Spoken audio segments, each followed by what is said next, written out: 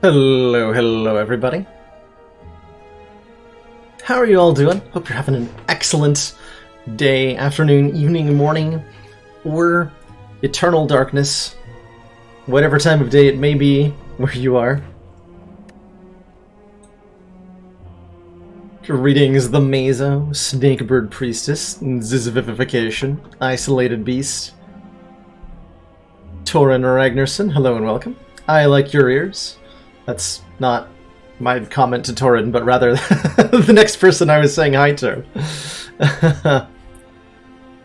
Peach Lover! Good to see ya.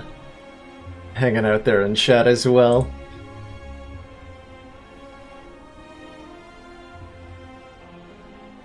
So many longtime viewers of the channel, many of whom are lurker lords themselves. So if you're the type to watch the channel on a regular basis, but not to say anything in chat for one reason or another, then thanks for being here. Appreciate you lurking, and keep on doing what you're doing. Thank you, Lord Tyr and Curious.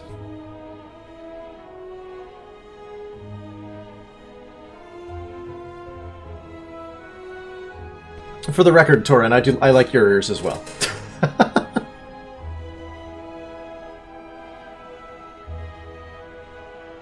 Don't have a lot of advice for Slay the Spire Ascension 20. Fair enough. Truthfully, like, the only consistent advice I could give, where I feel like this is definitely just the correct answer.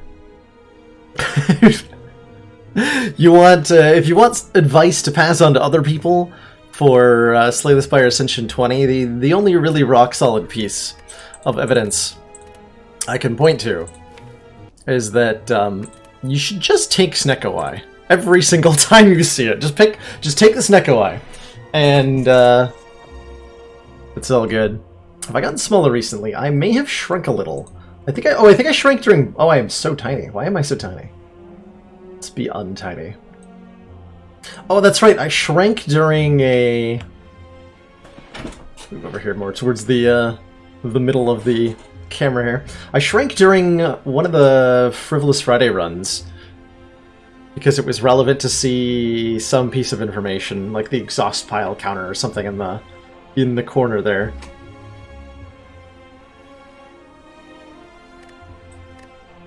But we don't need to see that nonsense, so I can take up as much screen real estate as I want.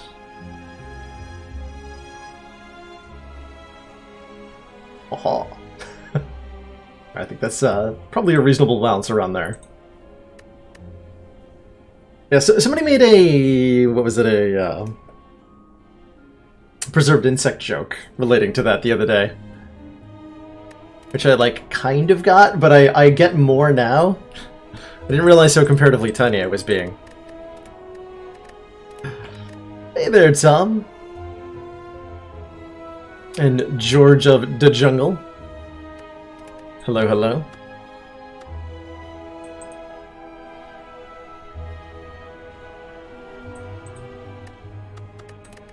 So I've been doing some boss relic swaps on Ascension 20. That's what we did all yesterday. And we were having a hard time getting out of Act 1 for a bit. And then I, like, rallied. I think there was about 5 runs in a row where I just got dumpstered right at the start of Act 1 or Act 2. And then I managed to get a couple runs, like, actually into Act 3, and then we actually finished out the stream by winning twice, which was awesome. Was I giggling while writing that title? I definitely giggled when I was thinking of it on the way home. On the drive home I came up with it and I started giggling. So now it's here on the internet for everyone to giggle at.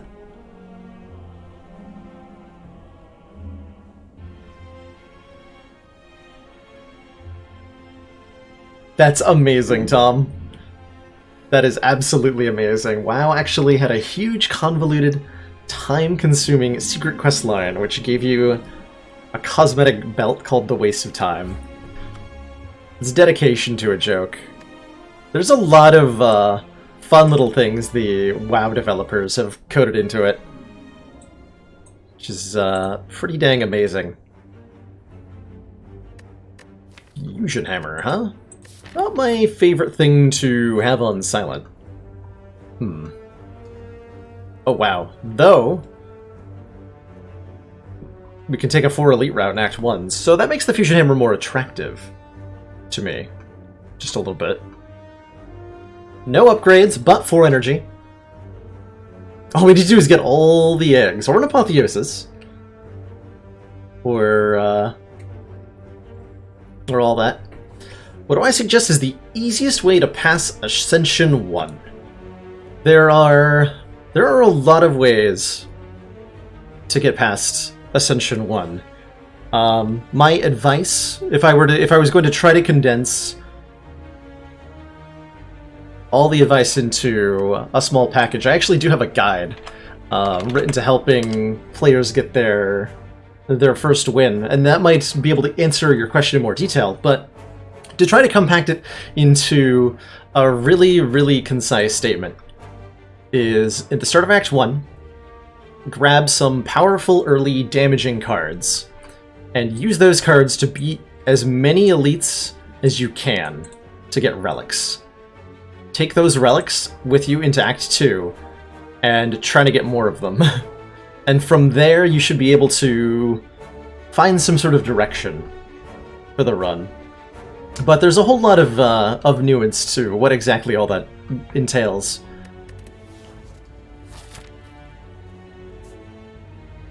There's not a particular deck I would try to point you towards, for example. And I think in general it's relatively unhelpful to try to have a specific deck goal in mind when you're doing a run of Slay the Spire. Like, starting on floor 1, I could be like... sometimes people approach the game with the thought like, hey, I'm starting out this run, I want to do shivs this time. But because the cards you're offered are random, it's not always a line of pursuit that will work out well for you. And most of Slay the Spire is, in practice, trying to read the conditions that are being offered to you and figuring out what path, what choices offer you the best chance of success.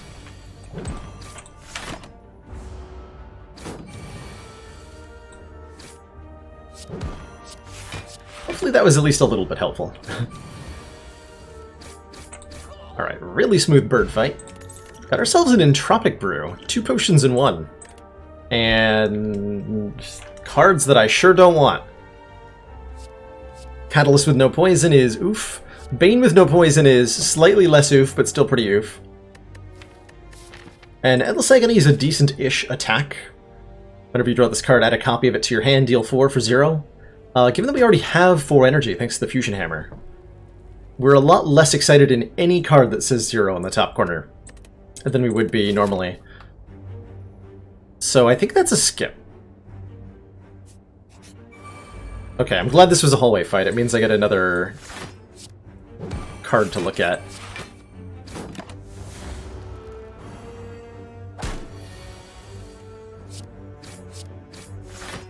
Note how having 4 energy in these early hallway fights is causing me to be able to beat them without taking any damage so far. That's true, I am more excited for well-laid plans, that's fact.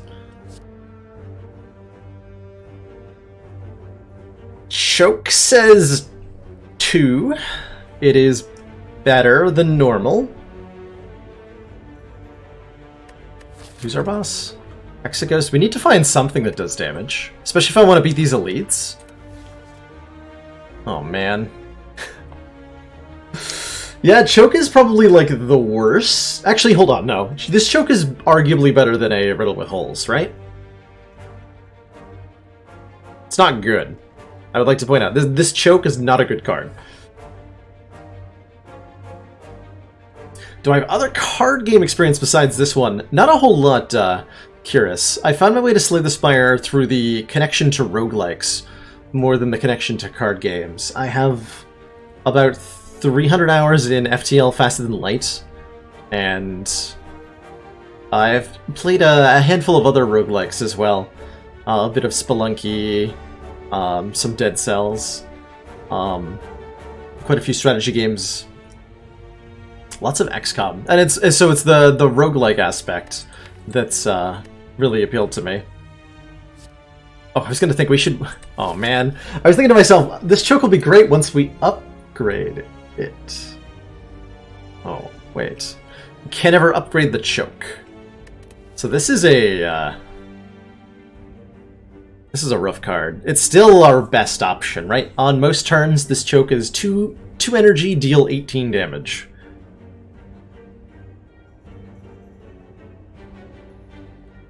Eh? Alright. If I have to, I guess. Then I will. Just won't be thrilled about it.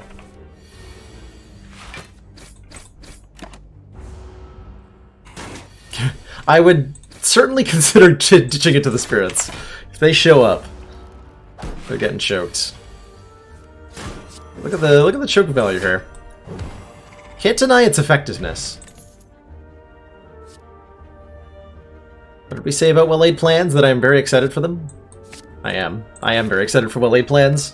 One of the most powerful effects in the game. Retain cards from one turn to the other. Should never be underestimated.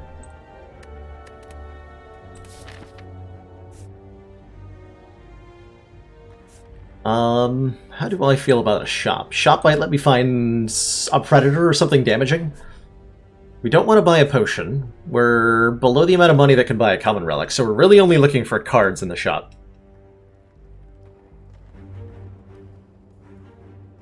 Do I now prioritize events to try to get an upgrade? Great question.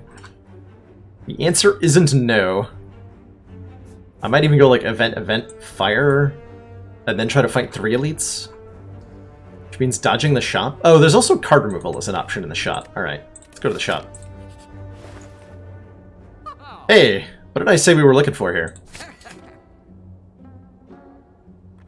And now I take the piercing whale? Okay. Now I'm feeling comfortable enough that we can fight the elites. With 2 potions, some beefy 2 energy attacks that'll work just fine unupgraded. We can take on an elite. Even get some maximum hit points, which will be really valuable to have more max HP in this run. Every time we rest, the amount of health we get is based on our maximum health. And that means that having more max hit points, since we're forced to rest at every fire with the Fusion Hammer, we're resting a lot. So there's an obvious synergy there.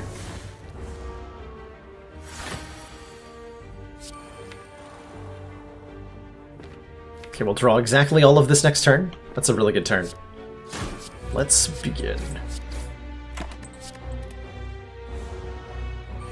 Almost certainly using the energy potion at some point in this fight. I am not actually sure when.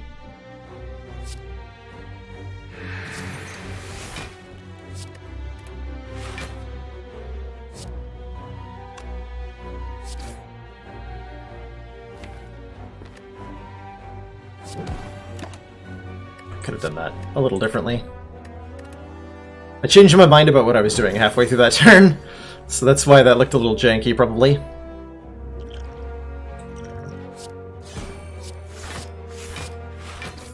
What's in here, anyway? Ooh! Those are very good potions to have for elite fights.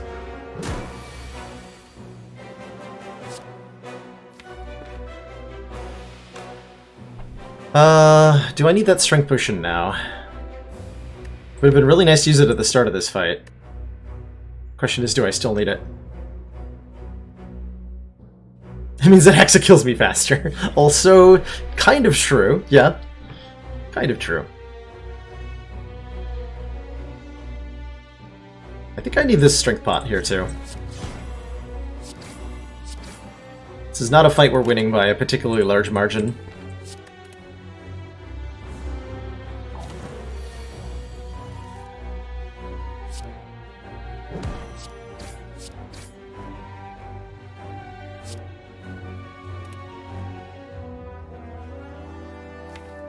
Okay, I'm likely to kill... I will kill if I draw either Choke or Predator.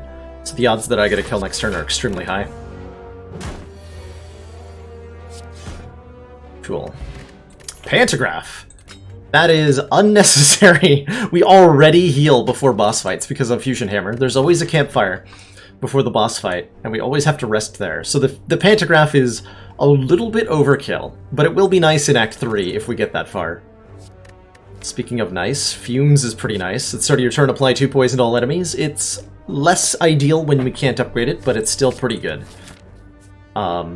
And I think these potions and what I just found, let's continue to fight some more elites. We're in great shape here.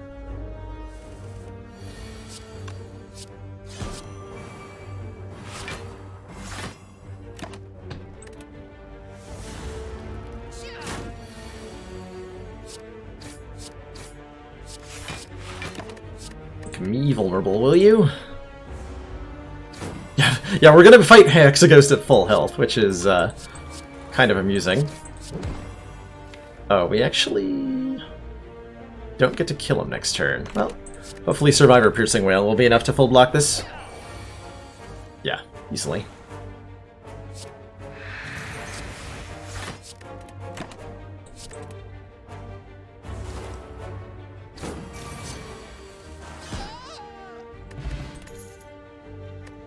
Even more health. Ooh, and a Cloak and Dagger, which goes well with our choke, I guess?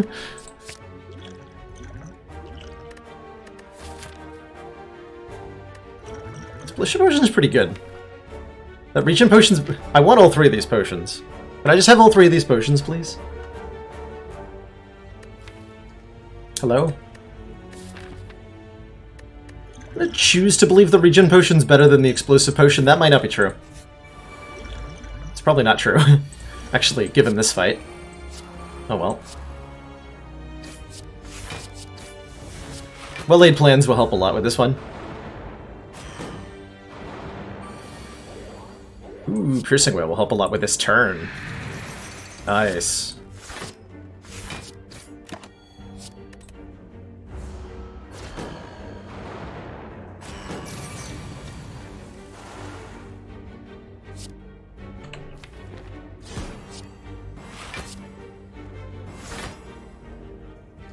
So it takes 2, dies next turn before it attacks. We have Survivor neutralized, so I take nothing next turn. Wow, this is smooth.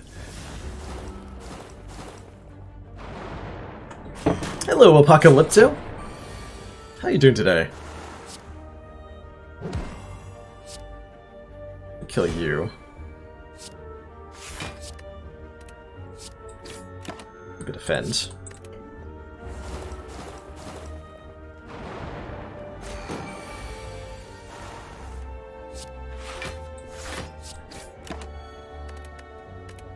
This fight had no right to go this well. Absolutely no right. Should be illegal.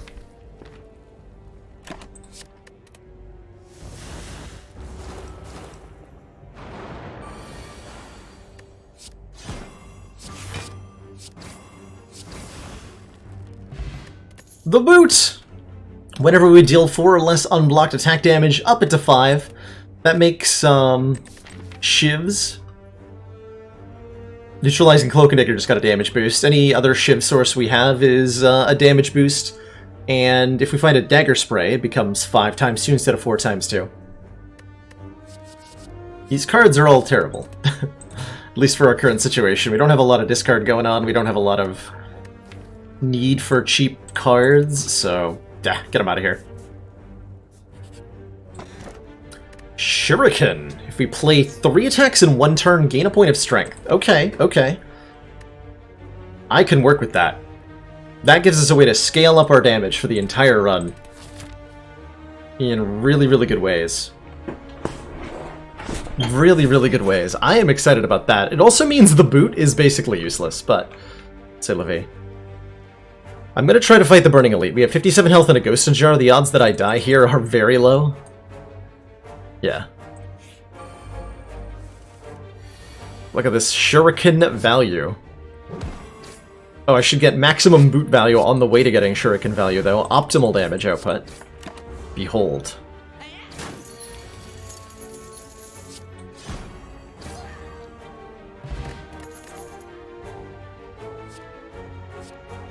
So, before the Shuriken, I would have taken a Bouncing Flask here. Now that I have a Shuriken, I'm thinking about a Dagger Throw. Deal 9, draw 1, discard 1. Tools of the Trade is also very, very useful for very similar reasons. Giving us more cards to choose from on any given turn means that we can set up Shuriken procs more reliably, we can get the proper block cards down more reliably. Actually want that. Cool. Lagavulin says, hey, would you like some turns to set up your powers? And I say, yes! Yes, I would.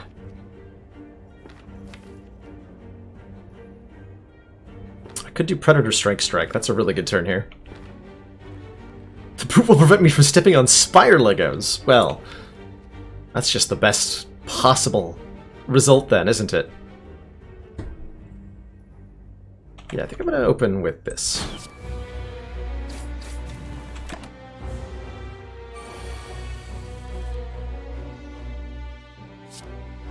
I'm going to do Choke and Dagger. Yeah.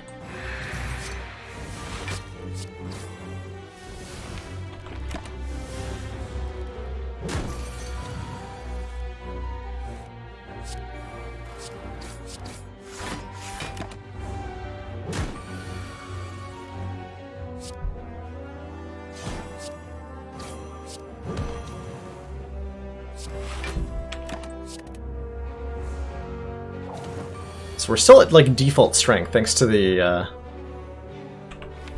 This might be our Ghost in a Jar. On the other hand, do I need to Ghost in a Jar? We're taking a bunch, sure, but we're about to heal. We're about to heal. So maybe I can hold on to this for a long time. Let's do some math. Next turn I'm drawing 5 damage Shiv plus a 15 damage Predator. Lagavillain's healing 3, so they're effectively at 30. I need 36 damage to score a kill. This is 20.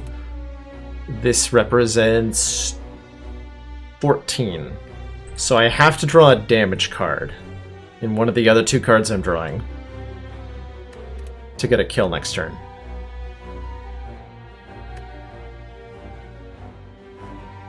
Or I can make that 3 cards if I play the Tools of the Trade. So I'm going to do Defend, Tools, Strike. Hold this Defend. And hopefully we draw a kill here. Yes.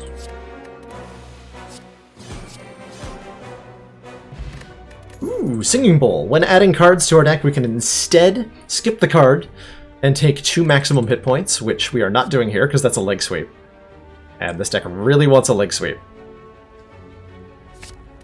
Good talk. We have to heal at this fire. We can take 1 more elite, get our 4th relic out of the act. Yeah, order! It's true. I could have done 3 more damage to that dead Lagavulin if I choked him first. Now we just need burst to go with our leg sweep. The dream will be truly alive. Ah, Gremlin Knob, I'd hope to not encounter you in this run. Fortunately, I have plenty of health to spare on the outcome of this fight, so I'm not too worried here. We're going to take a hit for probably 18 next turn, and that's okay. Yeah, 18. I'm actually going to play this Cloak and Dagger so I can get a Shuriken proc. I'm not killing him next turn either, am I?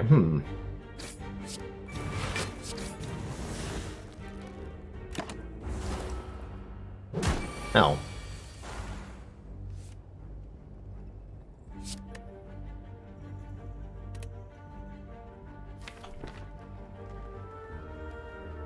Can't help but notice you're not dead.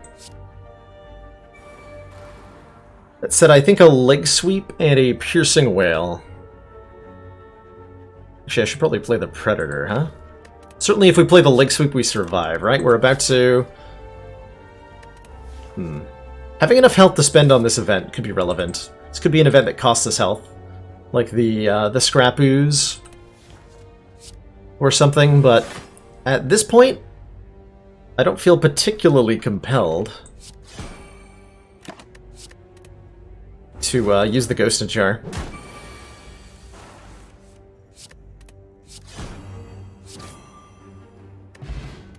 Blood Vial. Heal 2 at the start of each fight? Sure. I guess that's okay. We're looking at a relatively high-cost deck. I'm wondering if a Flying Knee fits in. I'm gonna say yes. Ooh, and we get to remove a Strike, which makes me feel a lot better about that Flying Knee that I just added.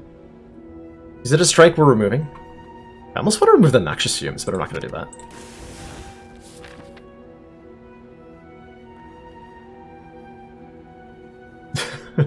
When adding cards to the deck, we can instead burn our lunch into charred cinders. Delicious. Look at all that healing. All the way up to 56 from, like, 2 or whatever the hell we were at. So our goal in this fight is basically proc Shuriken as often as possible, but also play Noxious Fumes immediately. Because, ow.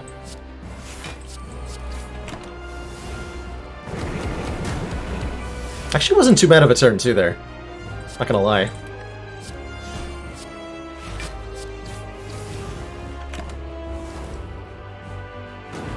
This fight may need to go past the first big attack, which we're totally comfortable doing. Tools the Trade is going to help us avoid the negative consequences of having burns in the deck for most of this fight, which is sweet.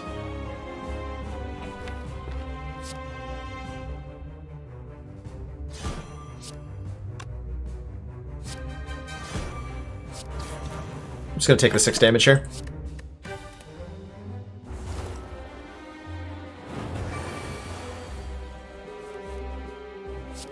Again, looking to proc Shuriken literally whenever possible.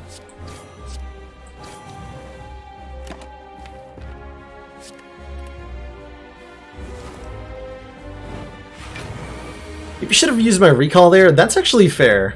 I think you're right that we could have definitely gotten away with that.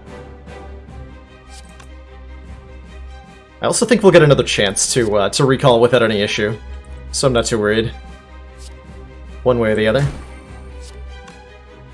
Could have maybe lined up some sort of boot value, but I chose not to.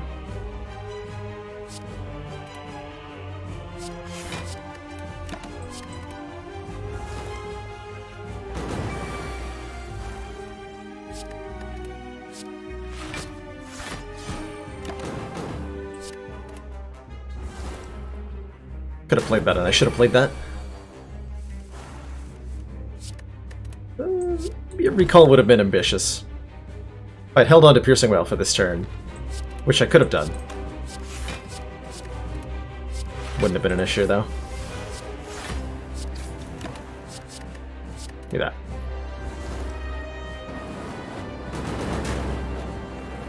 Nah, we still would have been fine. There was never any danger.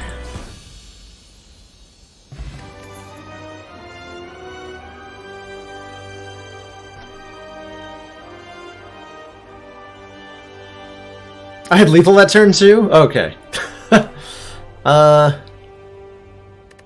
do the math more often, huh? I'm just playing kind of based on feeling a lot of the time. Like, it feels like this is the right play. It was not the right play. So the odds that I make Grand Finale work are pretty low. Storm of Steel's not particularly exciting, even with a Shuriken. It's a sad truth about that card. Easy Grand Finale. Not a lot of card draw going on here. Tools the Trade helps. Well-laid plans helps. I'm thinking I maybe want the Envenom, so that we scale up our... As we play attacks, we scale up our damage, both in terms of poison and in strength. And then between the Noxious Fumes and the Envenom, we have, like, a real combination of damage sources.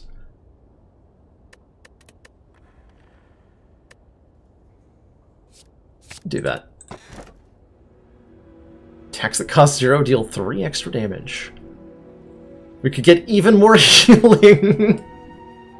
The Eternal Feather. For every 5 cards in your deck, heal 3 whenever you enter a rest site.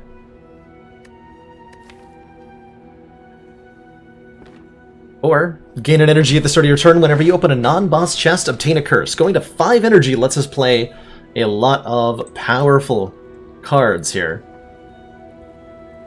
We get to Envenom, Lake Sweep, Predator, Choke, basically as often as we draw them. Shuriken procs for days.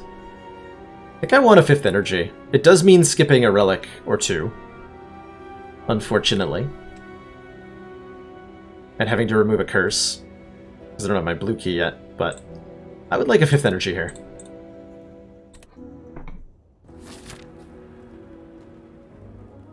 Ever's played anti-synergy with boot. Everything is anti-synergy with boot. That's the sad truth. Everything is bad with the boot. I see a really good 3 elite path that leads up to Champ, and I think with the Shuriken and the Envenom, we're not scared of Champ. Let's hit the store and see what happens.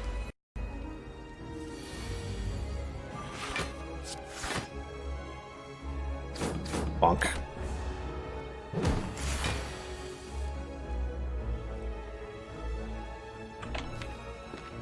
Can't help but notice I didn't draw any of them block cards.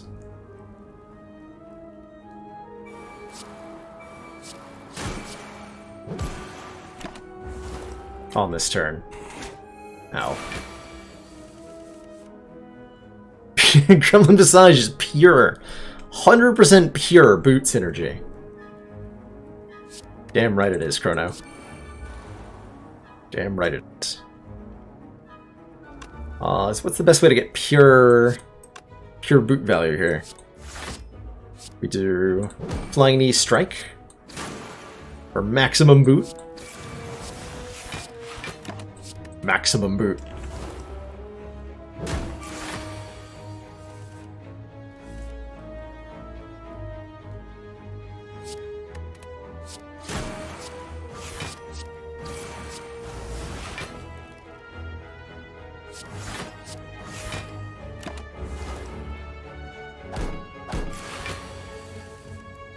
Looks like we could use a little help on the block department. Everything else seems to be fine. Is this a kill, by the way? 21.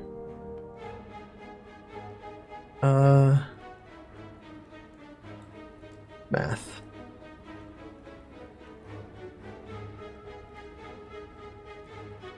I have no idea if this is lethal. I should probably do the math on it. It's lethal with the explosive potion, which I am willing to spend. Alright.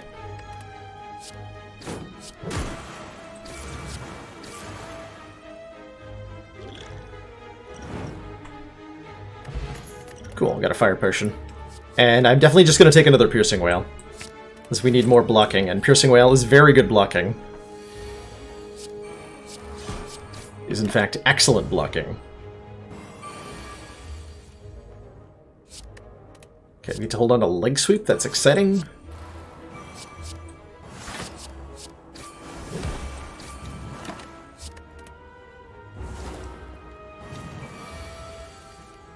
Very exciting.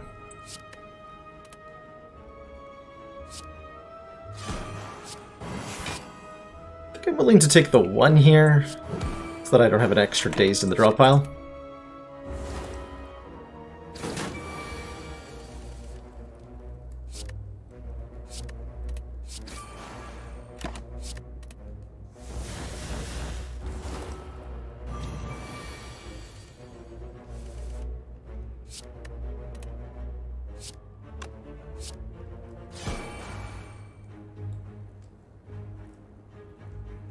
You're 8, that's not a kill. Almost, but not quite. It's lethal if you believe! Oh, that fire potion is going to take care of an elite for us. This fire potion is our answer to 3 slavers, basically. Dash? Yeah, I'll take a dash. I have so much energy, and it helps us proc Shuriken, weirdly enough. Even though it's a 2 energy attack, we have 5 energy, so Shuriken scaling with dash? Why the hell not? Why the heck not? To the store!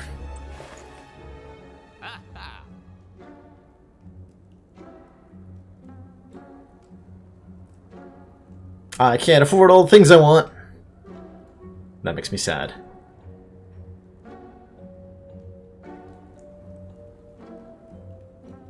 So, I see a preserved insect. Enemies in elite combats have 25% less health. Given that I'm trying to fight 3 of them this act, and probably more next act, I would like a preserved insect. I would also like a Centennial Puzzle. I would also like a Footwork. I would also like to remove a card. I can't do all of these things. I can only do some of these things. Gots to take the Prismatic Shard. This deck would be okay with a Prismatic Shard. Like, we have the groundwork. We would mostly be looking for some way to scale our defense. I really should take that Footwork, huh? Really should take that Footwork. But that means being way behind on removals. In a way that's not particularly fun. Prismatic Throw. No, we got to take the insect. Or take a Footwork.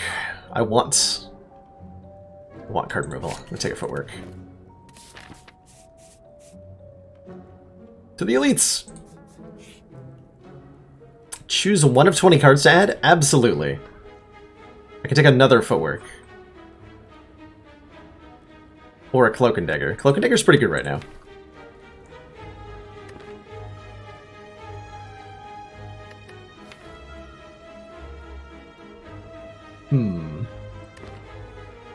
Take another Footwork. It's probably enough Footworks.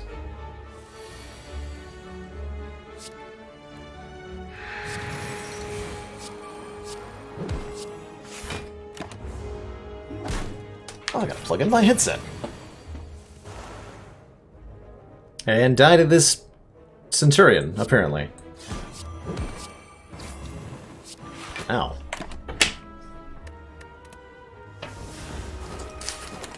Ouch, my face. Please stop assaulting me, good sir.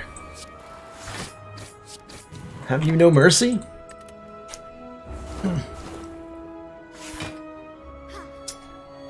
I think Prismatic Shard would be a lot more takeable if it was something you could start with in any real capacity without spending, yes, like 200 gold on it.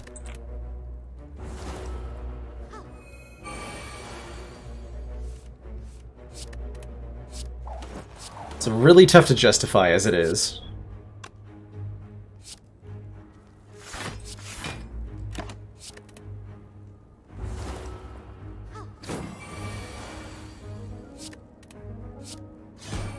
Man, Predator Dash Flying Knee is how I proc the Shuriken. This deck is disgusting.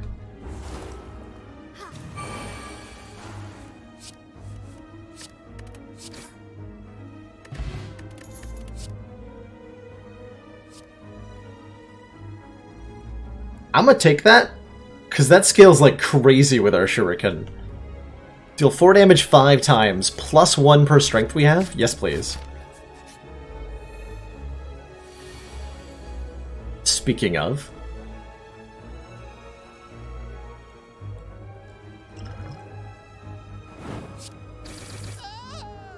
Got him. Oh, that's right, it also boots, so it starts at 5 times 5. Actually didn't realize that was going to do 25. Whoops.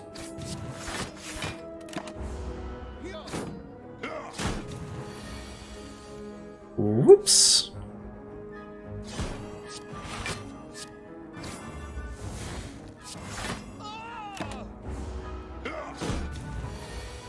Oh, deck absolutely needs more draw. That I agree with, 100%.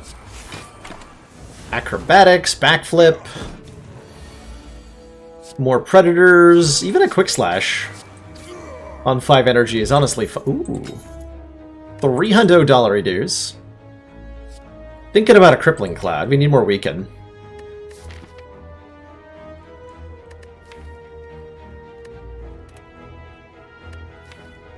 Yeah, we need more weaken. Still haven't used the singing bowl one time, but we'll get there eventually. Alright, 1 miniature giant book of stabbing. Oh god. Why are you doing that to me on turn 1? Please no.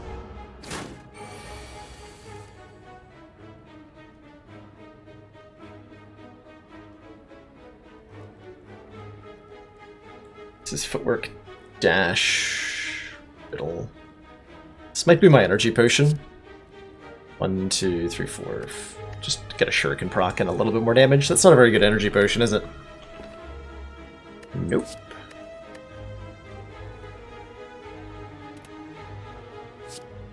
Nope, it is not.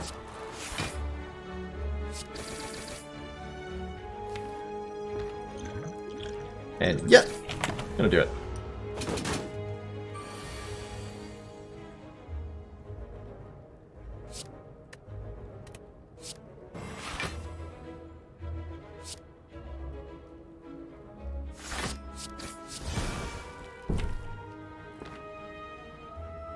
What are the odds I do 59 damage next turn?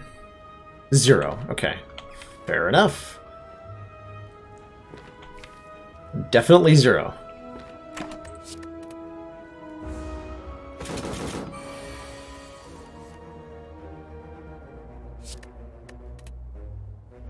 Do like footwork, crippling cloud, defend, survivor. Hold on to flying near here. Next turn we have a piercing whale to block for us. So while that's kind of scary looking, it's not bad. Also have a piercing whale next turn too. So we're totally safe here.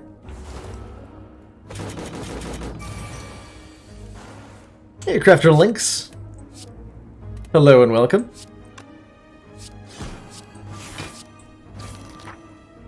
Alright, book down, potion belt acquired. Now we can hold 4 potions. There's the acrobatics and the quick slash. Although the cloak and dagger looks really good too. I think we want the acrobatics. Draw 3, discard 1. One more elite awaits us this act. We get a heal first. And also crack this chest open and maybe go to the store and remove the curse. Well, that means missing out on an elite, which is pretty iffy. It's a big chest, I'm gonna crack it. Normality. Blue candle.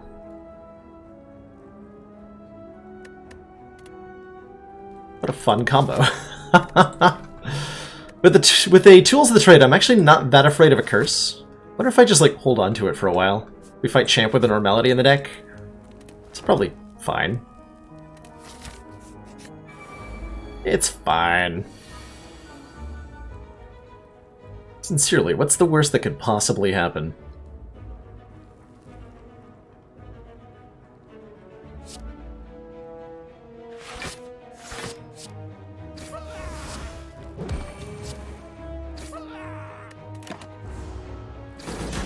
So this Gremlin Leader fight is often a question of,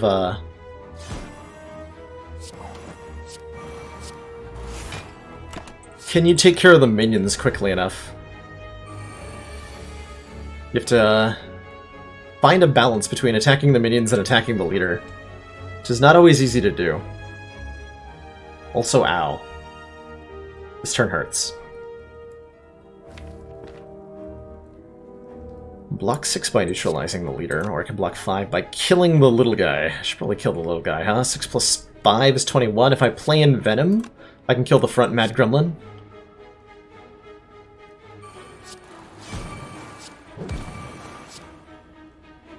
Gonna hold on to footwork.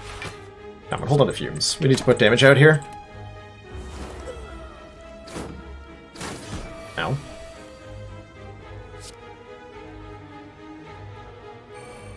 Definitely holding Piercing Whale, in case I need it next turn. Acrobatics lets me safely maybe draw.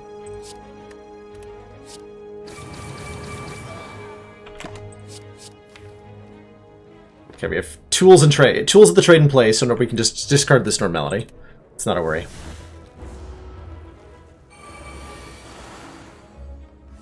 I knew it was the right call to hold on to Piercing Whale. It's not buffed one time, still at base strength, which is actually really good for us, for the most part. Just kind of surprising. Well, he's buffing next turn, guaranteed. Raiding party! Raiding party! Star Pilot 87! Coming on in with a party of 6, welcome on in. Star Pilot and viewers. How was your stream today?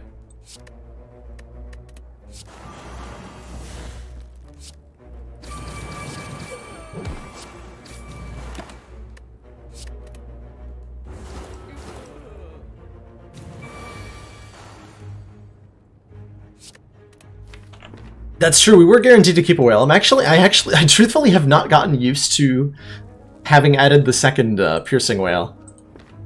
My brain hasn't accounted for that yet. Keep thinking we only have one.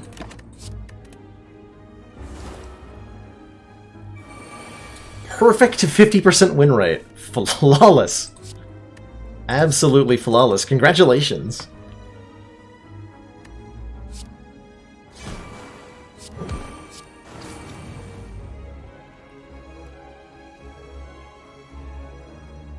That wasn't too bad.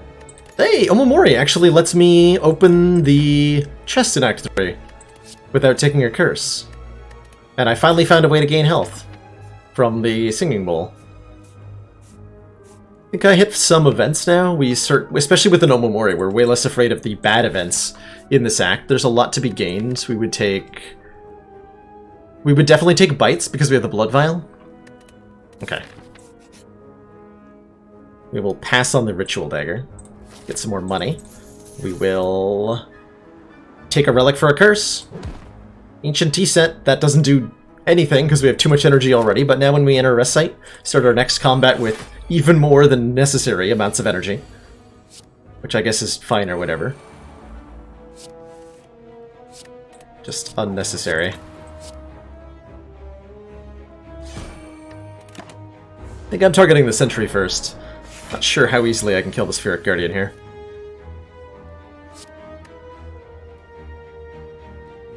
Apparently extremely. So we can do like sweep, crippling cloud, piercing whale. Just shut the whole thing down.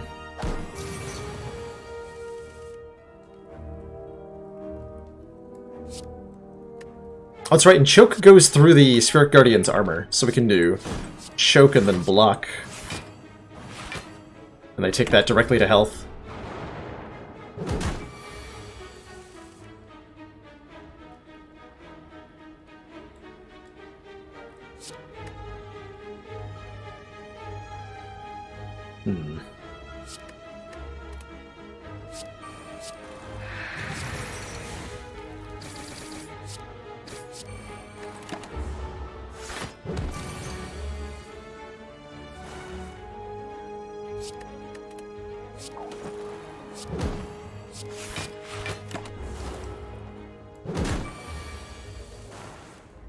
I could have gone a little smoother, but I'll take it.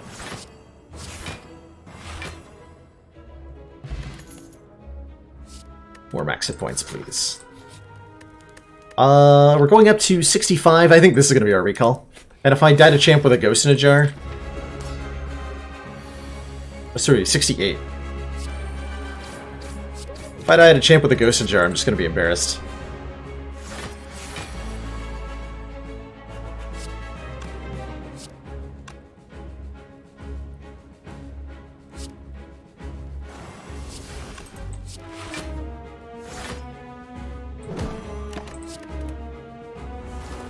Thought about going for a Shuriken proc that turn, but I didn't want to take any damage. That's a piercing whale.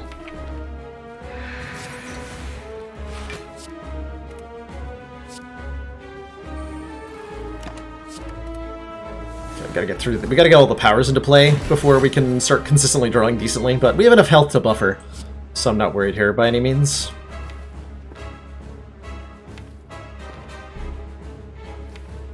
I want a big turn next turn to get all these powers that we're going to draw into play, so let's go Predator, Flying Knee, Riddle.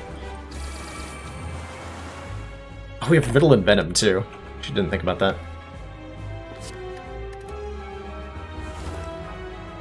Hopefully you're buffing or something. No? Alright. You're attacking me for way too much damage. If that's what you feel like you need to do, champ. You do you.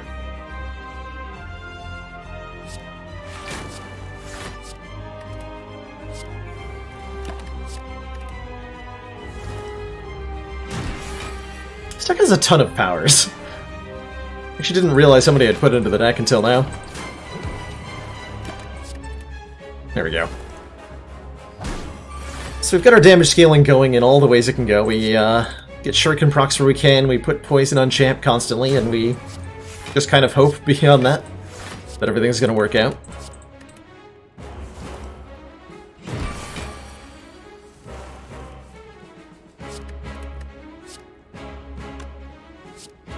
Boot value.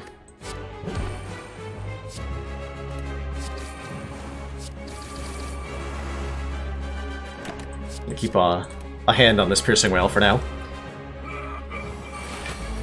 I might have been able to line up a better split if I'd cared. But I didn't.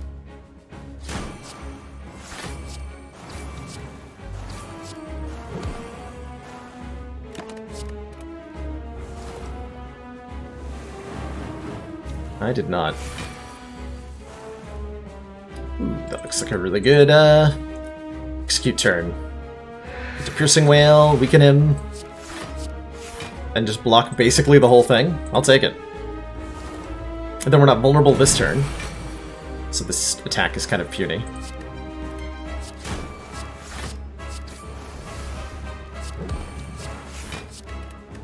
Beautiful.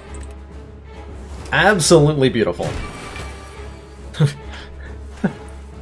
And with all these different win conditions combined, there's no way we could possibly lose.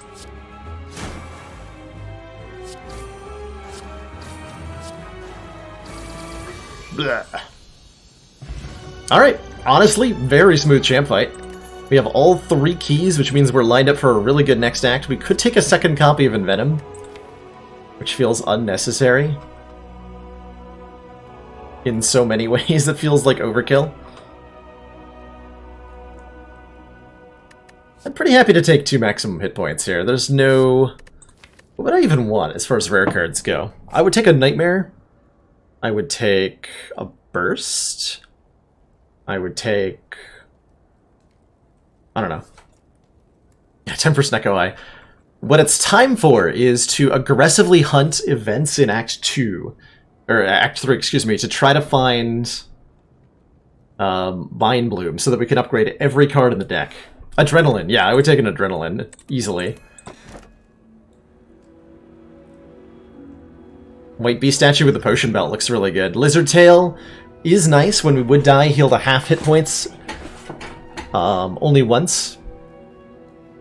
But I think there's a significant chance we take the Mind Bloom upgrade all, and that will make Lizard Tail not work. So I think I should avoid this. Velvet Choker says go to 6 energy, but we can't play more than 6 cards per turn, which doesn't seem like something we want to impose upon ourselves. Or the White Bee Statue, which means we'll get a potion after every combat. And with our Potion Belt, that lets us hold the best potions for key moments. Was that Fairy in a Bottle clip? Yeah, the clip of me losing a race against Problems IRL because I upgraded all and had a Fairy in a Bottle that I decided to try to rely on. That went really well. That was a good one. Alright, so I think I hit this question mark, then this door, then this question mark. And we see how we feel from there. We do want to be hitting question marks, like I said, partially for Mind Bloom. We can hit a lot, wow. And the later we get into the act, the more aggressively we can look for Mind Bloom. It's pretty exciting. Of course, then I can lose all my health right now to this opening hand.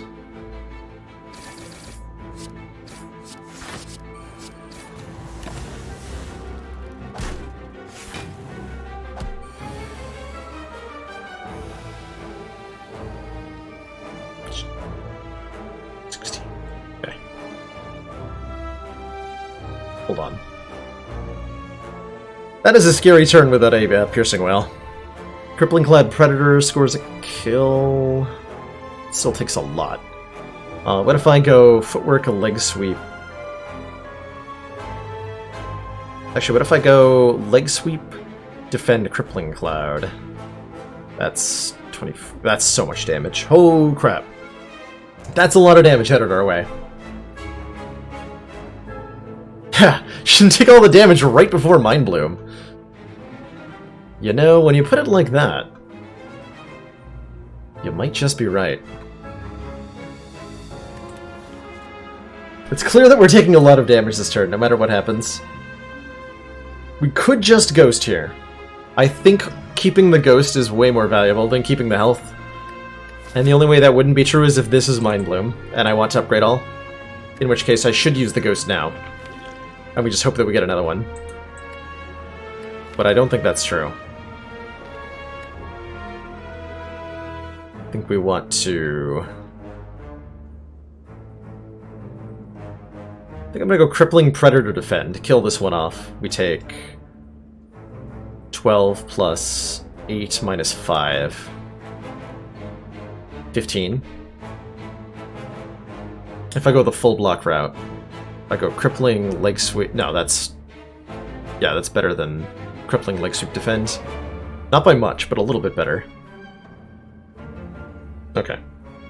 So we actually discard the footwork.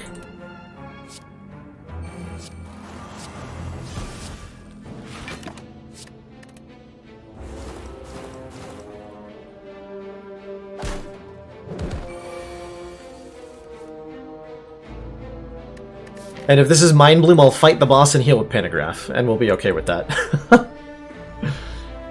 And we'll find an Apotheosis in the store instead, and everything will be amazing. This is my declaration. Everything is going to be great. Nothing is wrong.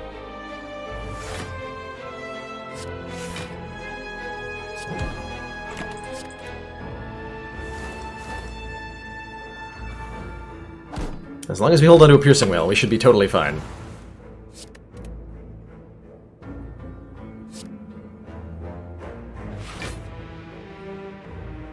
18-7. Oh, I have to Piercing Wail to full block. Modify, draw, defend.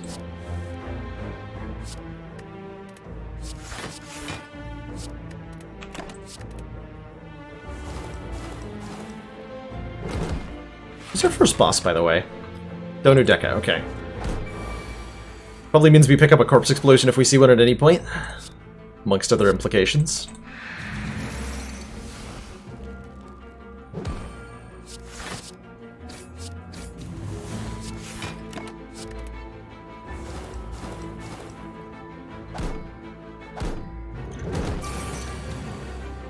Yeah, only 50% chance it won't burn. Only 50% chance that everything goes terribly. It's fine, right?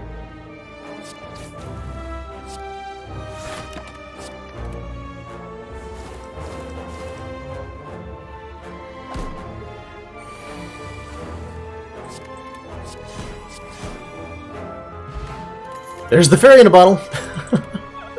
That is reason to not upgrade everything. Ooh. Add colorless cards to the deck. These could be Apotheosis, so I'm gonna look at 3. No. Also, we have the Singing Bowl. No, and... aw. None of these are Apotheosis, but we do have Flash of Steel, which with the Shuriken is pretty amazing.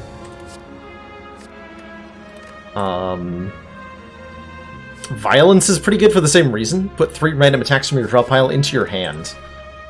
That is a card draw card. And we'll take, I think, 2 max here.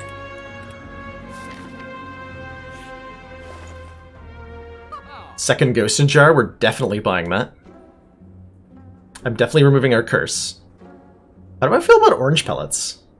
Whenever you play a power attack and skill on the same turn, remove all your debuffs. Wrong path? No, I wanted to go to the store with 600 gold. And then from here we go to this question mark and see how we feel.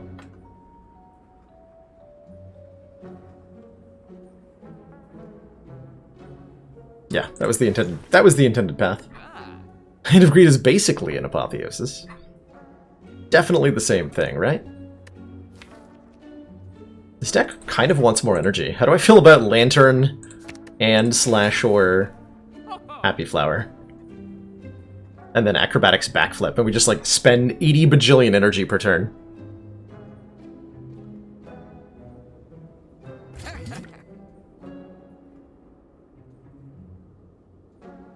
$80 is a lot of bajillions.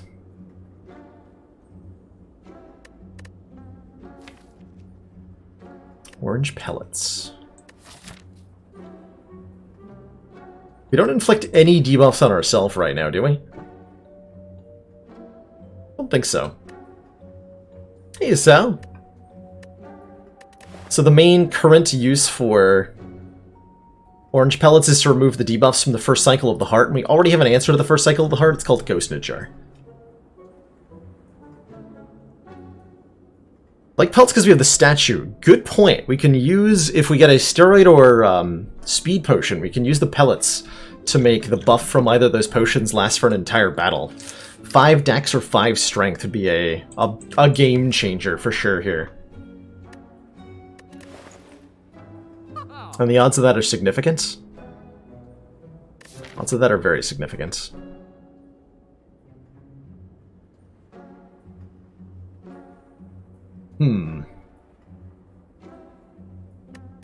Don't need the lantern with the tea set. It would be orange pellets, happy flower. Would be probably what I would do. Orange pellets, happy flower, acrobatics. Can't afford all that, can I?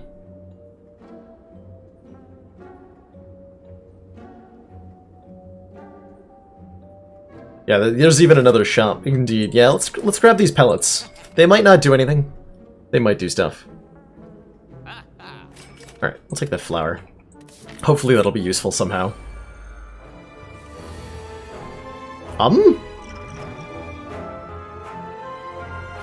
Ow? Excuse you, game. The hell was that?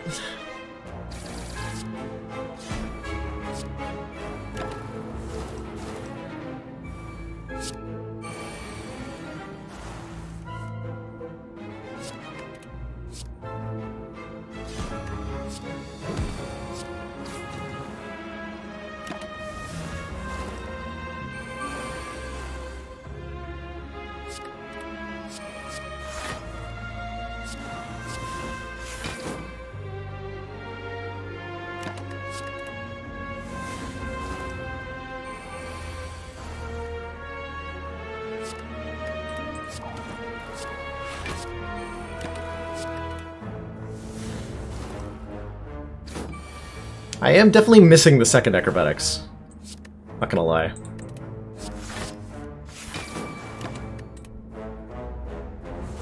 Yeah, we do get a potion.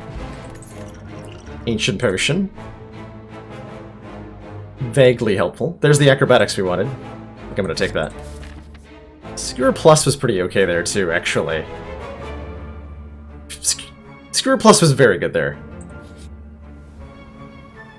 Lose Strike. Sure. Don't have to ask me twice. I think we're going to go to the fire and rest, because ow. And then fight this elite. And then go to the fire and rest. And then maybe try to get Mind Bloom. In the back half of the act. What about ancient tea set value there? By which I mean it didn't actually do anything, because we have 2 extra energy. But it's like value. What we are getting value out of is the boot here. Look at this. Boom! Booted all over.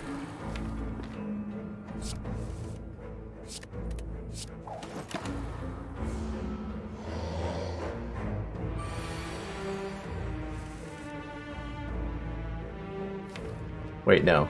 Stop. Please don't hurt me. Alright, dash will do, dash will do. Choke, dash... yeah. Don't get to play the flying knee, that's okay.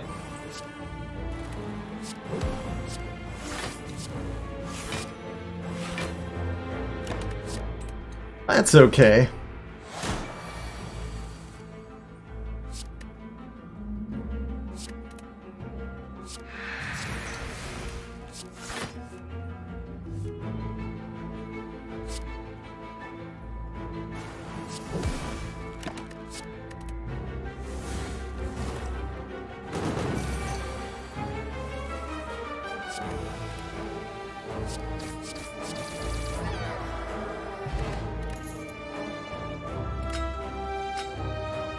Every time you play 3 attacks in a single turn, gain 1 dexterity. And there's the steroid potion to go with our orange pellets.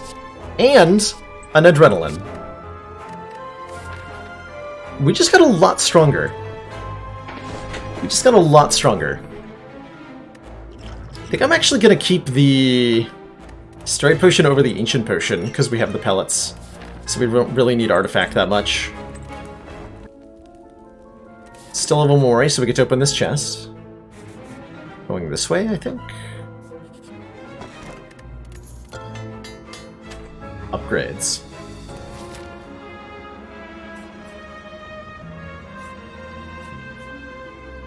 Fight first, then maybe Mind Bloom, then evaluate? No. It's 107 gold, Ghost and Jar, or a footwork to gain a relic. Let's try to value 100 gold. With a kunai, I'm way less interested in these footworks. I'm actually going to lose a footwork here. Got a question card. Did I have my footwork back?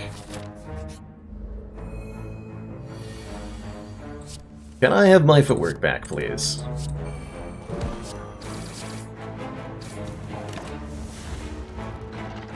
What relic did I want there? There's plenty that I would have been thrilled by. Fossilized Helix, Incense Burner, Ornamental Fan, Bag of Preparation. Those would have all been better than a footwork. And I could go on, like any of the max HP relics. Not playing that. Doing footwork. Big sweet piercing wail, and then being sad. Ow.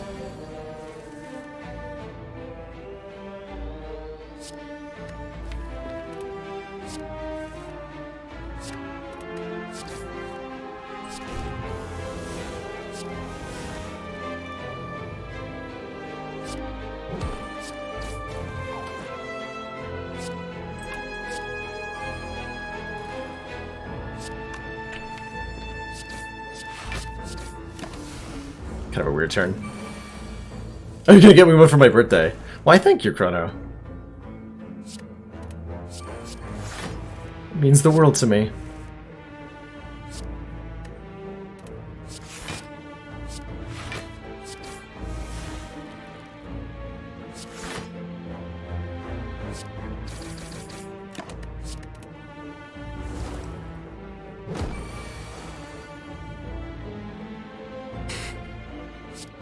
Upgrading Cloak and Dagger is looking more and more useful. I'll be sure to do that at the next fire.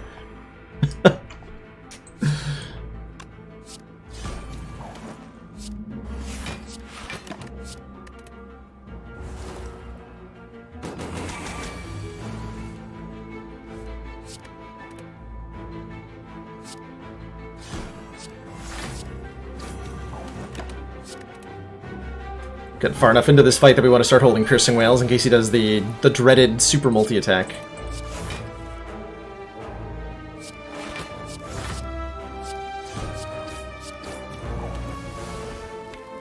This is 9 times 5.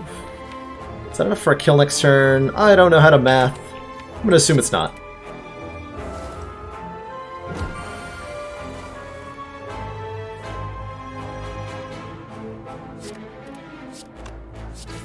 That would have been lethal. Definitely would have been lethal. It's okay, because I can pull luck.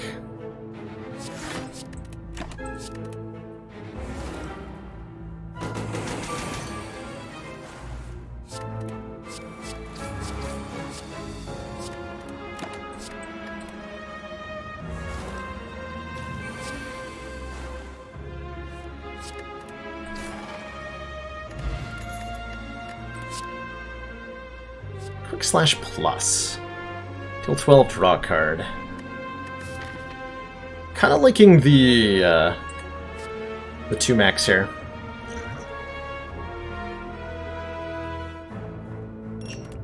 Alright, we're gonna rest to full here. I'm gonna take both of these events and I'm gonna try to get Mind Bloom.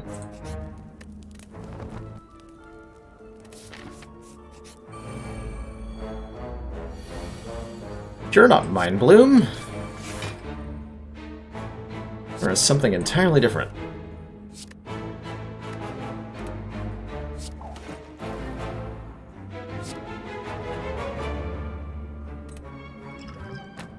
Use my deck spot here.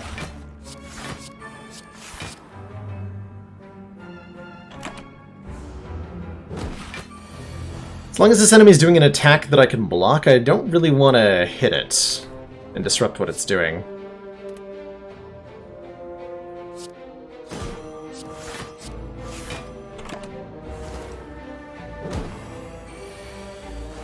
Like, now I want to hit it.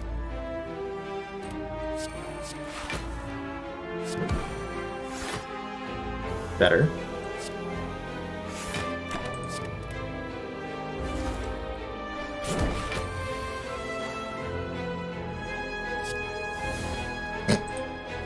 Oh. Well then. I guess we block this the hard way. Which apparently is also the easy way.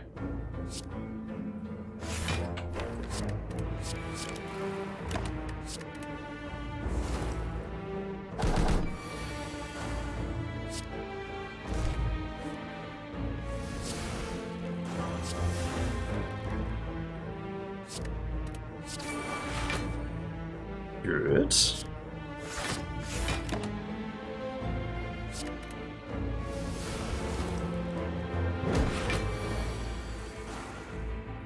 Oh, I actually I forgot I had pellets.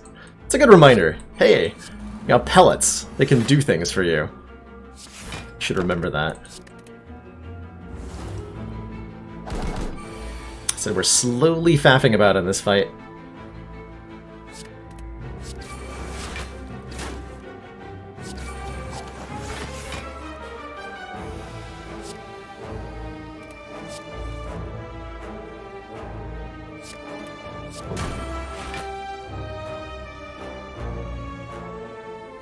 Bad writing mess.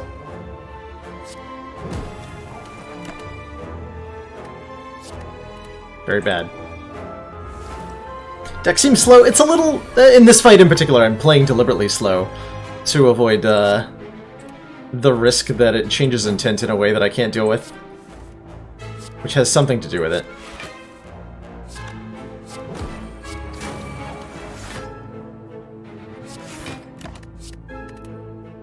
But we are a little slow at the moment, yeah. That's what the two Ghost in Jars are hopefully going to help with.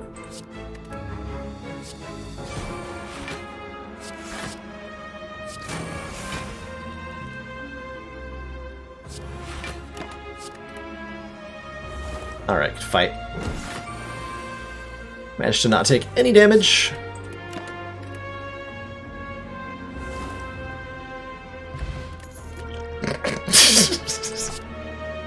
Hey, we can have our footwork back. Or a finisher, if we want, which is not bad. Or 2 hit points, which is also not bad.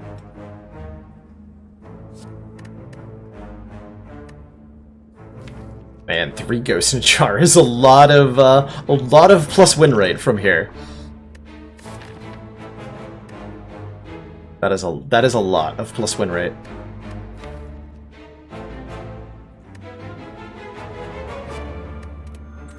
2 hit points. That's not Mind Bloom.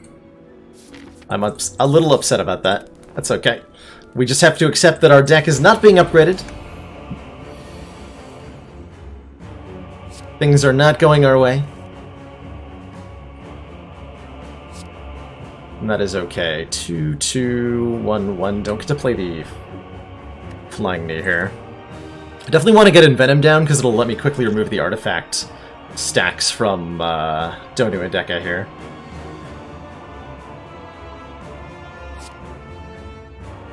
You have Wraith Form in a jar. That's a good way to put it.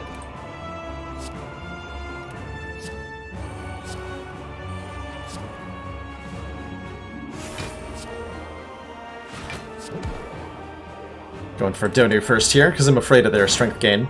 It's okay to take a little bit of chip damage in this fight. It's not okay to take more than that. Good.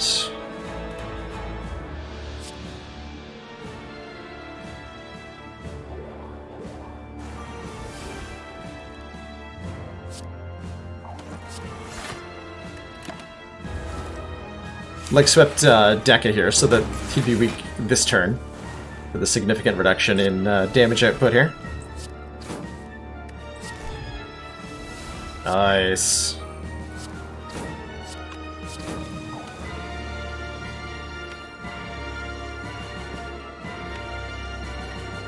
Found all the block cards.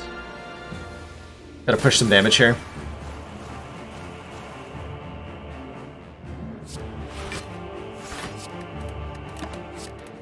That'll do.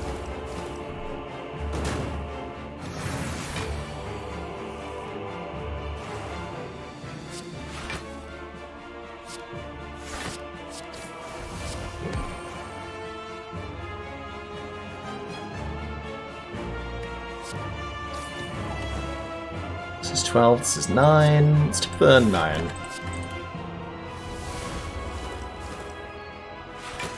Just about done taking damage here. Yeah, I think so. Okay, we actually don't get through the block if we attack with dash here. But...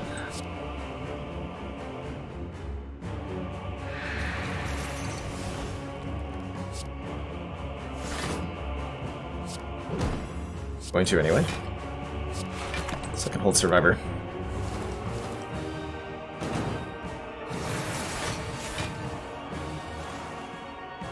Okay, now you're starting to scare me a little bit. Monsieur Donu.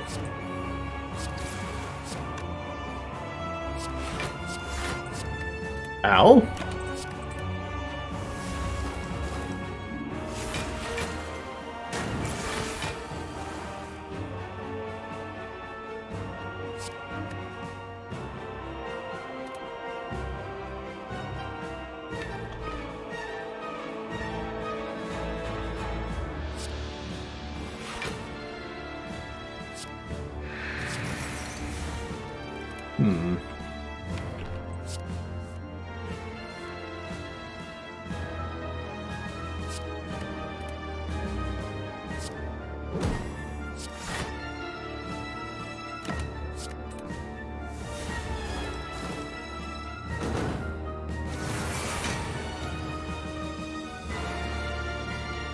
That's a scary turn. Can I kill the donut? I believe the answer is yes. I can kill the donut here. Definitely with a steroid potion. Can I do it without? If I choke dash riddle, how much damage are we looking at? That'd be 10 plus 12 plus 30. Which is 22, 52, plus another 6 from the choke. 58. 58 damage. It's not going to be enough. Not quite. Not without the potion, huh?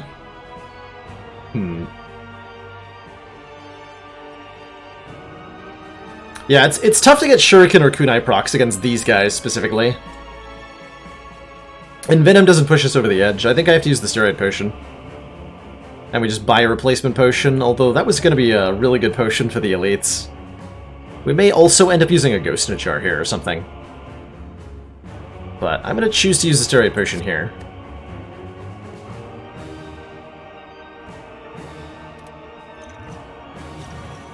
As our out.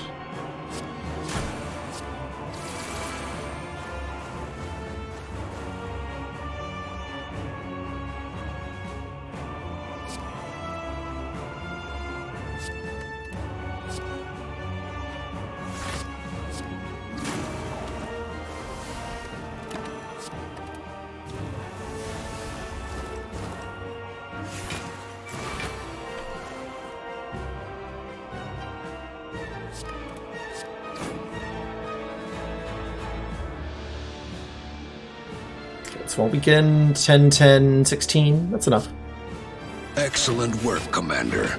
This council is pleased to see our continued support of this project has been worthwhile. Mini Micah 20, thank you so much for resubbing for that second month in a row. The council has found me worthy.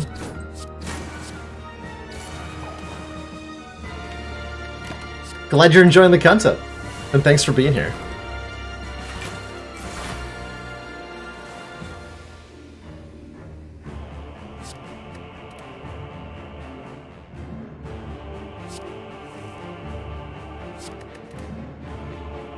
I don't have a kill, obviously.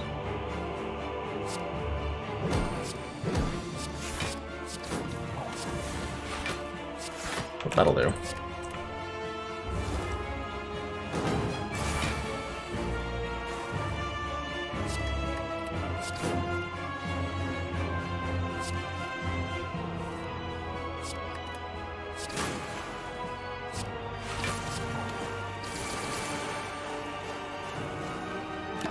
Rip Dekka's plated armor.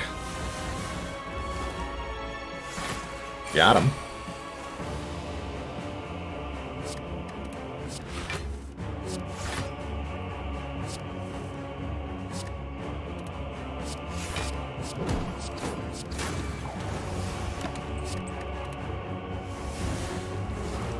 Note how once it's down to just Dekka, we're able to consistently proc the Kunai and Shuriken way more often.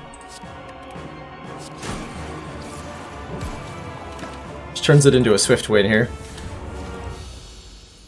Hopefully that's what's going to happen against Awakened One and /or Time Eater here. Time Eater is definitely our best matchup by far.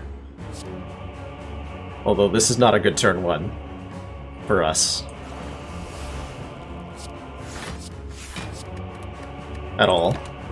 I maybe actually should have played the Predator instead of blocking for 5. Yeah, I probably should have. Most definitely should have. It's alright. Should keep pellets in mind for the debuff turns from Time Eater. Like, if I can find a power to hold on to, I should.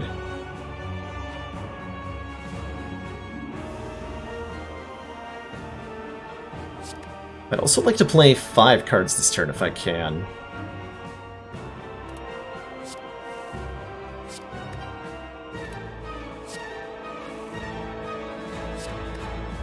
Gonna hold on to the leg sweep. Yeah. So we go Flying Knee. Oh, Choke should have been first. Choke. Strike gets my procs. We hold on to the leg sweep. We're gonna get debuff this turn, and this turn's gonna. This might be a Ghost in Jar.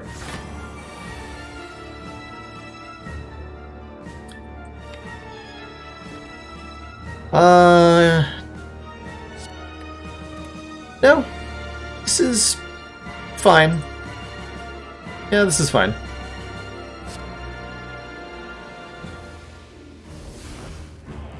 We do power, attack, skill. Remove all of our debuffs. Get a proc. And block. We're okay. We are okay.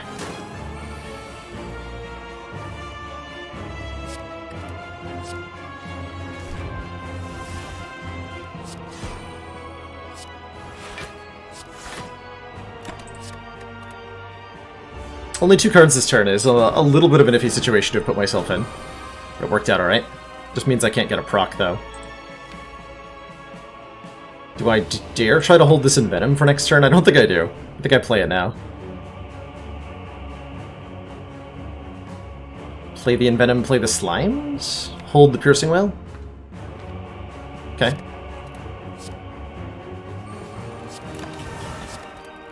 Hopefully this is the multi-attack. Damn it.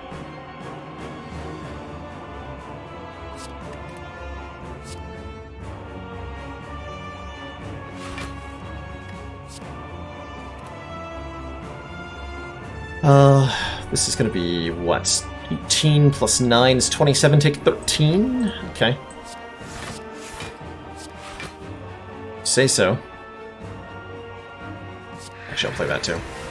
Take 6 is more reasonable. Get this for a proc next turn. We're kind of losing the war here. Oh, hell.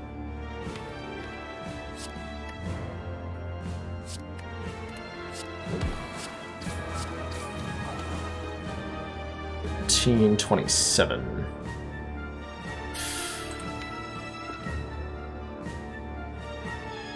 I think we've found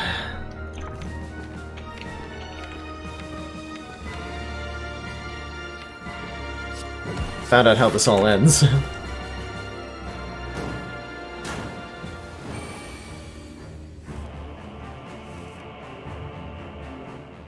Okay.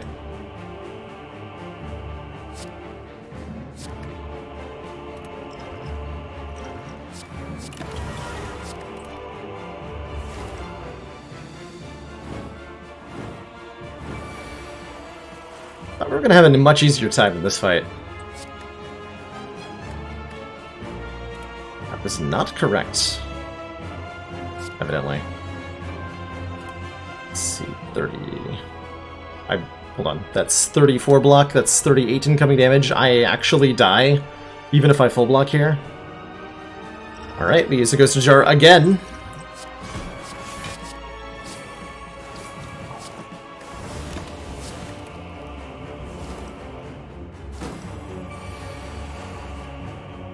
Should have taken that lizard tail.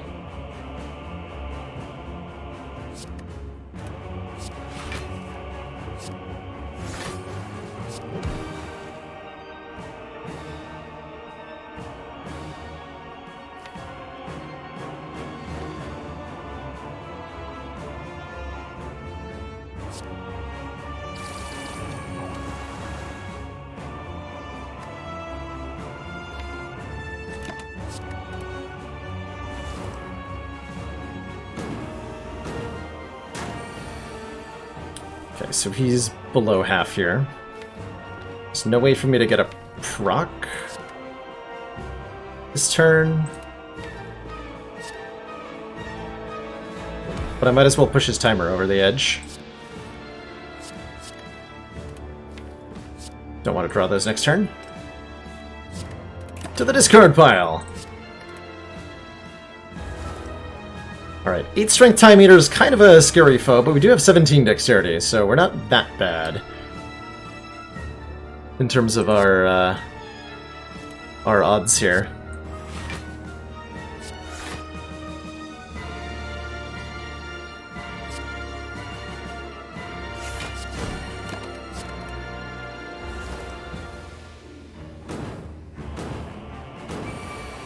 Oh, did I miss out on a piercing whale opportunity? I completely forgot I could do that. Shit. Oh, that's a mistake on my end.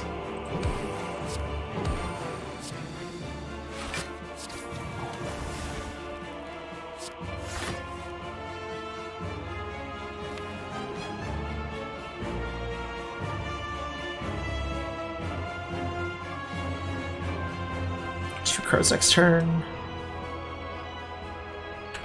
Well, I can't play 3, so yes. Might have to use a Ghost Jar. Depending on what he's doing.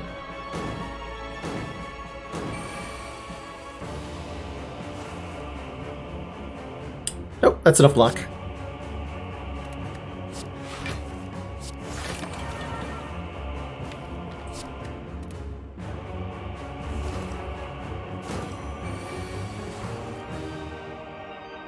Terrifying.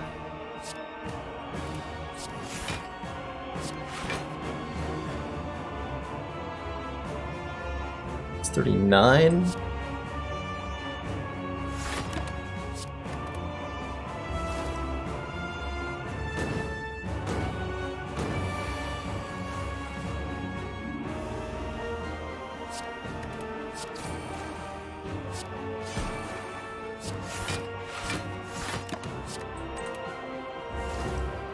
Getting there.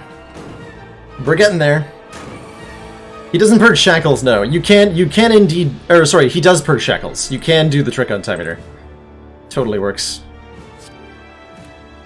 in terms of permanently reducing his strength. Completely and utterly works. Okay, what is my best chance of surviving card right now? Is it Piercing Whale or Survivor? It's gotta be Survivor with this much dexterity, right?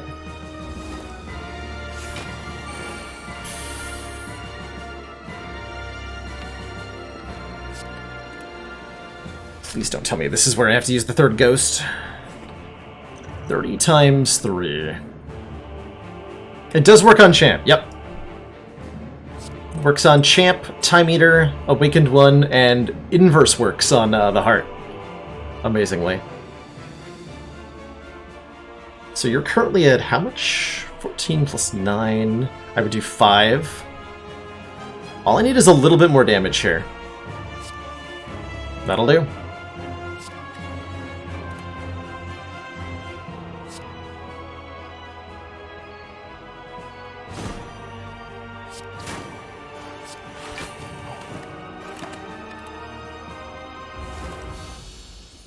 Whew. Okay, we somehow are not dead. We have one Ghost in a Jar remaining. I imagine we're going to use it against the elites.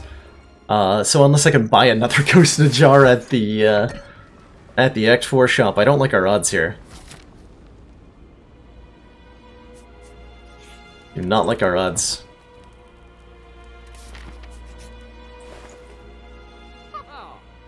Other well-aid plans might be worth it, huh? Draw potion is definitely worth it. I think all three of these potions are pretty well worth it.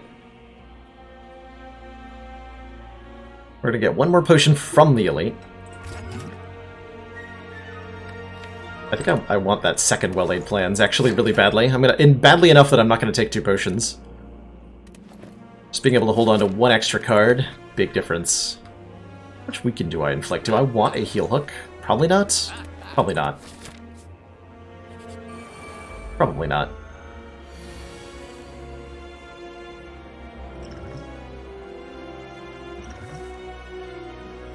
Okay. We're gonna go for the shield first, actually, right? Because I have Piercing Whales. We want to kill the shield first? I think.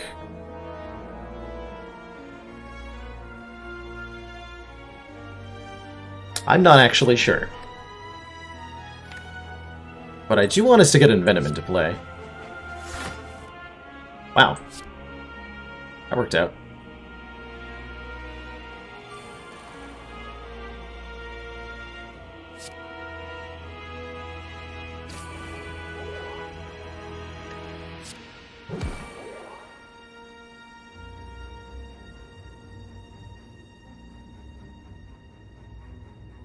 I think I'm gonna go strike one more time, defend Survivor. And take some damage here. That's okay, we have a Pantograph. It's all good.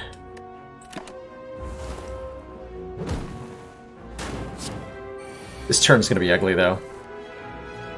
Especially if I didn't remove a artifact charge that I should have. That was my mistake for not removing the artifact here. Causing myself to take a ton of damage when I could have just Piercing Wailed. Big misplay. Very much so.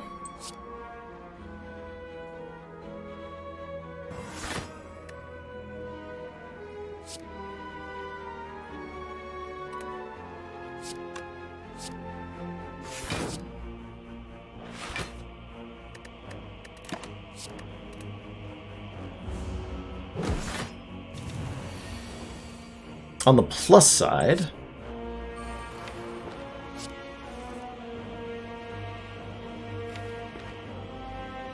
what am I not playing here?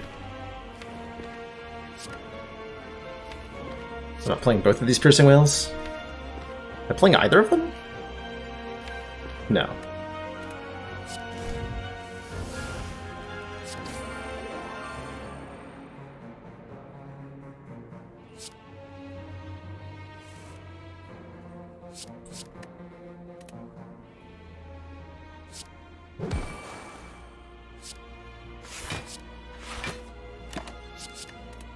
Hold like that. I'd rather go into the heart... At this point, I'd rather go into the heart fight with, like, 40 health and a Ghost in a Jar than anything else. Although, maybe we could go in with 0 health. And no Ghost in a Jar. At this current rate. That is apparently an option. Oh, I think we're dead. I think we're dead.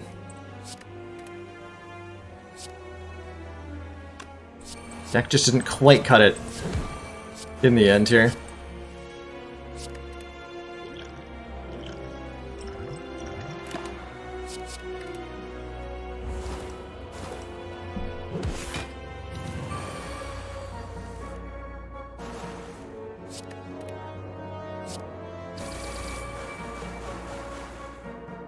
Doesn't quite do enough damage. Doesn't quite block well enough. Yeah, it needed the buy. I'm surprised we got as far as we did. But without upgrading every card, there was ultimately only so far we could get, I think. GG.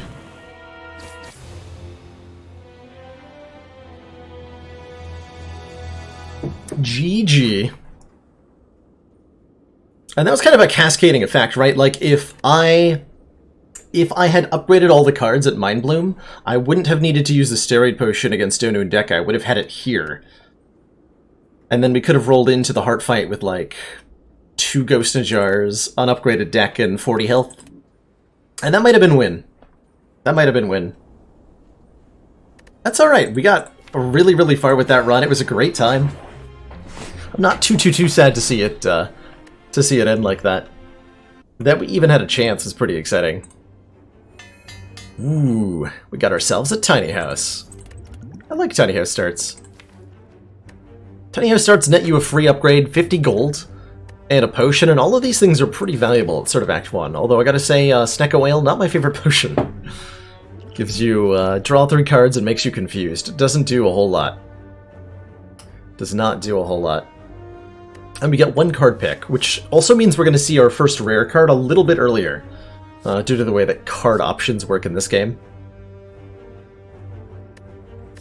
Who's our boss? Guardian. That makes me want to stack. I don't want to stack. How do I feel about a beam cell this early? Take a beam cell this early. A little bit of vulnerable to do some damage. We can maybe fight a couple of elites.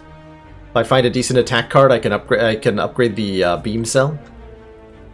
Potentially. Potentially. Certainly I want to be going to an early store with this much money in my pocket. Unfortunately, our lack of starting Lightning Orb is really going to hurt us in the damage capacity. Ow.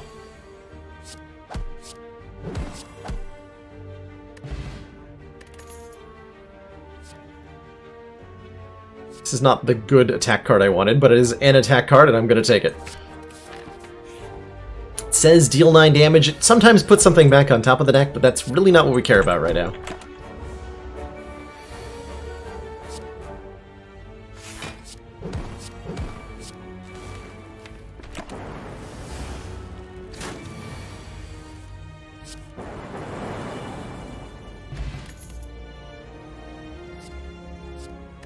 These cards look very familiar.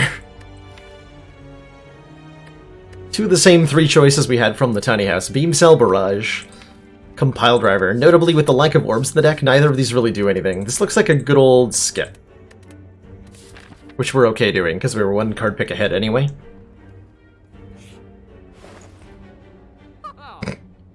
There's a big attack. Not the one I had in mind. This might have to be a steroid potion to get us through an elite. I'll take a cold snap so that we can have an orb. Literally an orb.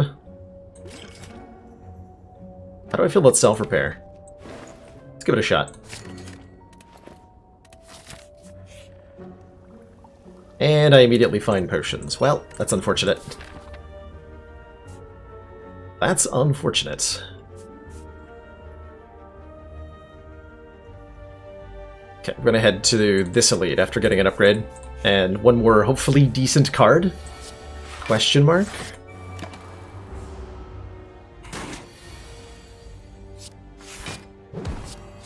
Ooh, that's a good turn. Beam Cell showing off just a little bit there. Not too much, though, just a little bit.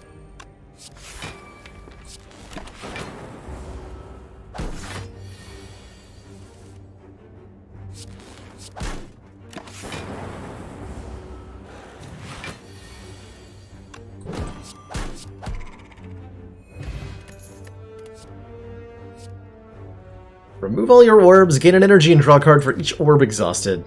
Or removed. And then exhaust. I like Fission a lot. If it's upgraded and you have good orb generation. We don't have the orb generation. We don't really want to upgrade it right now. We'd rather upgrade Beam Cell and something else. I'm gonna pass on it. We've kind of been offered crap so far, and I don't really like our odds. But we can definitely at least get to the boss. Probably. Nabo, no probo. I think that's how the saying goes.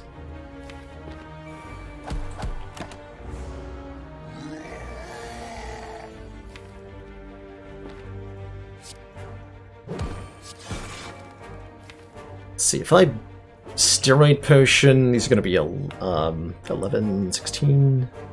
9 plus 16 plus 16. It's how much damage? Math! Alright, hold on. I gotta do math.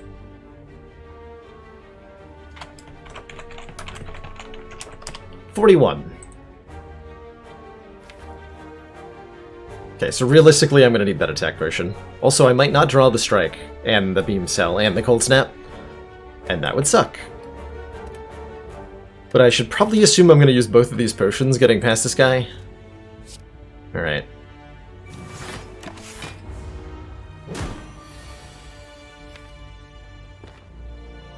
I am super screwed. Never mind, we're fine.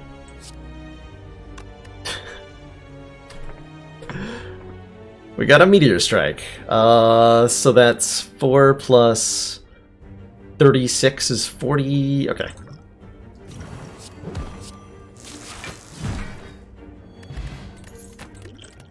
Got him.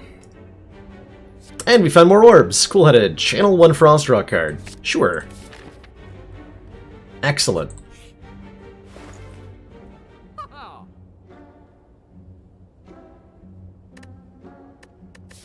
Really didn't want to store here. Looks like a good opportunity to curve a strike. We have exactly enough money. Purge that from this deck.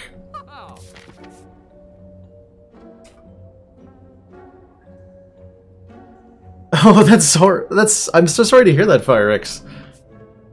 Just by failing by the skin of your teeth. That has got to be rough.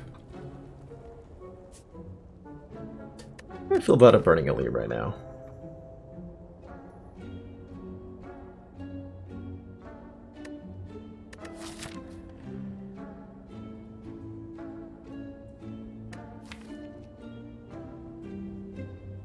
Should be okay. Extra turn 1 energy is fine. You gonna retry next week? That's good.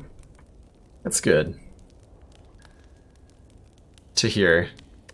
Having, like, some sort of permanent consequence to it would make it a lot more devastating. Yeah, we only beat the knob thanks to 2 good potions, but notably, this one can't be a knob. It's either a Lagavulin or triple sentries, and I think we have enough orbs that either of those are not too bad. That's my hope, anyway. Should upgrade Zap for that, then. So we can get said orbs out more quickly.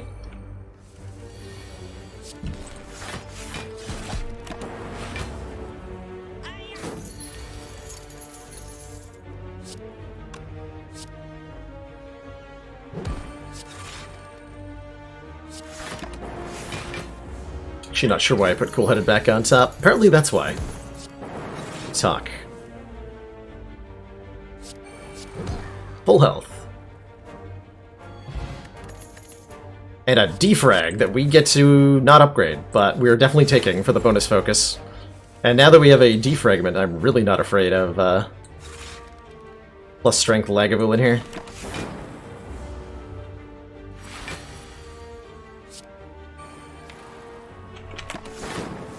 Oh, I should have played the Beam Cell. That was my bad. I missed out on 6 damage this turn.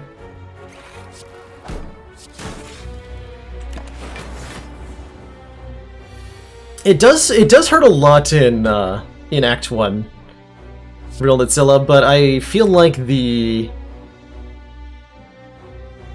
benefits you typically get from the new relic generally make up for it. One way or the other.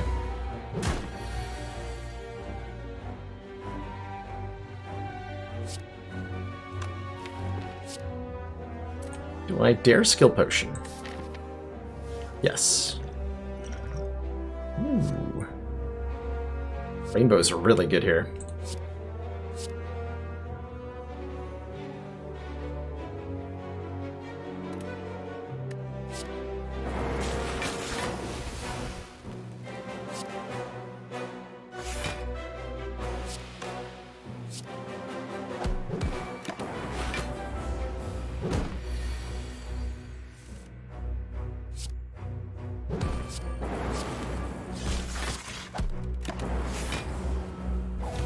Easy super elite. We didn't even we're actually at full health. We used a 1 potion, but we're at full health after beating the super powered elite here.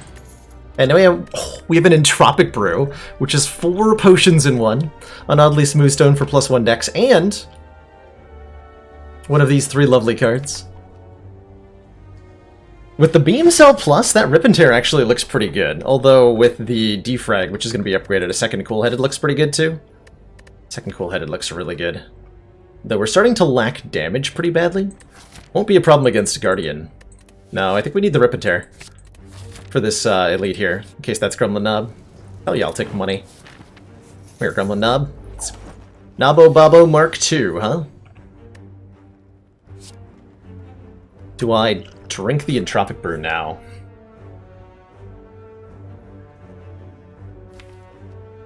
Yeah, I do. Okay, we got ourselves an attack potion. I'm going to use that.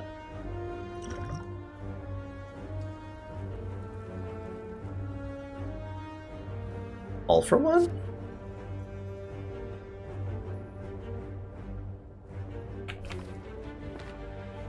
Or Cold Snap.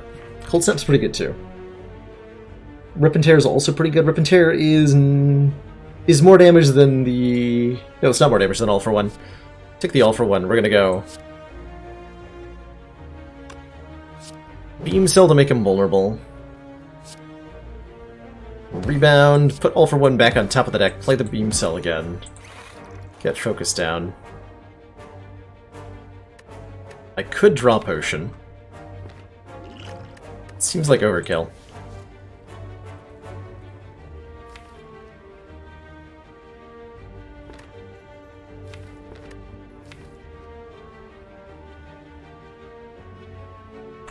That's overkill. Use case for not drinking it would be trying to hold it until, like, Act 3, so that we could have 3 potions and an Entropic Brew for, say, the Heart Fight. Or something like that.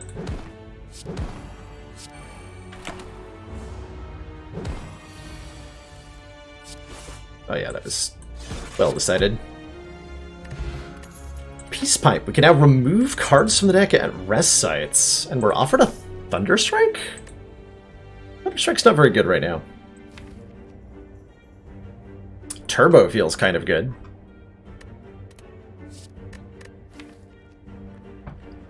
We're upgrading Defrag at the next rest site. We are. Streamline is okay. It's not great. It's not terrible. With a Beam Cell, it's a lot better.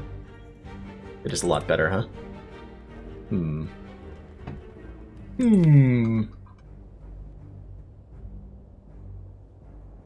Thinking face emoji.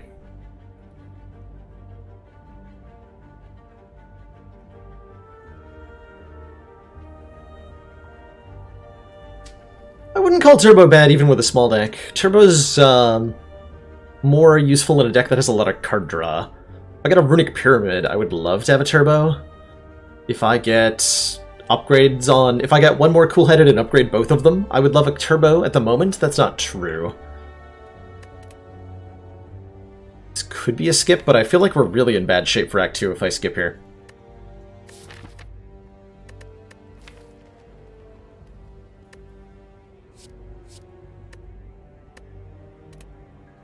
Too bad, I'm skipping. Alright, good talk.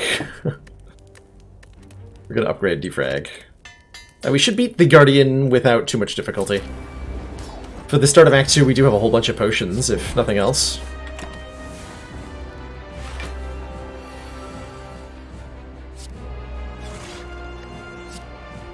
Ow.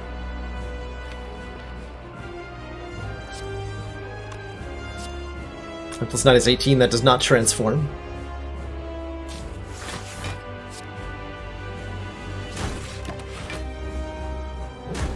Fortunately, we had a ton of health to spare, so we're alright.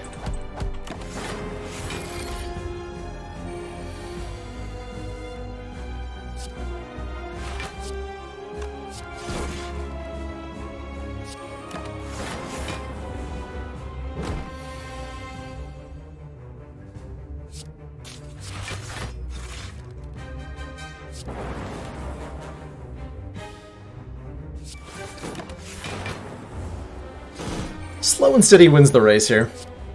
I hope.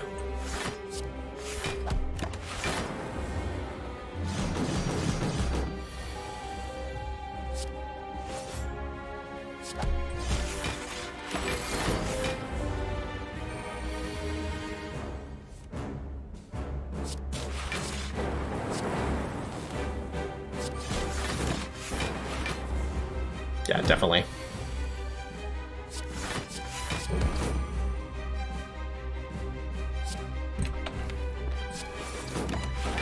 Trade 1 health there to do 20 seems like a pretty good exchange in my favor. Yeah, smooth fight.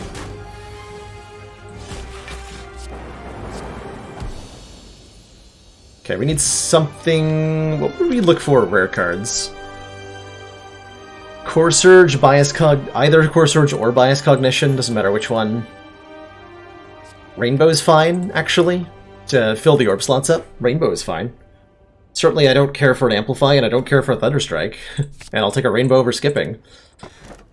And honestly, White Beast Statue is a consideration here, right? Actually, no, we have a self-repair, so we can take this Coffee Dripper and feel way less bad about it than we normally would. Gain an energy at the start of your turn, you can no longer rest at rest sites. Way more manageable, courtesy of self-repair. Letting us heal up to, if we upgrade it, 10 health every fight.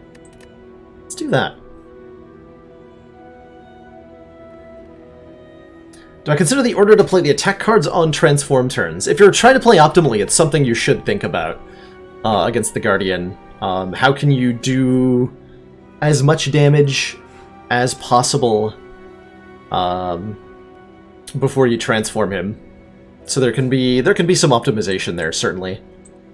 I don't think I thought about it too hard, and it depends on, like, how close I am to dying in the fight.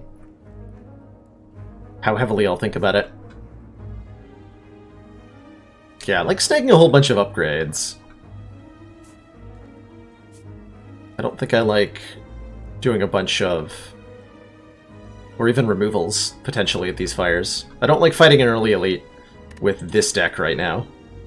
Our ability to take on something like Triple Slavers is just not there at the moment. Could even go 5 campfires and 1 elite. That's pretty juicy. Don't get a shop if I go that way. That's pretty sad. Oh, but I can hit this shop. I get 1 less campfire. But I get a shop. Let's go here. Maybe we'll get a shop from a question mark, and everything will be perfect. In every way. Unlike this turn, which is not perfect in any way.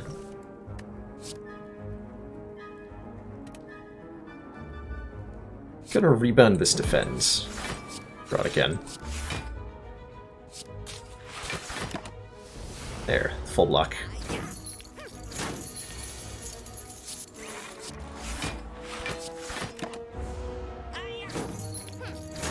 Tells me my money is going to go away now.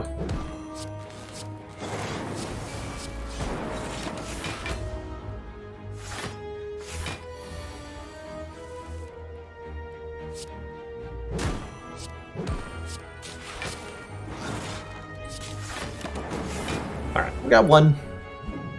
That's not too embarrassing. We get some of our money back here. Explosive potion. At this point, a barrage is suddenly looking okay. We have vulnerable source. We have a way to get the orb slots filled quickly. Actually, compile driver is great for the same reason. Give me that. With a rainbow, a compile. Oh man, I wish I'd taken the barrage. Oh god. Oh crap. This is called Danger Town. We are about to be horribly murdered by birds. I think.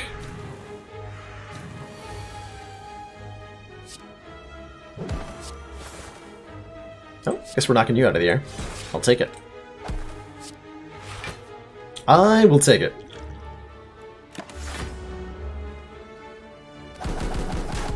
Ow.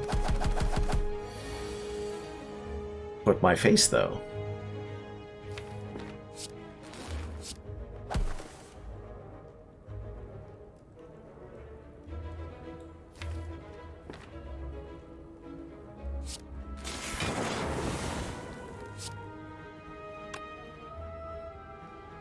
So 1 in 3 that playing cool-headed kills you? And I can use the explosive potion if it doesn't. Cool.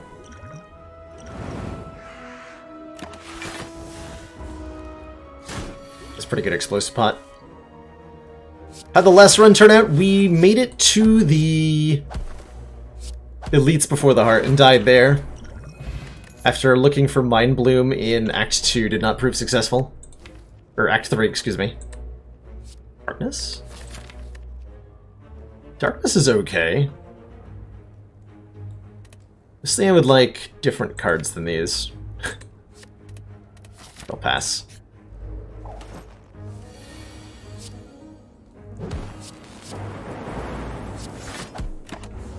These turn 1s are brutal. Pretty consistently brutal.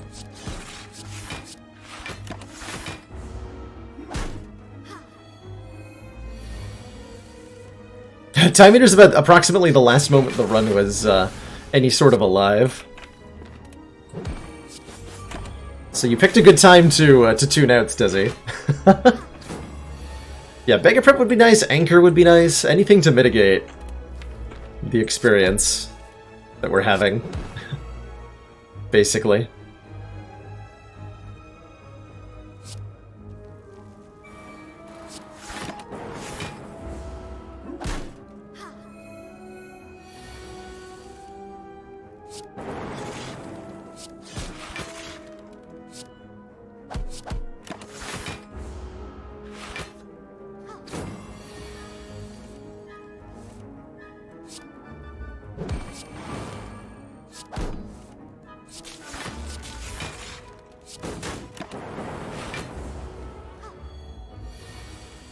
This is weirdly enough one of the kind of defect decks that would benefit from like a Ornamental Fan or a Kunai or something.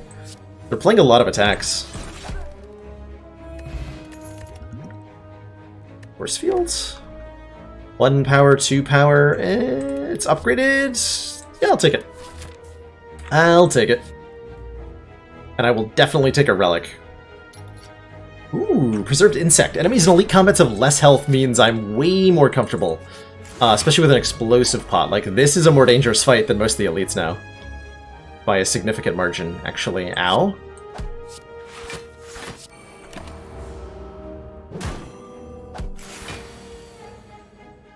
By a very significant margin. Please stop. Oh my god.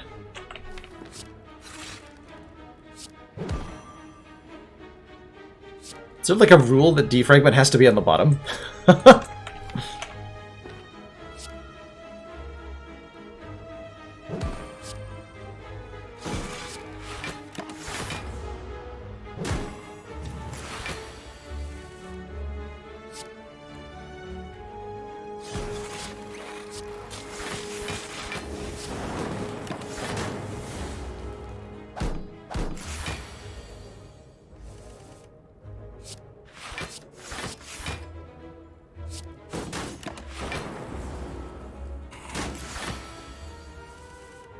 Okay. I think we've managed to survive the storm.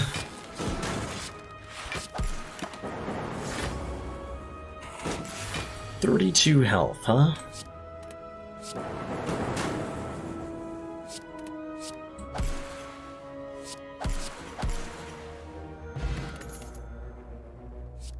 Channel X+1 lightning. Yes.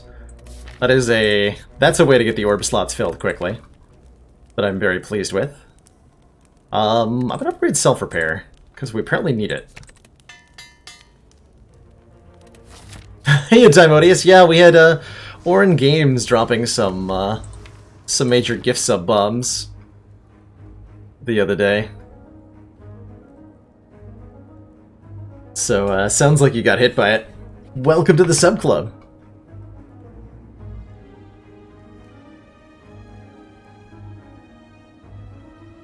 Debating whether I take the warp tongues here that let me upgrade a random card in my hand every turn. It's kind of a big deal. Oh, that's right, I can just toke the pain. Obviously, we take this. That's right, I have a freaking peace pipe. What am I talking about? It's the immediate removal for free, basically. Seems like a yes. And I think we avoid the shop now. Spent some of our money. It's fine. Hourglass? Yes. 3 damage to all enemies at the start of each turn is significant enough. For the moment. This deck feels like it needs to be able to play Rainbow multiple times in order to beat the boss. So we're gonna upgrade it. Just one elite.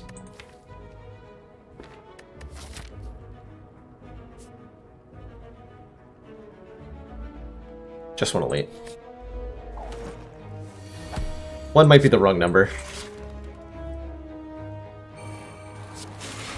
Truthfully, have no idea.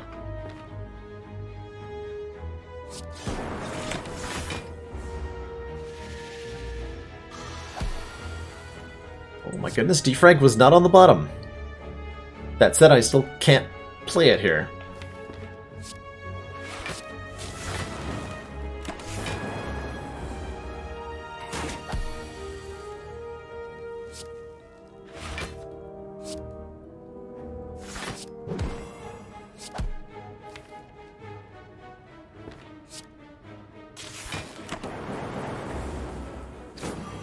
We're supposed to strength potion in this fight. Nah. Just to be fine.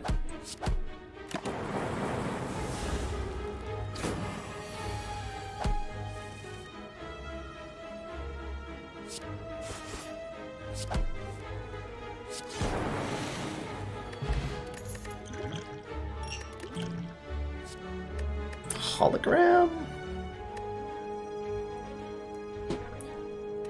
Kind of a mediocre card, but we'll take it and upgrade it.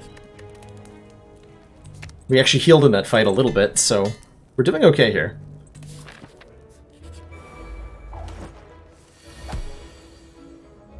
Ugh.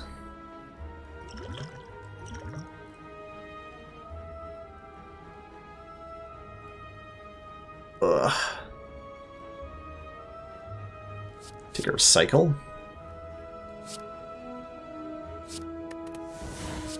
Commander, we've just received the support of another council member. It's a snail! Welcome to the ranks of the council! And thank you so much for being part of the stream for so long. Can't believe you're still around. Awesome to have you. Following since February 10, 2015. Yeah, I might call that a wee bit overdue. But thanks for finally pulling the trigger and supporting the stream. I super appreciate it.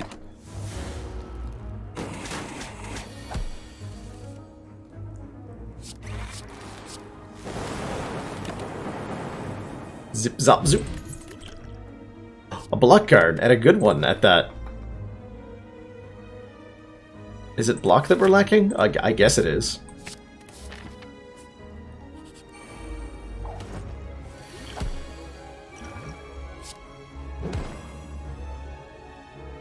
Yikes. I was supposed to strength potion as well.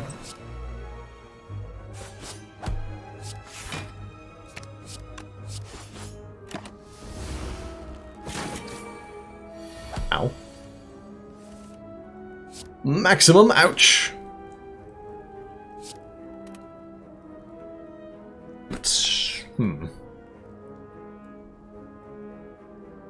Work a crazy amount nowadays, so you don't catch me live much, but you don't forget about me. I appreciate that, Snail. I appreciate that. There is always the, I know the reality of, like, being too busy to catch live content. There's a couple streams I keep up with that I haven't actually watched live in months. It's just been me interacting with VODs all the time.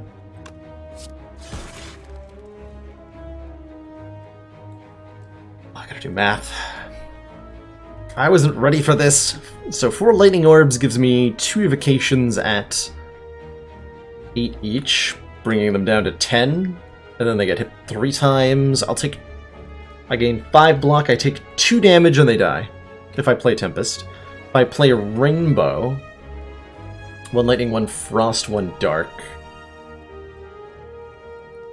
And then Tempest, I won't evoke the Dark Orb. But we will get 2 lightning orb evocations again.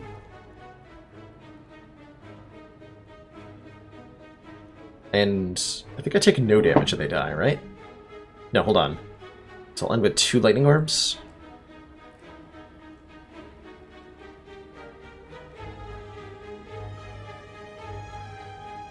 So our ending is going to be Dark Lightning Lightning. So we do 16 damage plus 6. They have 4 health.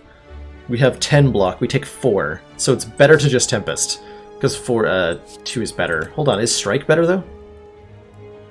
Strike Tempest? Is that actually the winning play here? 12 brings them to 14. Tempest deals 8. Bringing them down to 6. And then Lightning kills them? Yes.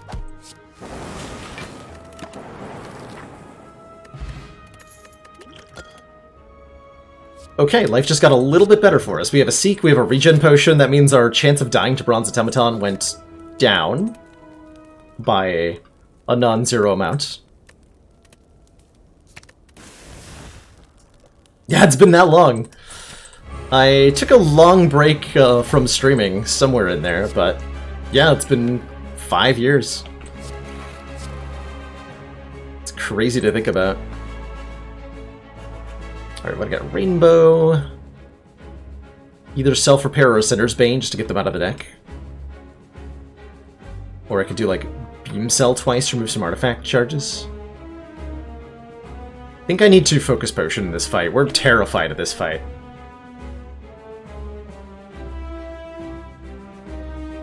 $2015 was like 1 year ago. Accurate.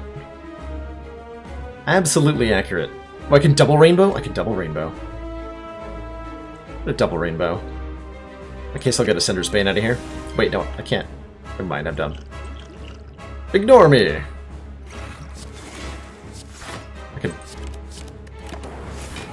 I can add 2 plus 2 plus 1 some of the time. Some of the time.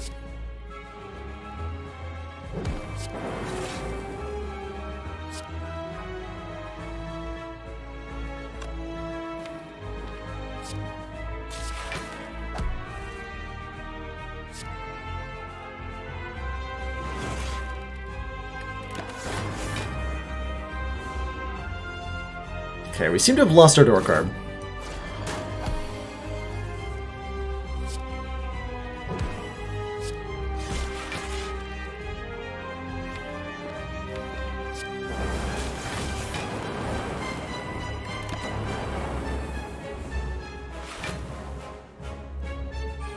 Wait, no, I need that.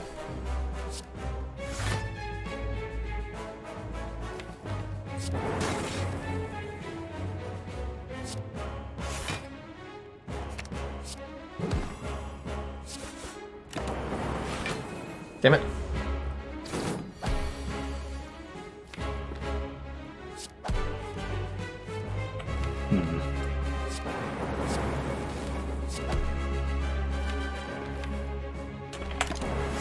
Alright, incoming Hyper Beam. We have a Happy Flower lined up for this turn, which is the sort of setup that, like, is 1,000 IQ play that I would never actually think to make. But here we are. Living in a world where it's real. Only taking 20 damage this turn. Half the boss's health less. No problem, right? What's the worst that could happen?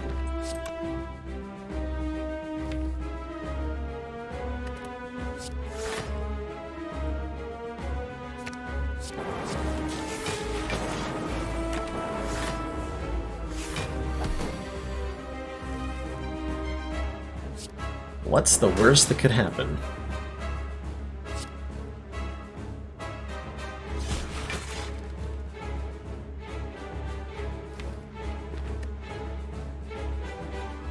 Uh, 21... I do live.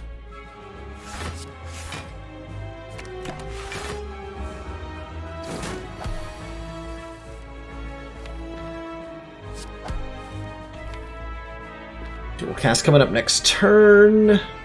I don't have lethal next turn, right? And there's no way I survive, so I'm pretty sure we're dead. Good talk. Pretty sure we are super dead. Yeah, everybody who's from 4 years ago would have watched the original XCOM Long War streams.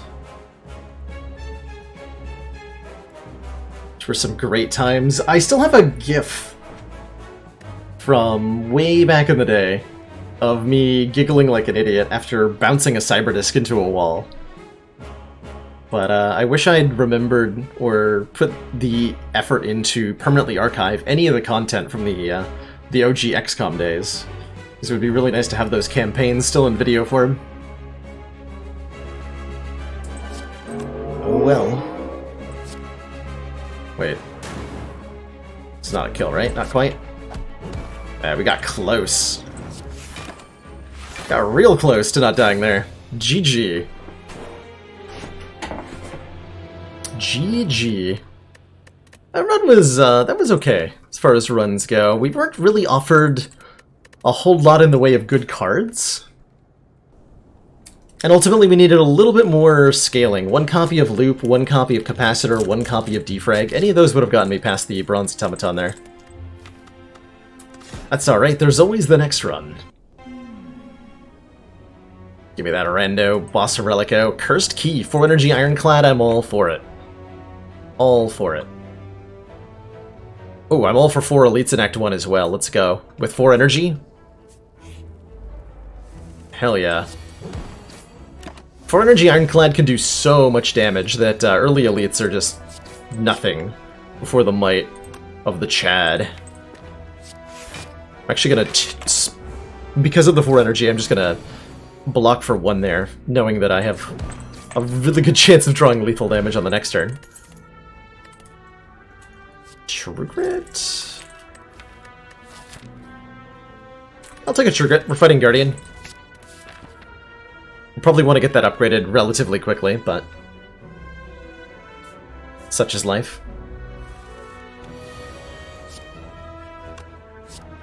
Oh, nice, Arthurius! Congrats on taking the heart down for the first time with the Ironclad. It's no easy feat on any class.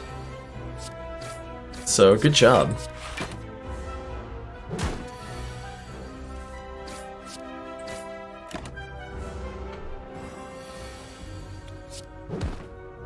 Loop is an amazing power Fire-X, so here's one way to look at what Loop does.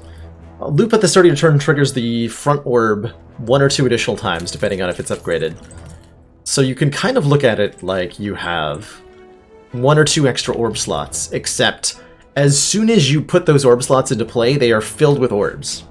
Whereas, compared to Capacitor, you get extra orb slots, but you have to channel orbs to go into them. It's a dramatic difference in how quickly the power kicks in.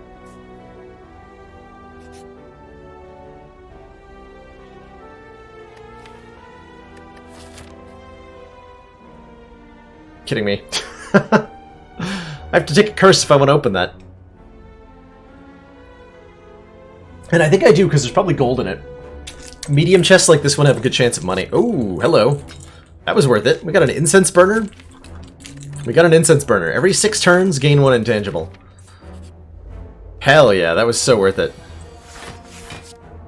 I do probably want to remove the curse. A week will make it very hard to kill elites. A little too hard, if you ask me.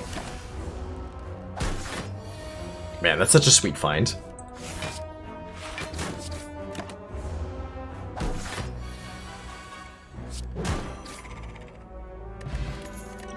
Ancient Potion can block the weak from our curse. I'll take a headbutt. We need a little bit more oomph to get through the elites I'm planning on fighting. Alright. Need you to be good, Store.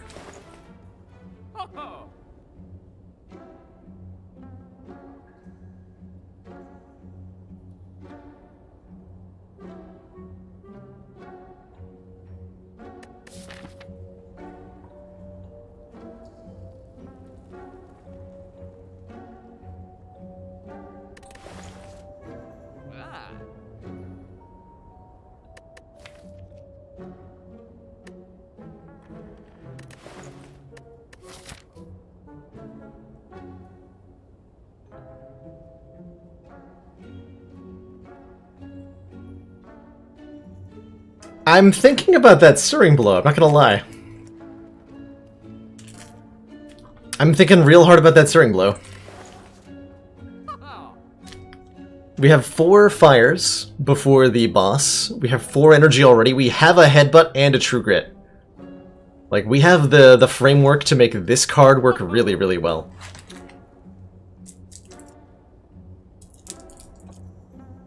Really, really well.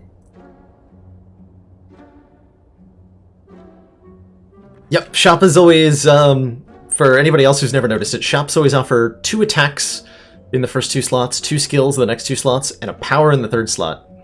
1 uncommon colorless card, 1 rare colorless card, 2 random relics, 1 shop-only relic, 3 potions, and the card removal.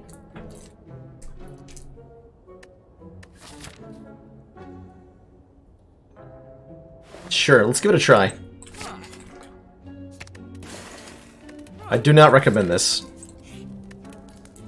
So Searing Blow is a card that says, deal some damage, and this card can be upgraded any number of times.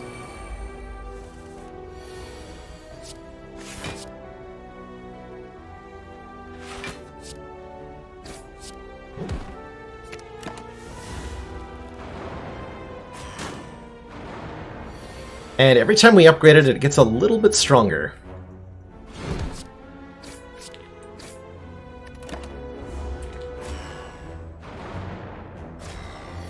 I imagine we're going to end up forced to rest at some point, and this is all going to go horribly wrong, but we can try our best.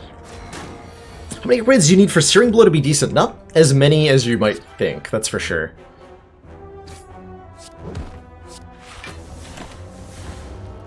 Kicks in surprisingly quickly.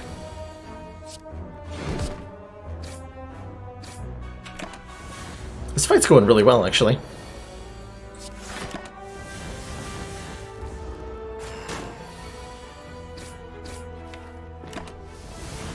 Take 5 more? No, excuse me, take no more. Aha!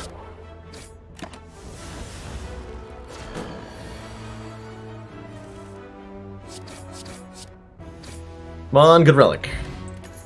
That's a damn good relic. Mango. Upon pickup, raise your maximum hit points by 14. Makes it way less likely we're going to need to rest. I'm going to take an Armaments, because it says upgrade another card in your hand. And now we now have, like, the quintessential Searing Blow essentials here. Card that upgrades stuff. The Searing Blow itself. Headbutt to get the Searing Blow back. True Grit to thin the deck out. Beautiful. Absolutely beautiful. And a way to ensure that we get to kill all of these elites and upgraded all of the fires for the rest of the act. I don't need more curses, thanks.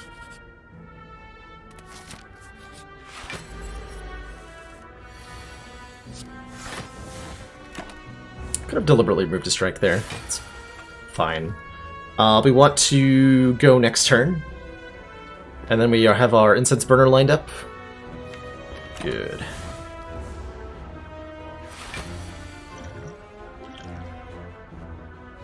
I was supposed to use the regen potion on turn 1 here.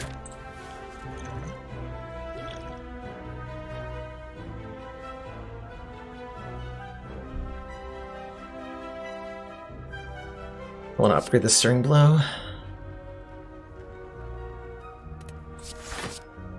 Yeah. That'll do. Hey!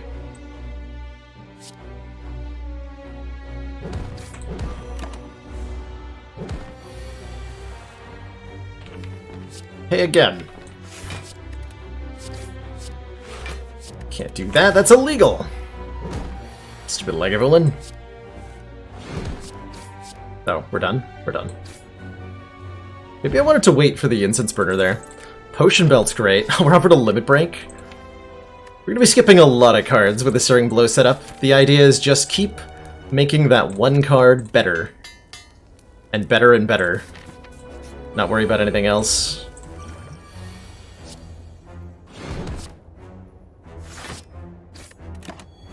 Wonder if I was meant to double strike there. So that I could get a kill this turn. Nope.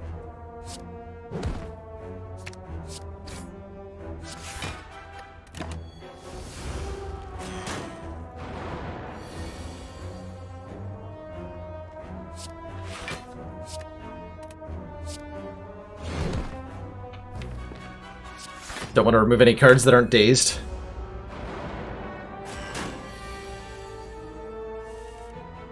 Cool, we have Incense Burner for next turn. Beautiful, beautiful.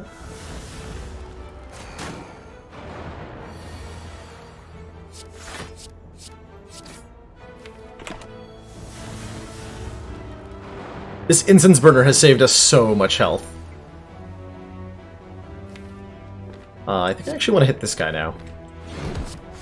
I know I'm taking 5 extra damage for doing it, but the damage gets... Yeah, I get to do this now. See, I immediately make back the 5 I just spent by getting a kill here. Value.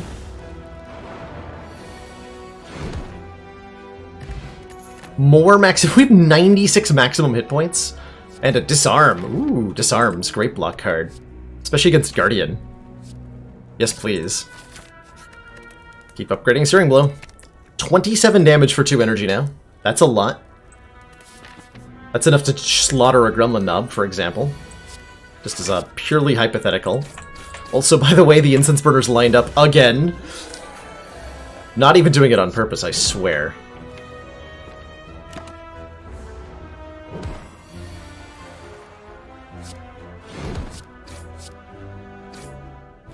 Guess I could have blocked for 1 here. If I was being optimal. Shuriken. Alright, gain strength if you play 3 attacks. Maybe not the greatest. Do I want a Whirlwind? Now that I have a Shuriken? No. Really don't need AoE with a Stirring Blow. Yeah, Fruit Salad Run. All we need is the pair. 1 fruit away. Rip Guardian.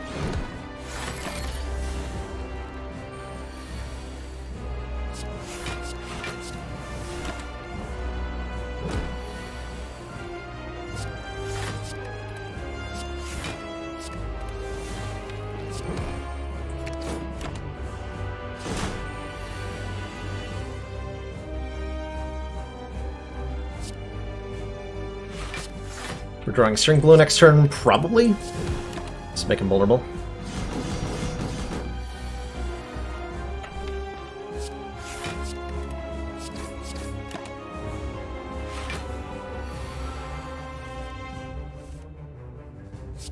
Yeah, here's where I'm actually doing the math. If I play the strikes first, I get more total damage here. Because if I play the Stirring Blow, I just blow past the damage threshold and cause a transform.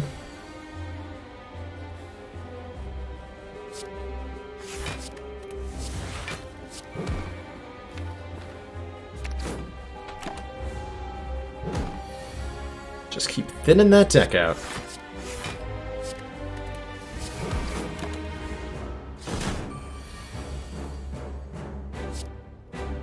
Upgrade it to 43, it does 64 damage.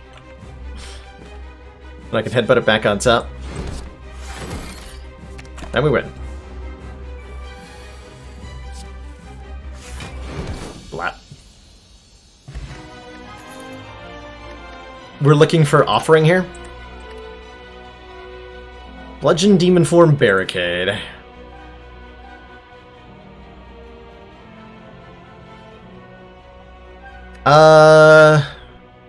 Or double tap would have been nice. This might be a skip, not gonna lie.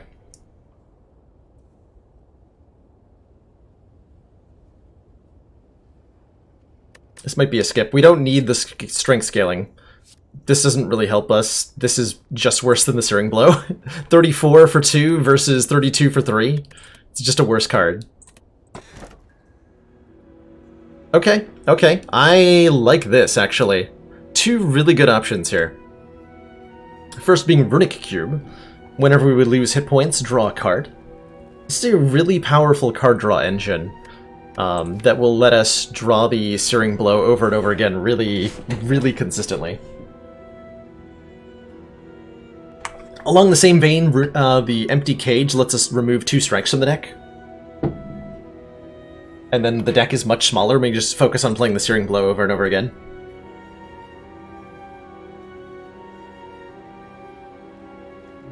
Sozu gives us a 5th point of energy, but we can no longer take potions, which with a potion belt is bad. Pretty bad. I think I like the Empty Cage here. If I had a Brutality, I would have taken a Brutality too. If I had a Brutality, this would be an easy Runic Cube. As it stands, we'll just lose 2 strikes.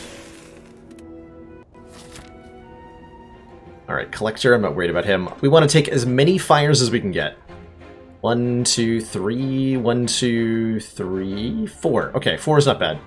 4 is a good number. 4 is also the number that means no elites fought. How do I feel about that? Pretty bad. Meanwhile, I can do 4 elites if I...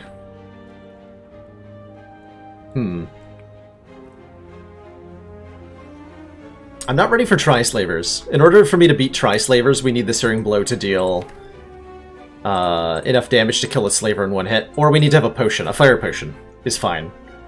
So let's look at the store and evaluate which route we want to head. Bash Searing Blow or Searing Blow Headbutt?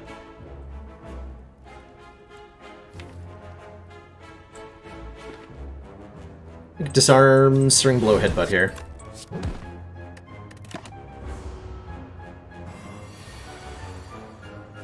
Ow.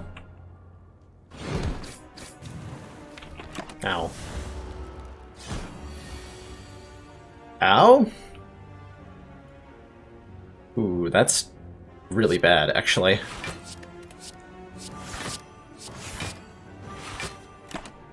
Next turn we do have a dead draw. Just take 15. Okay, never mind any of the routes I considered that might have fought elites. We are going straight to fires, not worrying about anything else. Because that hurt. Battle Trance. Draw 3. You cannot draw additional cards this turn. Yes. Remove another... strike. Start removing defends now. We just need a couple of upgrades, and then we'll be actually totally fine. Probably. Purple Fire Spirits. Alright, see you later, Defend. 13 card deck, let's go. Let us go.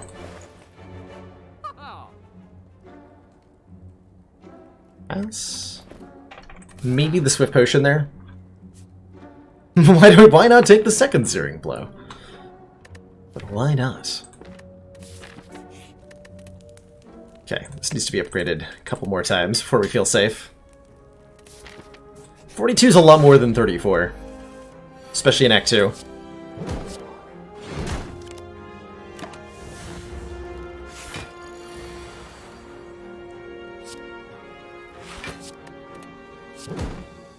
Okay, that's a kill. Easy fight, easy fight. This is how most of the fights are going to go from now on. It's just the enemy getting destroyed.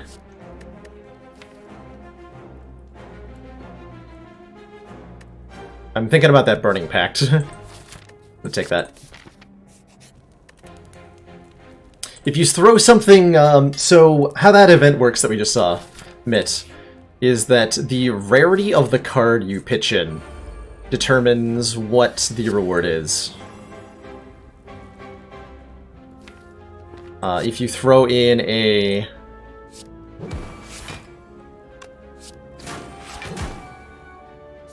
If you throw in a starter card, you get nothing. If you throw in a common card that isn't a starter card, like if you throw in a True Grit, for example, you'll be healed for 5 health. If you throw in a uncommon card, like the Searing Blow or the Disarm, you're healed to full health. And if you throw in a rare card, anything with gold text at the top, like an Offering or a Demon Form or something, you get full healed and 10 additional maximum hit points.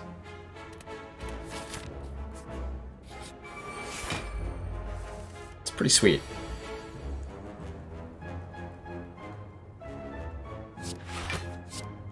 $61 damage, you say? Get deleted.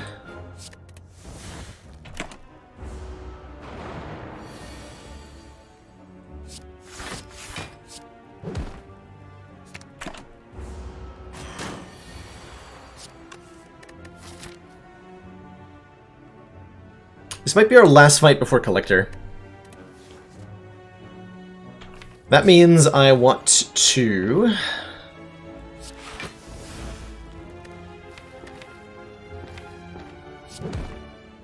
stack the Incense Burner for the Collector fight.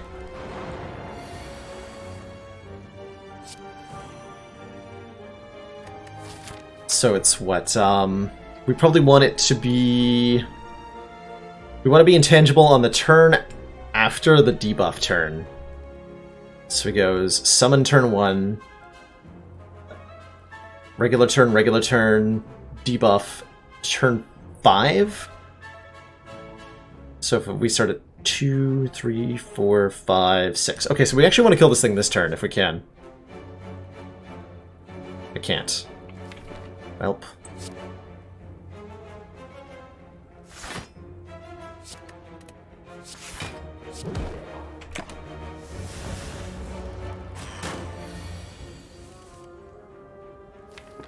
Let's try to rectify that.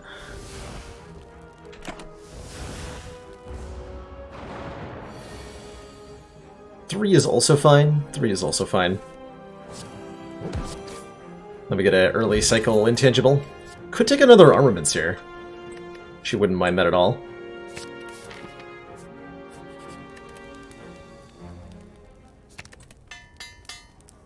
Two armaments might be too ambitious. We'll find out. Upgrade 2 random cards? Yes! Yes! Or do I remove and upgrade 1 random? No, I upgrade 2 random, right? We want to hit the armaments, we want to hit... And literally anything getting upgraded is great, actually. Although especially the Searing Blow. I'll take it. I'll take it. Hell yeah, I'll take it.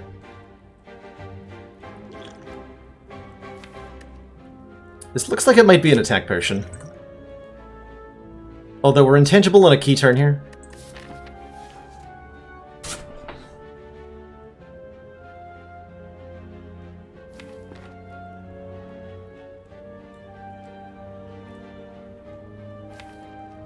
Searing Blow just deletes 1. Entirely.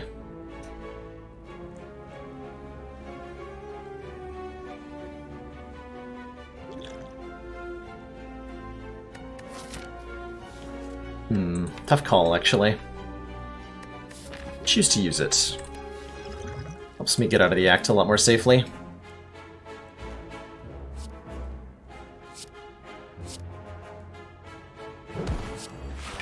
Yeah, we get to upgraded cleave, headbutt it back on top.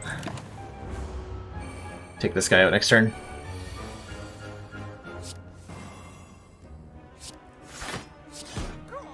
Cool. Rip.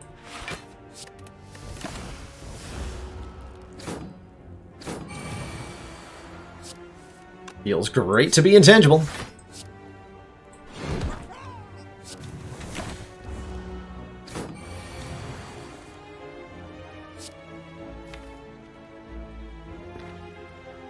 Full block easily. Back. Give me that back. Block. Alright, easy game. Easy game. Hey, Weedman, yeah, you've tuned into an Ascension 20 Searing Blow attempt. Because I think that I can. Really? Alright, so at 72 damage with Vulnerable, we're looking at 100 damage when we play Searing Blow. Oh, we're looking at more than that. Although I probably just bash Searing Blow rather than upgrading it twice. No, I upgraded it twice, right? Yeah, I upgraded twice. It does 97 per hit. It's a lot.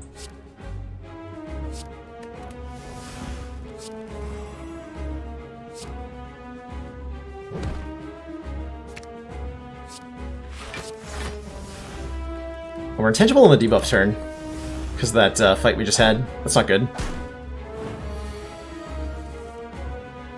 Oh, that's terrifying, actually.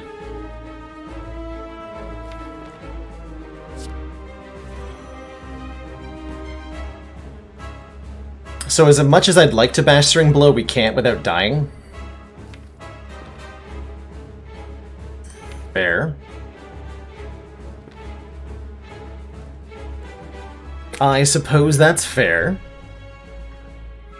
I think I still just try to kill the Collector here. I have 2 turns to kill him. I want to do Searing Blow, Defend, True Grit. We're intangible next turn, so these attacks won't matter. Hold on. Yeah, all I have to do is True Grit. Okay. So we're gonna cut this one a little close. Unfortunately.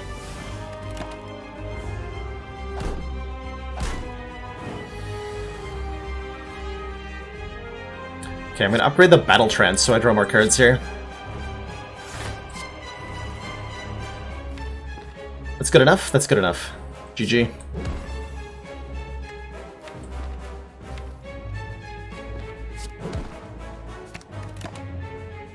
Good fight.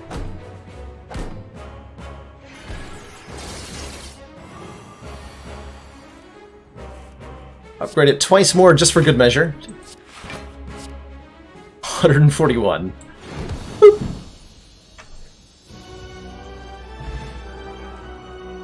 I'd like to point out that Strawberry saved our life there. This turn, your next attack is played twice. Or Feed. Feed is also very, very good here. Max HP goes a long way in keeping this deck alive. Double tapping goes a long way in letting us just, like, clear through the entirety of the rest of the run. Actually, it means we did stop upgrading the Searing Blow at some point, right? Because once we hit about 100 damage with Searing Blow, we no longer need the double tap.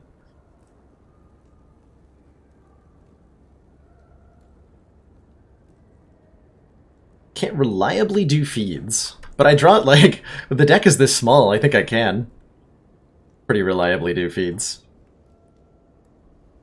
Searing Blow retain upgrades from armaments, not between fights, Kung Fuger Field, but within a combat, it does. So, like, if you upgrade it on one turn, you draw it later in the fight, it keeps getting upgraded for the rest of the fight.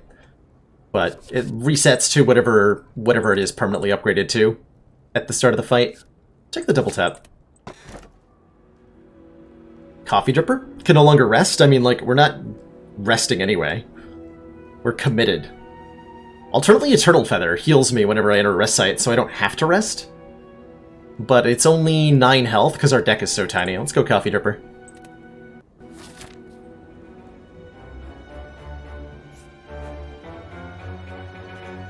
We have to go this way. There's more than no fires. I'll take it. Good luck to us. Oh god, these guys.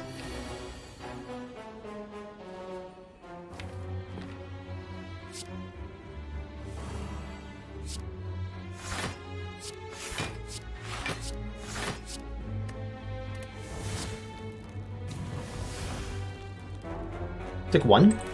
I'm okay taking one. Kung Fu Garfield. Oh, Kung Fu Garfield! I totally misread that the first time. Oh, that's funny.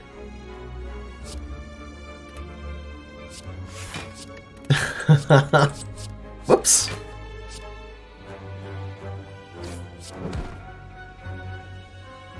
I understand.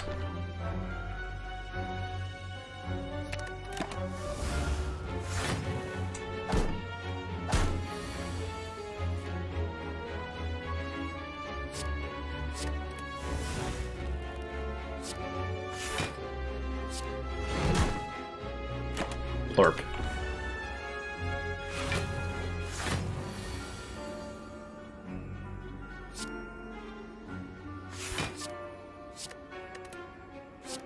Thought that was the upgraded armaments for a second.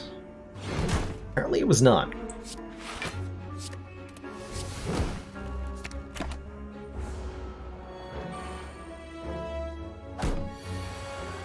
Okay, these guys are mildly annoying to kill.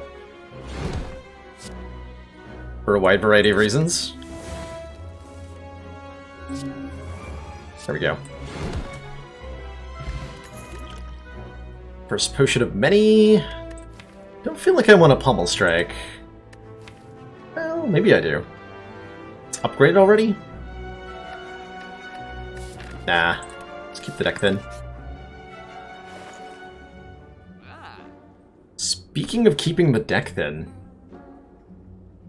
we certainly wouldn't mind a Shrug It Off here. Gain 8 block, draw a card. We wouldn't mind one of these potions either.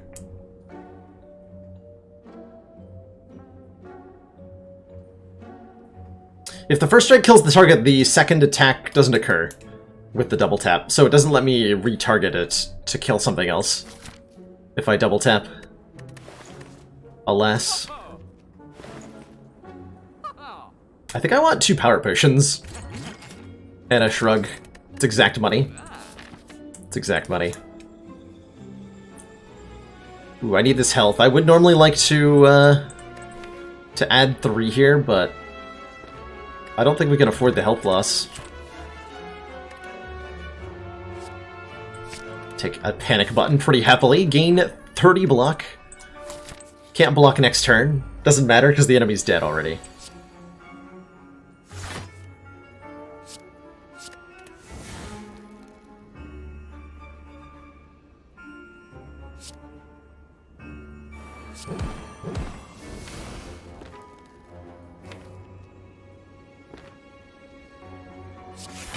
I assume that I'm drawing the steering blow, even though I don't have a good reason to believe that. I did! Don't need none of that. Don't need none of that. Can't afford none of that. The deck thickens. Alright. 250 hit point Nemesis. Good luck to us. Oh my.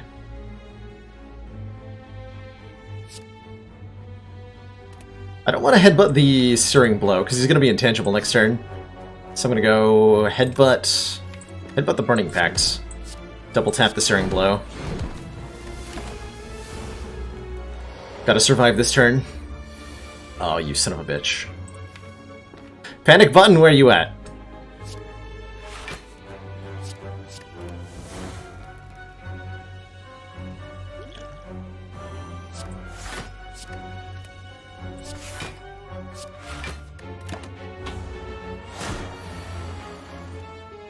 Absolute jerk.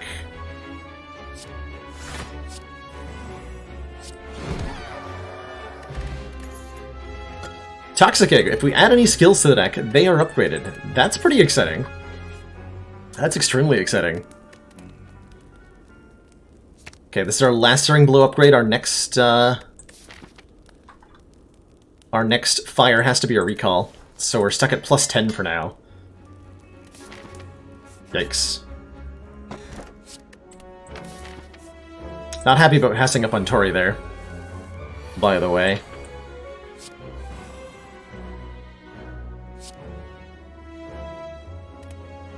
Do I kill these daggers? No?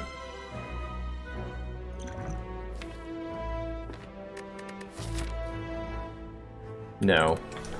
What do I think of a relic that would take a percentage of overkill damage and apply it to a random enemy? That would be really cool, actually. It's kind of like Specimen, in a way. So I don't think it would be overpowered by any means, partially because in a lot of fights it doesn't even do anything. I like that design. I like that design a lot. So our goal is to somehow kill the Reptomancer next turn? It's not very likely, is it?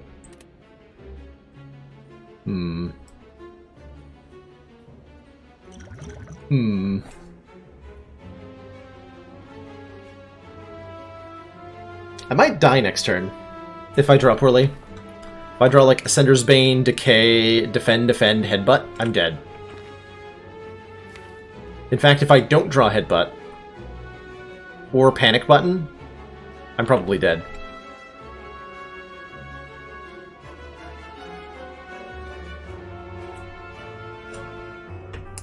Can't use Burning Pact to draw any more cards this turn. Background Sculpt because we played Battle Trance. So there's no more drawing happening. I'm thinking of playing a power... I'm going to use a Power Potion here.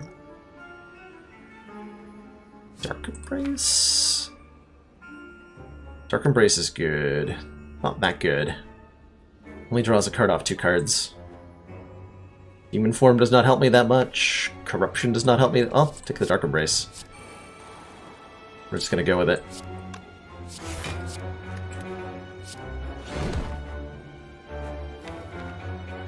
And we're gonna hope.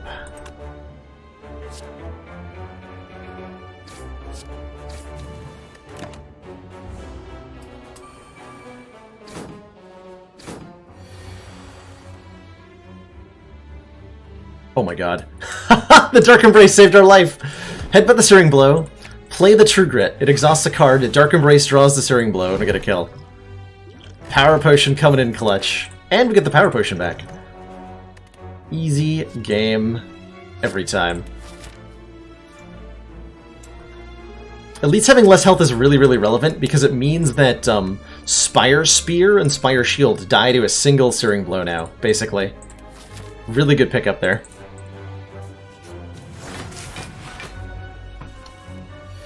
Really, really good pickup.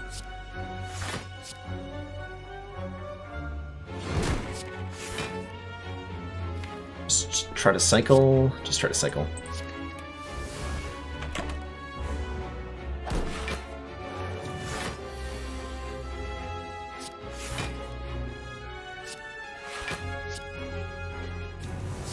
The decay?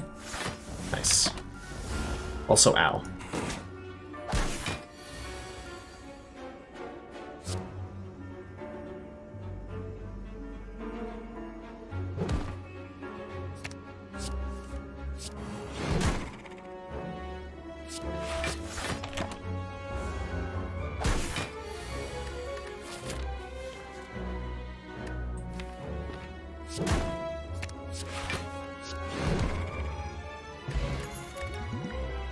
Feel no pain?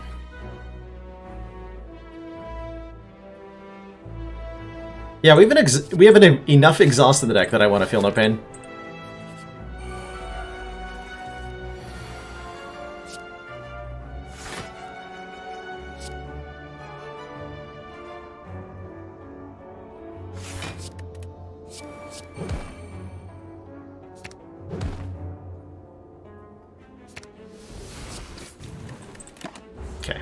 Kill the Exploder next turn easily, and the rest of this fight's not too bad. 7 cards. We're only at 21. And most of the cards I've added facilitate stuff in some way, shape, or form. They're good, okay? They're great. They're excellent cards.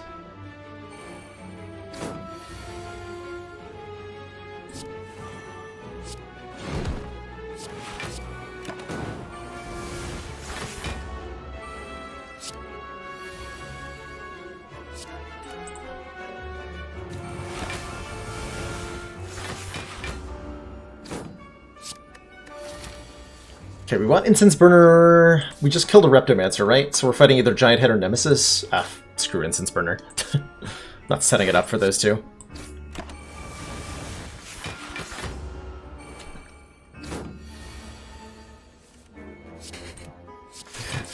Gonna build the best deck, the hugest deck. It's gonna be great, believe me.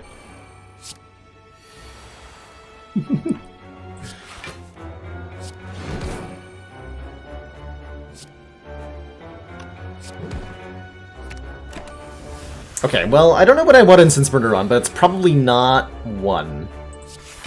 I guess. What's Giant Head's first a big attack? Giant Head's not going to survive, right? Oh, he might.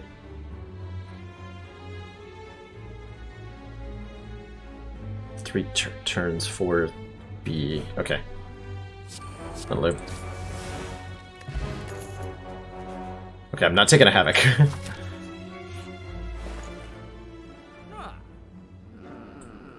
Ancient Potion's very good in terms of being able to survive the heart, so I'm probably going to pick that up. I'm going to pick that up.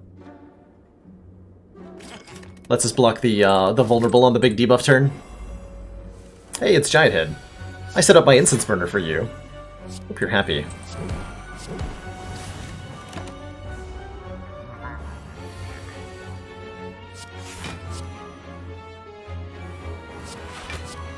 Slow value.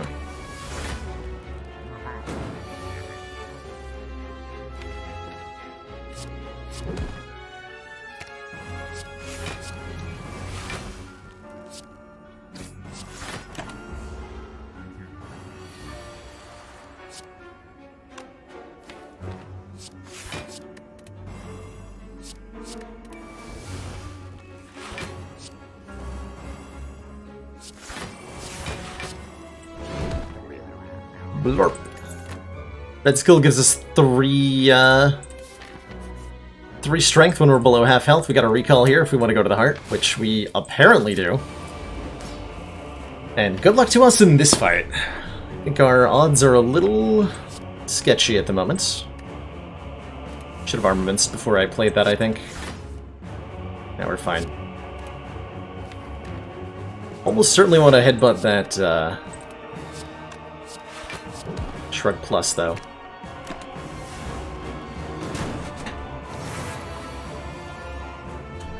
Yeah, if the Searing Blow, if you mirror the Searing Blow, it is upgraded. Yep, 100%. Shrug gonna draw. Let's find out. Okay, that was good. That was really good.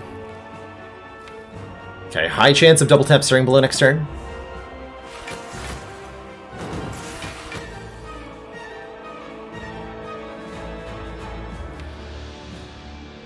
Uh-oh. That ain't good.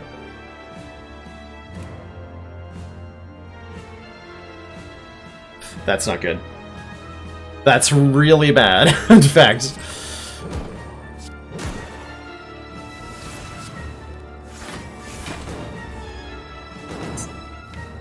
Save me.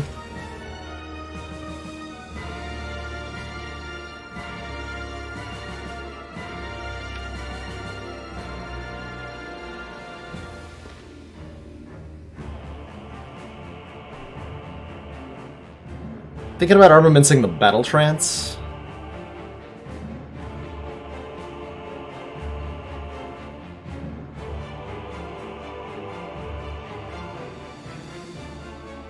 Ooh, yeah, Artifact Potion might have been a good idea there.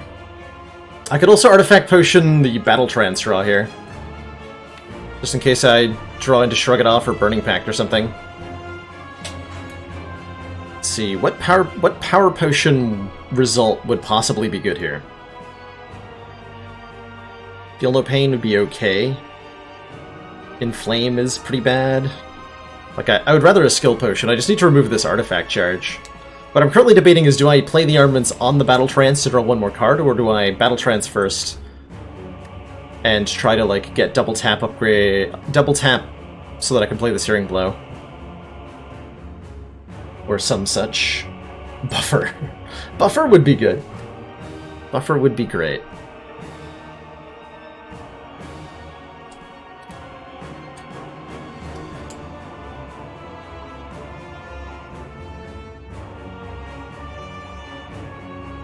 I think I go for the extra draw here. Okay.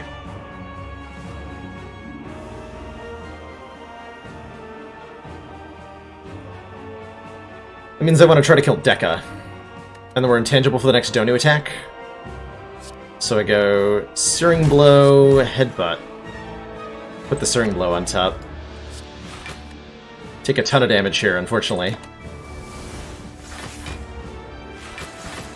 Hopefully draw a double tap.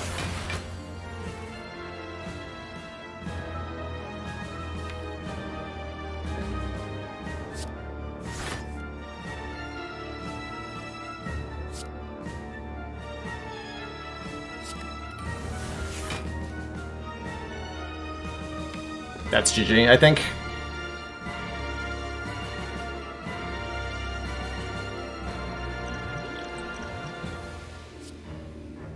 That does help a little bit. So does that. We're not dead right away, right? 36. Yeah, we're alive for now. But we're pretty dead.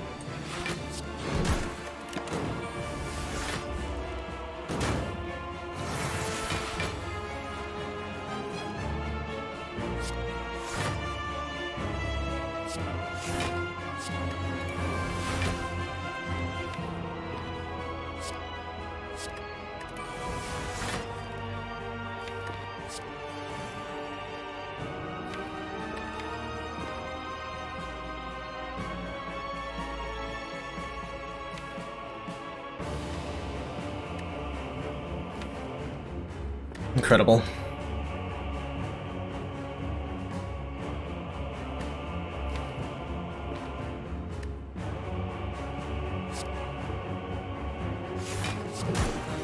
The draw luck here has been pretty atrocious.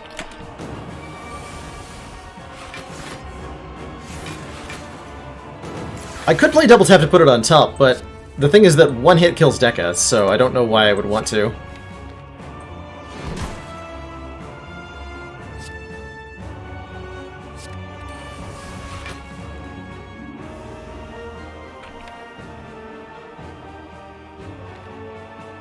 Am I looking to block next turn?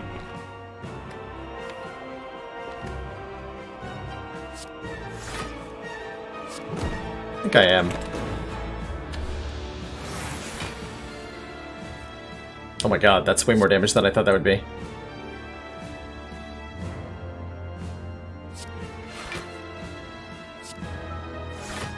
May have miscalculated there. We should be okay. Yeah, we're okay. No, we are not okay.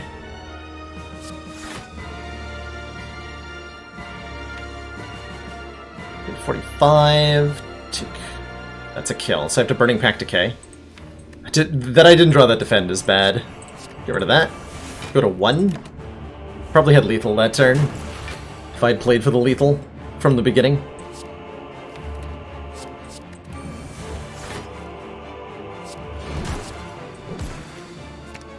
That'll do.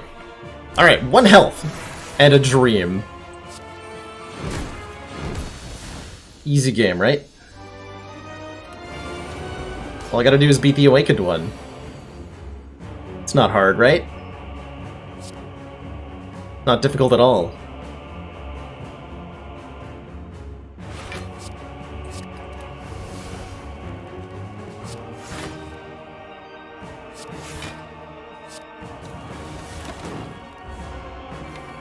I'm so dead. Oh wait, we're intangible! Pog. I have to block with Feel No Pain, but we are intangible.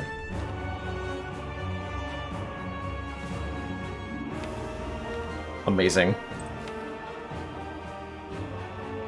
Multi-attack's coming next turn. It's gonna be 10 times 4. How do I block 40 damage?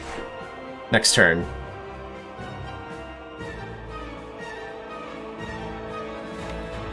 We don't?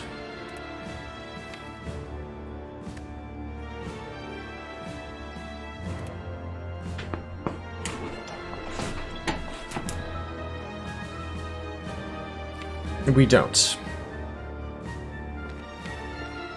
Unless I can somehow redraw into the panic button. Which seems pretty impossible.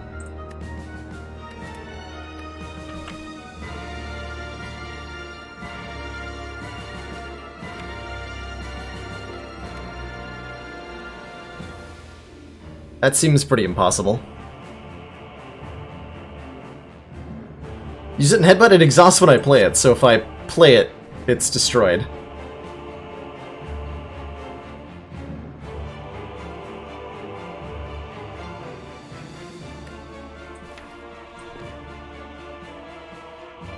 So that's unfortunately not an option. I think we have to feel no pain, double tap headbutt here.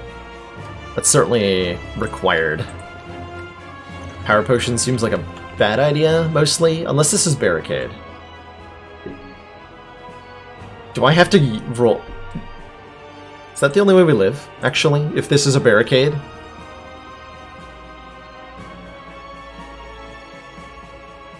Because that would work. For next turn. Anyway.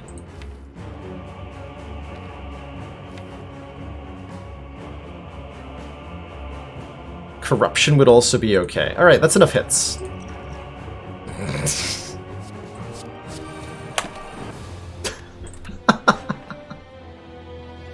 I'll take it. I'll take it. GG.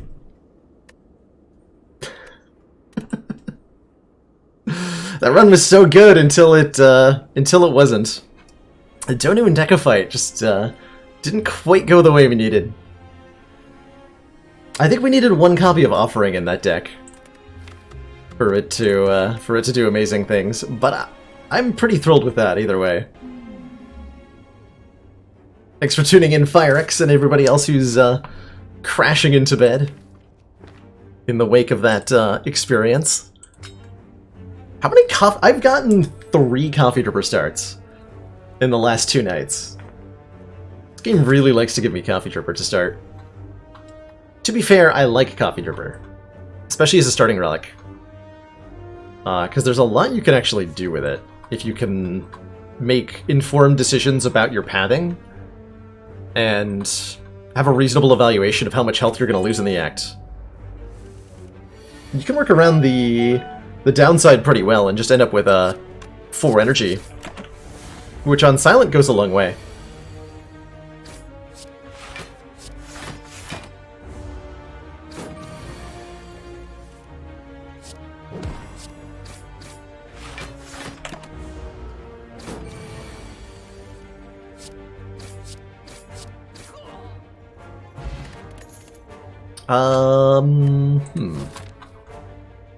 Dodge and roll versus Sucker Punch. I don't like Sucker Punch that much, but I like it more right now on the first floor. The difference between waste and waste. So, waste spelled W-A-S-T-E. I'm assuming that English isn't your first language, Ismail. Being the cause that you're asking. Waste is, in the first case, would be to like something that was spent uselessly, something that was a I keep trying to define the word using it. Something that was a futile effort, something that isn't worth your time, or something that's garbage. And waist is the part of your body you put a belt around, where your hips are at.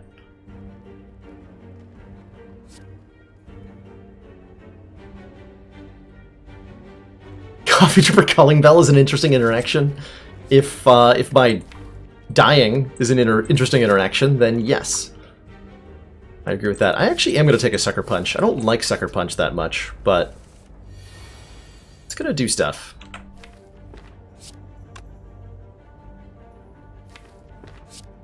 Try to kill you first. Might not be a good idea.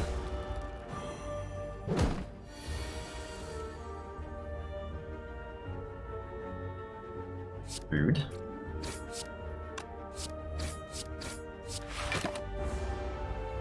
Five hit points I can never get back. Ever.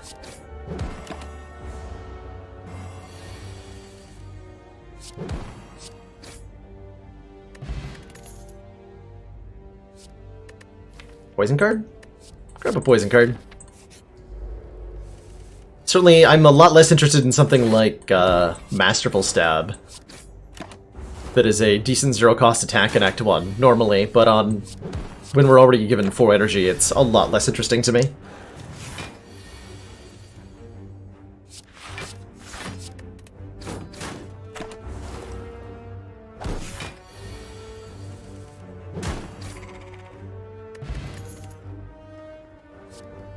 No.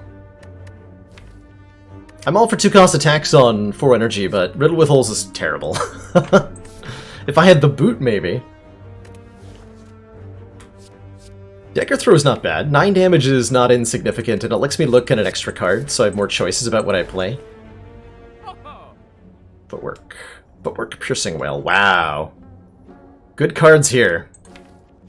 Definitely just gonna take a Footwork. So that we can block well. Probably gonna be upgrading the Footwork and then the defense, the offensive stuff. How do I feel about the rest of these cards? Honestly, a Fire Potion to help us beat Slime Boss is a really big deal. As much as I'd like a Piercing Whale or a Bouncing Flask right now, let's go for the insurance policy. This Fire Potion says, successfully escape Act 1. Or possibly successfully escape this fight. Yikes. It's the mini showdown against Slime Boss on the 5th floor. Not what I had in mind.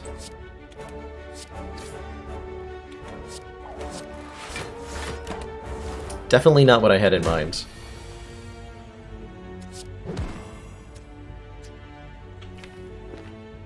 Okay, you split at 34 health. Probably going to 35. So let's block instead of playing these strikes while we're weakened. We're not going to be weakened next turn. We can get a good split here. Not a very good split. 20 will do.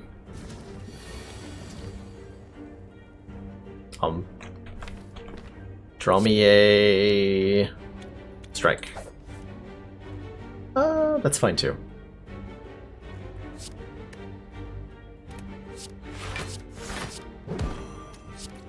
Yeah, that's fine too. Take 3 more. We're slowly losing our health. But only slowly.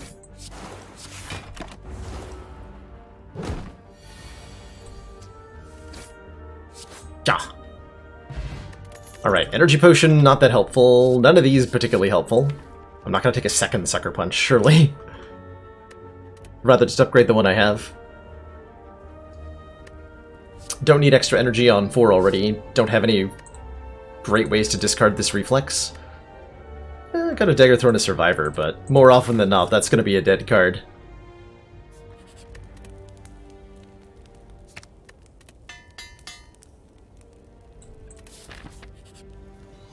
Ooh, I can take a Pain while I have a Coffee Dripper. How about no, I don't do that. Just take the one-time upgrade, thank you.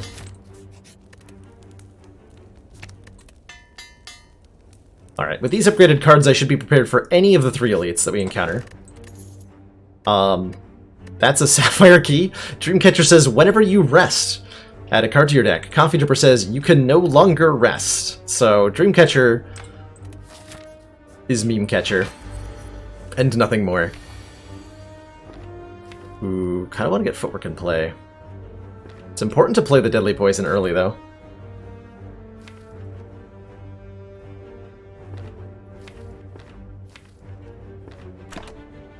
Gonna wait.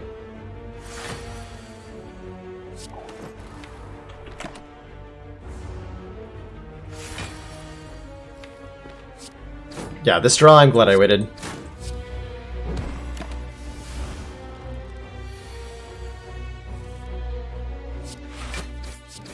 We can play pretty defensively here, thanks to that Deadly Poison plus.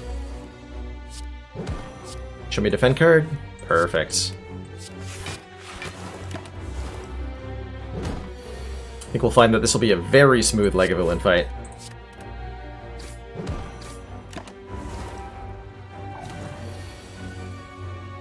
Yeah. Wow, we get to full block and play the strike. Got him.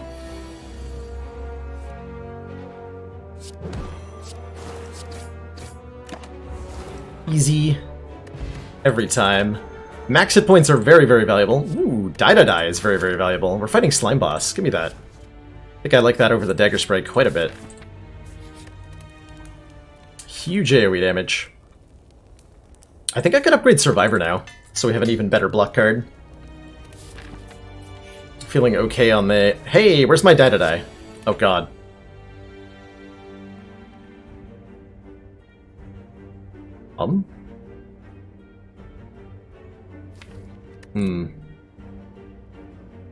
This might necessitate the... Actually, I can use the energy potion here. That'll be okay? That'll be okay.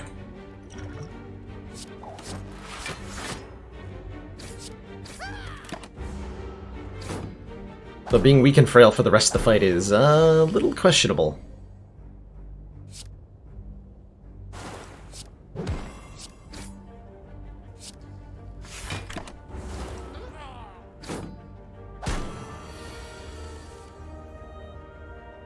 $10 block. That's a full block. Wow.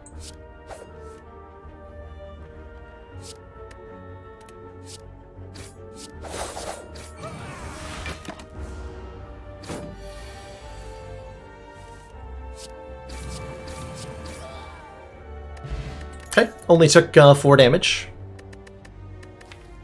Do I want another dagger throw? Probably not. Probably not. Probably not.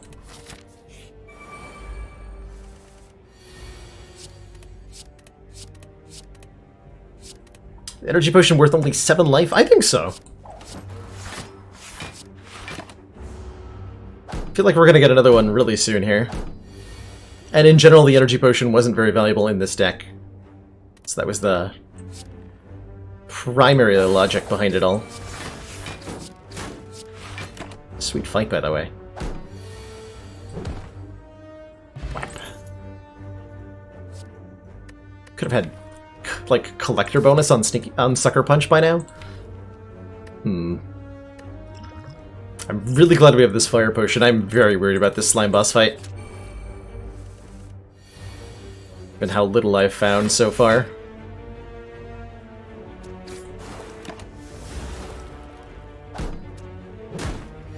At this rate, we're probably like upgrading Dagger Throw for slime boss.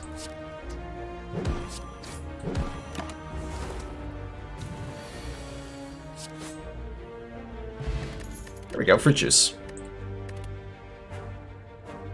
Discard all non-attack cards in your hand, deal 14 damage, or a backflip, which is really good. Card draw on 4 energy, and we have dexterity. As it stands, I'm worried about our ability to kill the slime boss. I'm going to greedily take that backflip. And we are going to upgrade, I think, Dagger Throw here. Yeah, let's upgrade the Dagger Throw. Need just a little bit more oomph in the deck. Uh-oh. That's not a good sign. Oh, crap. Wow. Nice draws.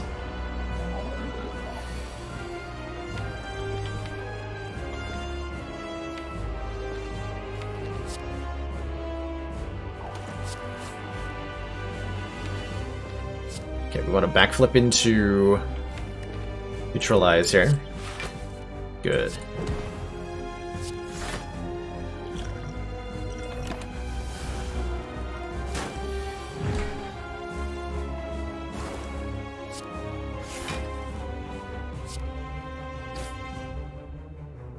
Okay, so split occurs at 75, we're going to 91, and then minus 6 more is 85.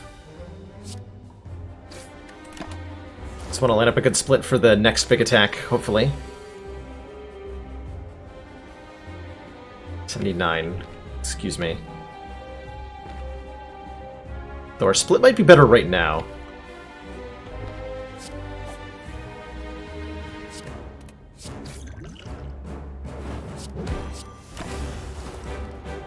Okay, that's pretty good. We're drawing Die next turn? Apparently.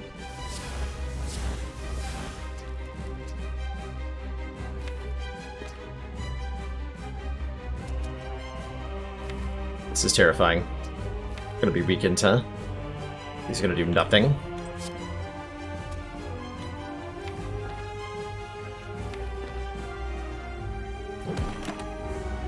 With the spike slime.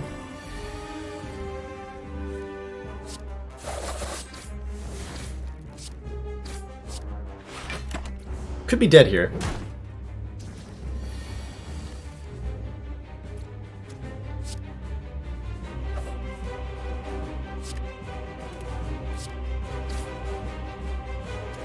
Not yet.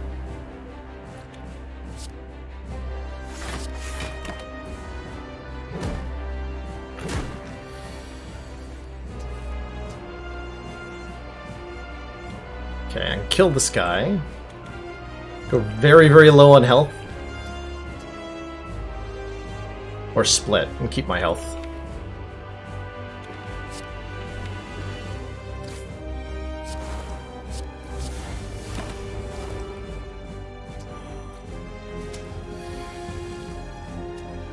Looks like the answer was to go low on health.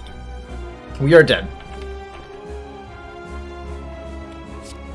Damn, slime boss. Why you gotta be that way? GG.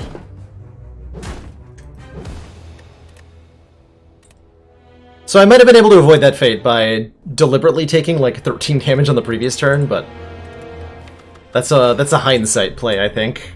I can't imagine too many options where doing that leads to winning the fight. Can't exactly blame that one on the coffee dripper. Had mostly to do with the fact that we found pretty crap cards through Act 1. That I skipped the last 3 card picks had a lot to do with that loss. That's alright. That is okay. Sometimes that happens. How is this Act 1, by the way? We can get 4 elites and 2 fires. We have an energy relic on defect, Velvet Choker. Gain an energy at the start of each turn, but we cannot play more than 6 cards per turn. That's just fine. Defect has a lot of heavy cards that are a lot easier to get into play on high energy. And the starting energy is going to make the early hallway fights a lot less brutal compared to trading in our starting relic and not getting an energy back. Like, we don't have a free lightning orb, but that turn right there, we made up the damage loss already by playing an extra strike. And then every turn thereafter, we also have the extra energy.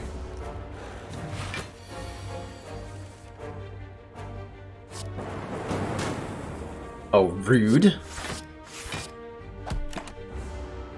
Ow. It's a rude Jowworm fight, damn. Ooh, ball lightning. Deal 7 damage, channel a lightning? Yes. Especially going into a Hexaghost, we need sources of damage, and that is definitely a source of damage. Ooh, do I turn down the early loop? I don't think so. I think I'm learning my lesson about neglecting the early orb scaling options that are presented to us and just taking it. And upgrading it immediately. And then getting ruined in another hallway fight, apparently. Damn.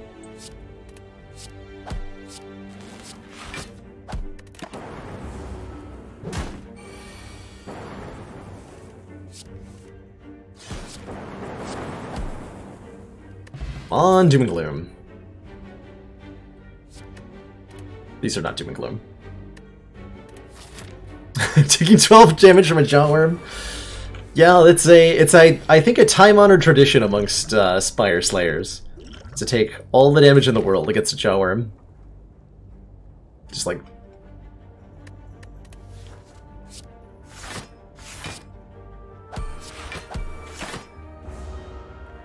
kind of like bowing in some societies. Normally the deeper you bow, the greater the sign of the respect is. In this case, the more damage you take from Jawworm, the greater the sign of respect. That'll do. Gains 7 block, channel 2 frost. Yup, that'll do. That will do. Alright, I have to imagine we're done with the taking 7 damage to Jawworm part of the run now.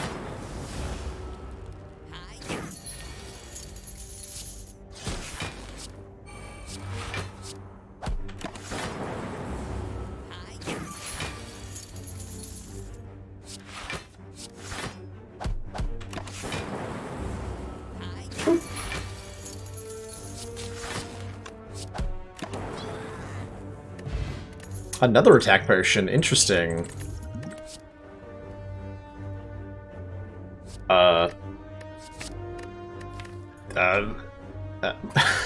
What? Where's defrag? Just need one defrag now. That's all I need.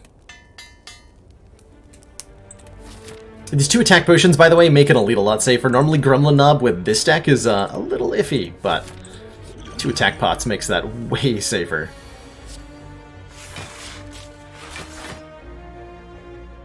How much frickin' damage is that? 15, 21. Wow.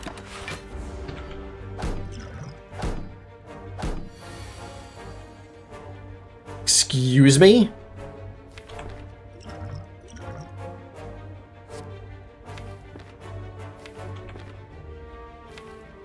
Excuse me.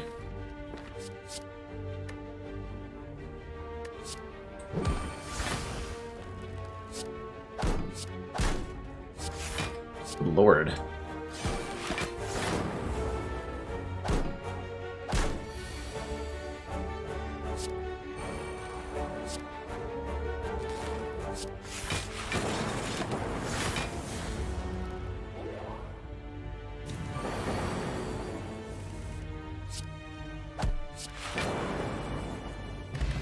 Okay, block potion make... sure. Upgrade the next loop? What is this deck, exactly? We're fighting Hexaghost? Oh boy. Happy Flower.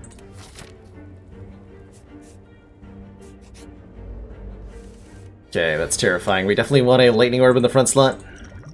Oh. Well, that helps. Kind of?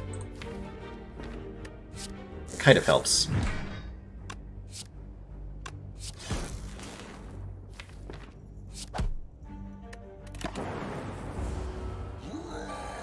Probably have to rest after this experience. All the energy I'm gonna have next turn was, Happy Flower goes off too. We have, 11 energy this turn. Okay. Unless you want to get this in front so it gets looped. We block pot.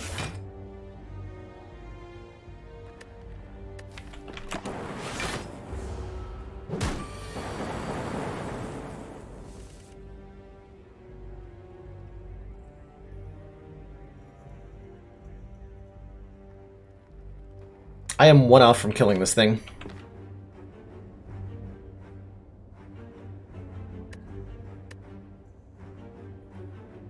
That's not cool.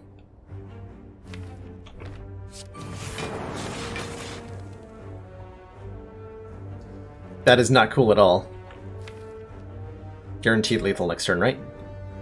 Yes, guaranteed lethal. Okay, so I just play 2 defends. Ow.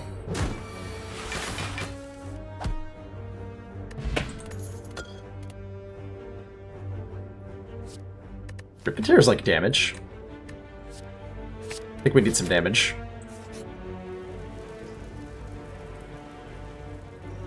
Rip money.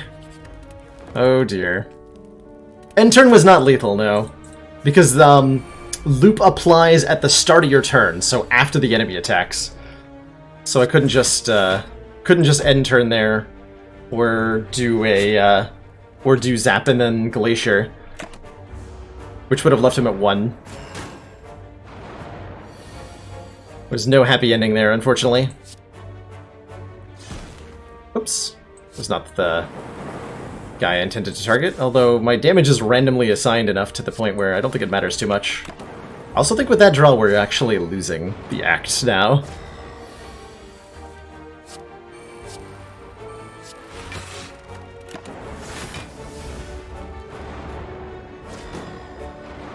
Unless this is like a data disk or something.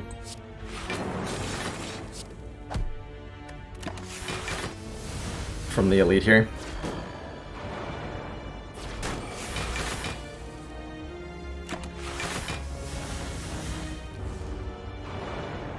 I would be dead if I hadn't mistargeted that ball lightning.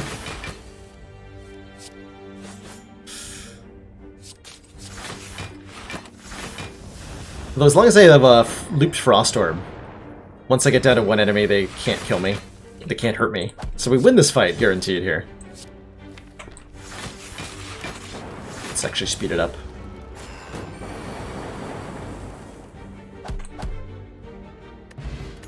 Okay, 2 attack upgrades. There's an actual Meteor Strike. Streamline seems important for beating Hexaghost, so I'm gonna take it. We could also use the Tempest to beat Hexaghost. I choose Streamline. Ew. Ugh. Alright, we're gonna just upgrade the Streamline. And if this goes poorly, so be it. So be it. 1 times 6.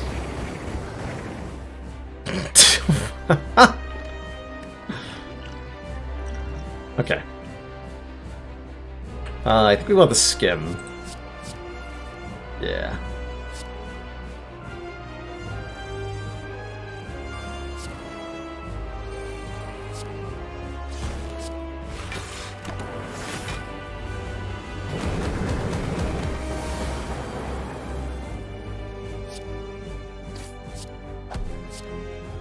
Times 2 attack next turn. Might die to that by not putting a Frost Orb in front.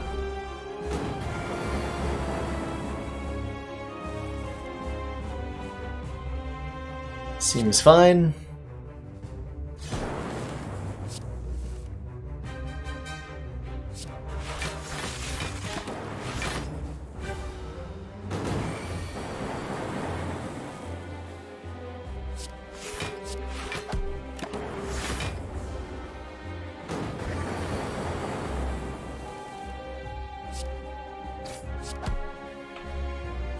I meant to have a Frost Orb in front at the end of this turn, but the draws did not allow it. So I'm actually very likely to die right now. To this 9 times 2. Nope, we're fine.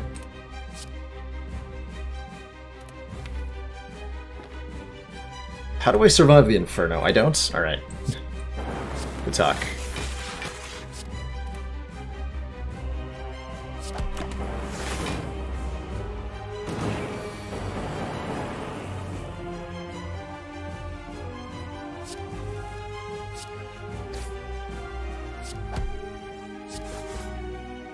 Or do I? Let's see, next turn, the most damage I can draw is Strike Dual Cast, which is going to be enough to kill.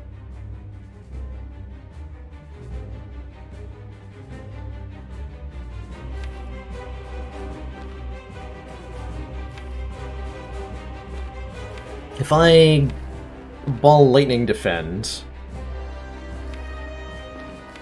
and I draw Glacier, Defend, Dual Cast, is that enough to survive? I don't feel like doing the math, so I'm going to assume that I have a kill here.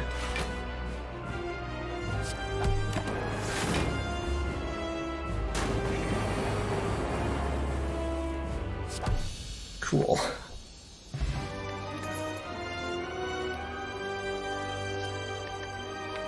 Multicast? Core Surge or another actual Meteor Strike. This Meteor Strike I could get away with taking.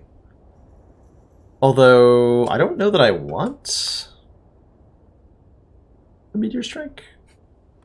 If we take an Energy Relic from the boss, it'll be playable every turn, which is a big deal. It does a lot of damage, channels a lot of orbs. Core Surge is merely okay until I find a Bias Cog. What is like the foundation of... If I do find a Bias Cog, it's great. Yeah, is it good enough? That's the question. Mostly it's pushing out the orbs that are doing important things. Like, yeah, we can loop ×4 a Plasma Orb and have 10 energy a turn, but, like, what does that do for us? I think we take the Core Surge here and hope. That sure looks like a White Beast statue to me. Always got a potion after combat. We could go to 5 energy, but we didn't take the And we already have a Happy Flower too. Yeah, we didn't take the Meteor Strike, so there's no real need to take a Coffee Dripper. Feels excessive. This act is ugly. The store has to have a good power in it. This needs to be a bias cognition in this store, basically. Let's find out if there is, shall we?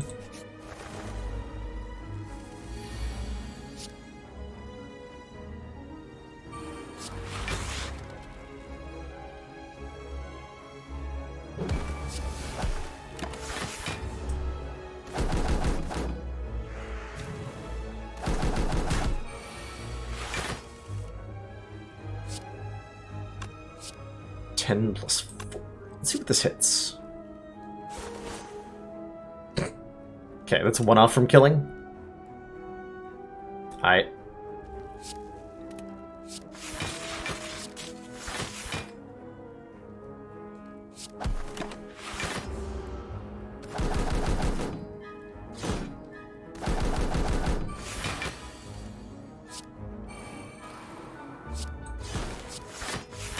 Actually not bad as far as fights go. I think this is a ugly matchup for us, so I'm particularly impressed we're coming out of it so relatively unscathed.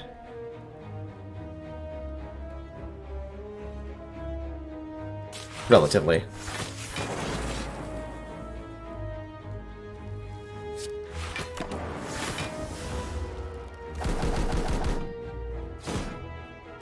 Perfect block. Nice. Oh, come on. Really? Get him. Get out of here. 18. Perfect.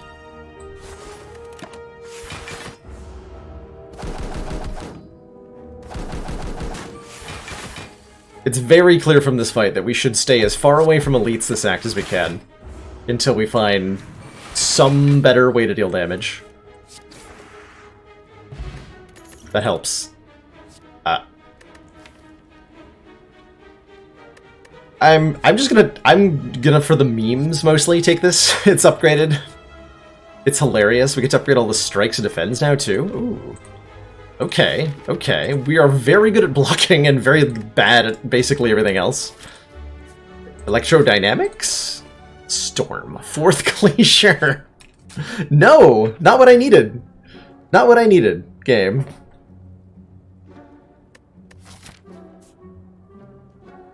Absolutely not what I needed.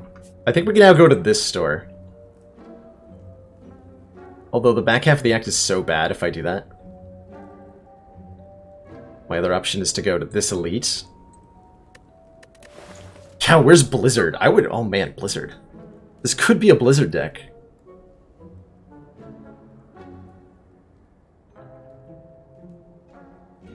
I think we need this power potion.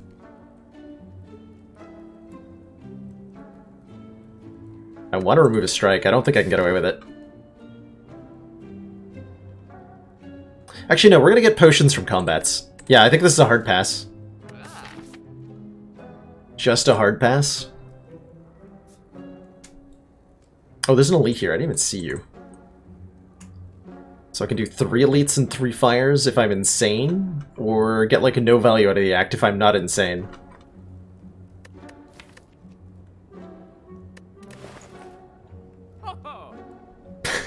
I don't like our odds either way. We already got the best event in the act, so I think I go hallway fights now.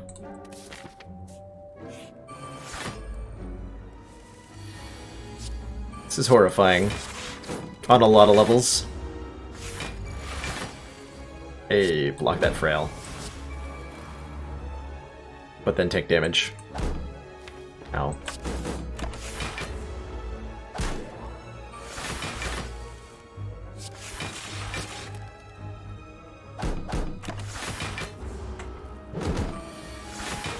Just any focus. Any at all. That's all I need.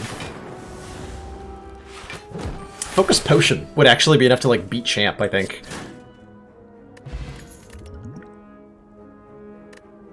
Hologram makes Streamline come back.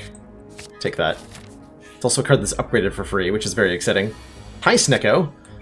Got bad news for you. My deck is really good at being confused. Got glaciers for days. Everything's 0 cost, because Snecko's a baller.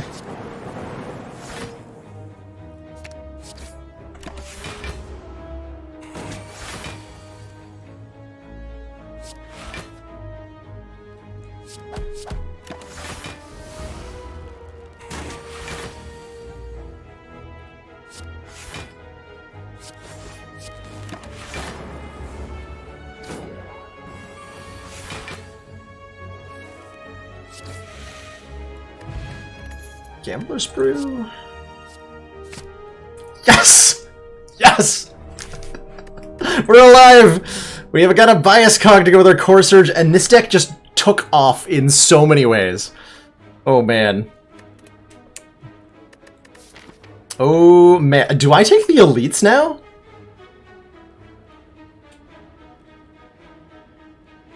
I think I do.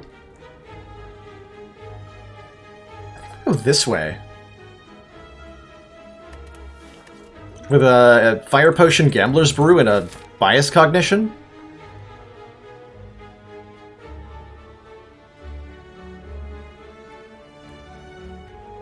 Oh, sorry if that was too loud, by the way. I can move my mic a little further away from my face, and I can try to keep my volume level a little more consistent. I know a lot of people like to chill out to the stream. So maintaining a relatively consistent volume level is important to me.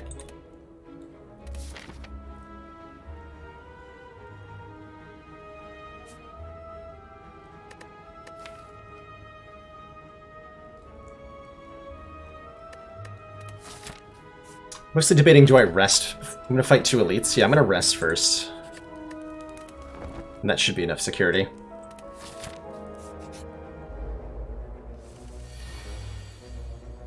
And that's a little iffy.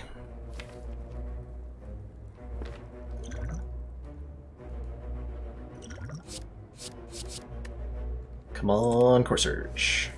Yes.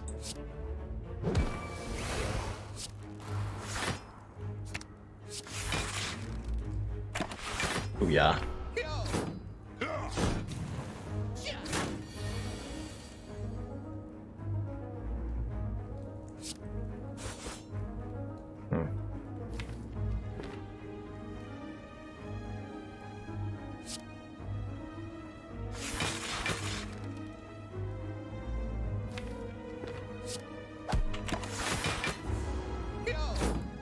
A little bit spooky when we're vulnerable here, but with these Frost Orbs, should be a-okay. Just have to use both potions in this fight. Slavers is like always the worst Act 2 elite though.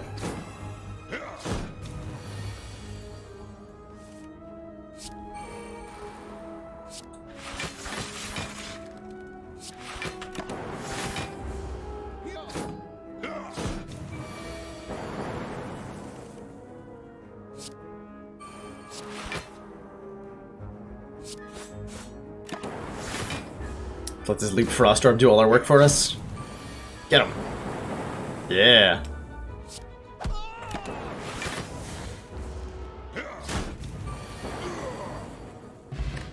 And we don't feel too bad about using 2 potions because we have White Bee statues, so they're going to come right back to us. Stone Calendar. At the end of turn 7, deal a whole bunch of damage to all enemies. I guess? I'm actually going to take this reprogram because it'll let us set up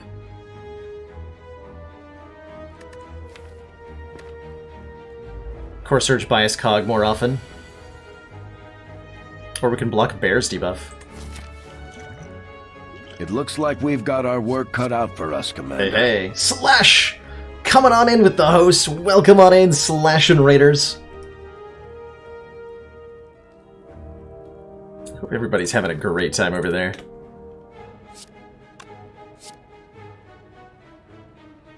So we're blocking Bear's debuff. We don't care about Bear. We don't really care about Romeo. Who are we killing first, then? Just the little guy, huh? Excellent work, Commander.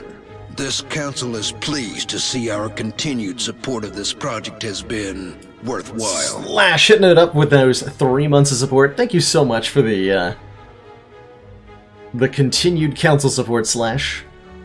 Sorry, the original racing idea didn't work out for today, but it's great to have you here. How is your you're doing what? Isaac runs today, right?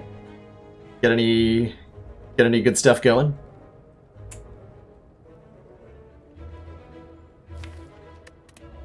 Yeah, the deliberation is whether I want to end with 3 lightning orbs or not.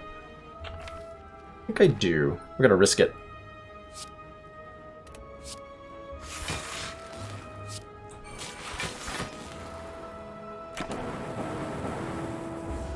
Get the extra damage this turn. Oh yeah, I'm happy with that. This is gonna be 24 AoE.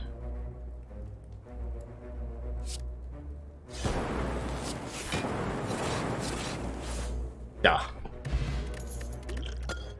Red Mask says, apply 1 week to all enemies at the start of the turn. And we're very happy with that. We're very happy with 10 max hit points. And this can't be Tri-Slavers, so we're pretty happy with whatever this is.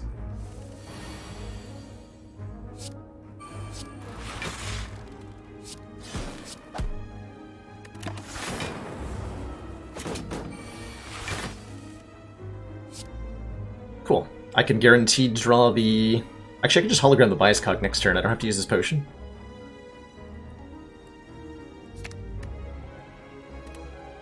Or I can just draw into it now. Do that.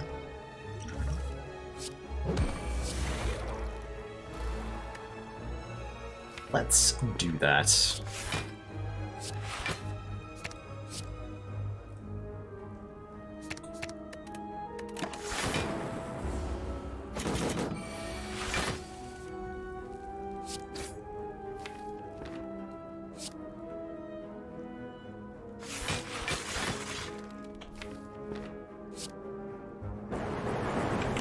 Go hard with the defensive scaling here. That might not be wise.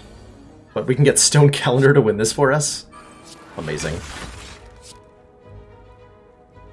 Okay, those are good cards next turn. Let's card 1 of these. Plenty.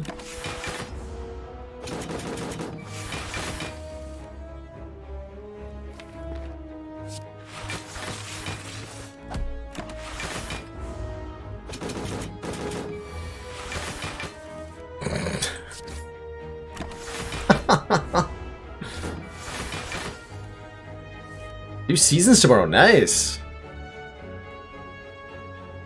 Ooh. Bronze scales from the Book of Stabbing, amazing.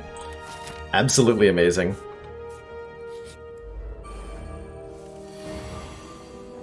Block the... Sure.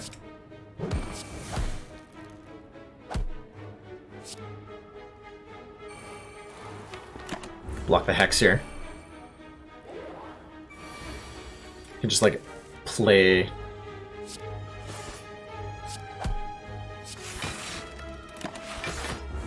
Play the bias cog normally.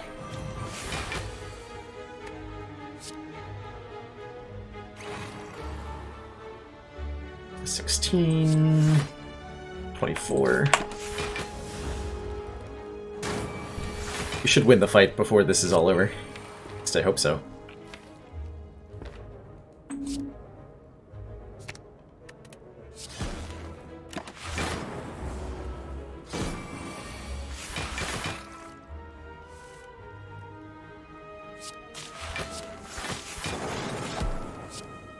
Yeah, definitely.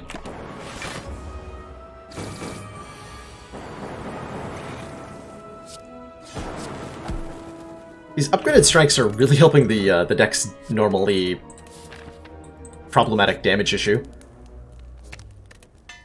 Very important upgrade there. Plus 1 more focus when we get that into play. And it's the rematch against these nerds. I think this time we're just going to play our... Well, no, we're going to use the draw potion. Hey, welcome back into the fray. Core Surge, Biased Cog. Absolutely beautiful. Absolutely beautiful.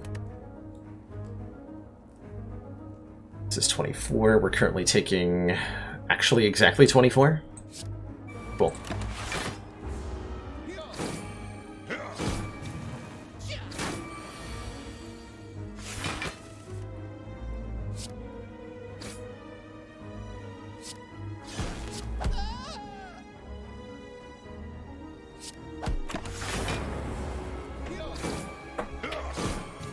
Deck's pretty good.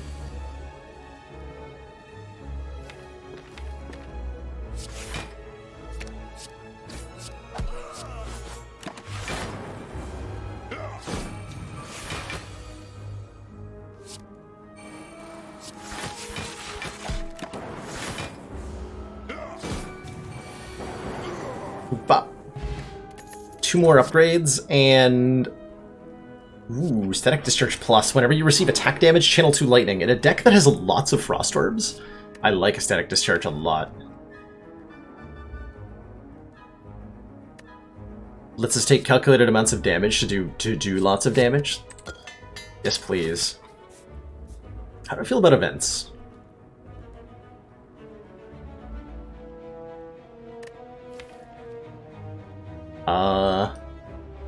Don't want apparitions, don't want bites.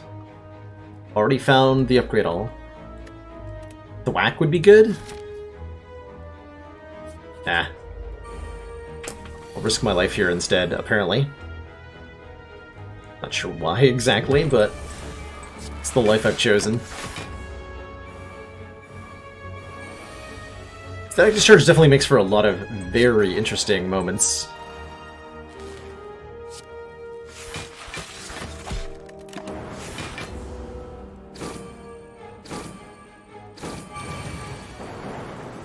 See if we're looking at any yet.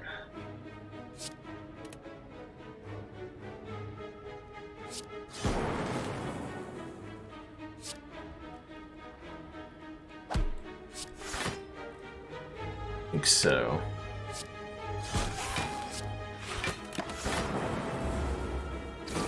Just easily winning the fight. Rip.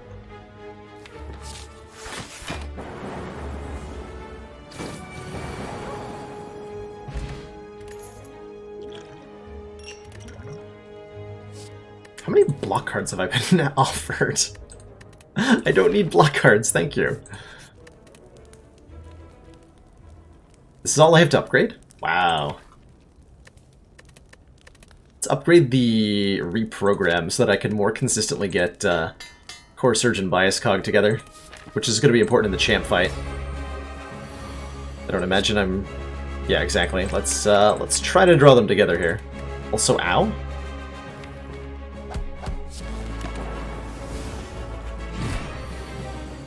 Nice. See, that reprogram is the only reason I have the combo here.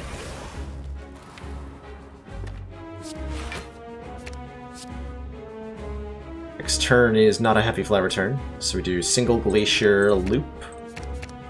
Try to get the other loop into play.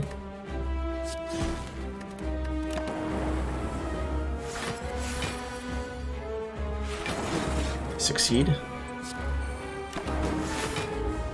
Cool, all the orb scaling powers are in play. We are working on 7 orbs with 5 focus, which I think is more than enough to beat champ here. Poor guy.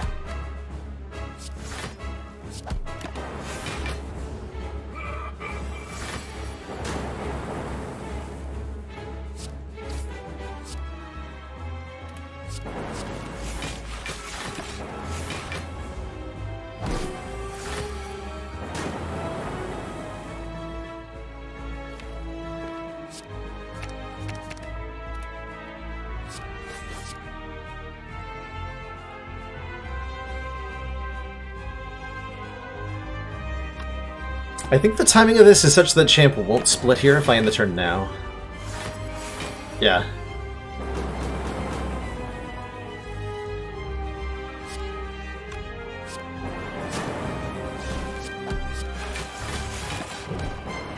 We get calendared.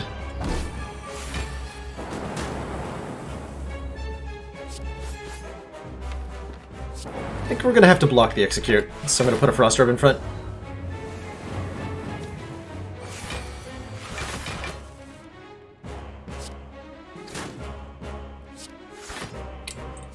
Although with the double Streamline draw, I could have gotten a kill, I think. Not that we don't just block this effortlessly. Alright, good fight, champ.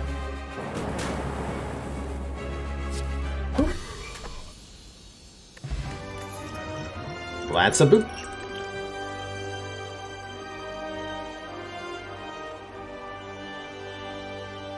Interesting options here. Amplify lets me amplify the loops. That's kind of a big deal. Being able to play the loops more than once. It's kind of the whole thing the deck does, is just play loop, Glacier, and Bias Cog. Seek lets me get the combo out more consistently, which is probably really important. So I'm thinking the Seek is the, like, reliability answer here.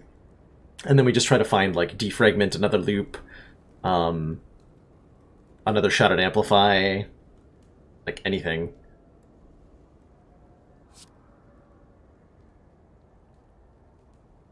We definitely have room to upgrade that Seek, because we have nothing we care to upgrade right now. Grab the Seek here. Interesting. Pandora's Box says transform all strike and defend cards, and if I didn't have upgrades on all of them, I might actually do that. But that they're upgraded is kind of a big deal.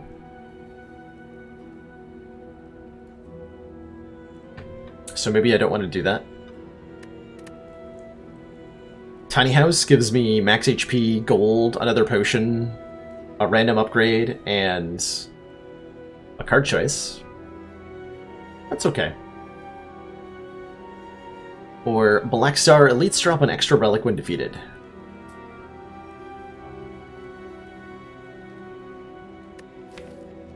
Which could be really good. And I think we're in great shape to fight elites this act. I could definitely see Pandora's turning out okay. Like, we do have 4 strikes that are pretty bad. So even if we're losing 4 cards that are pretty okay, maybe we do want that Pandora's.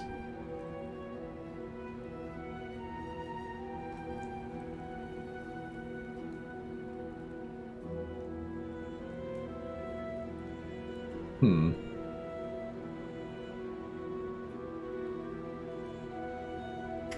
don't think I do well against the Giant Head? I think we can block for 70 pretty easily against Giant Head.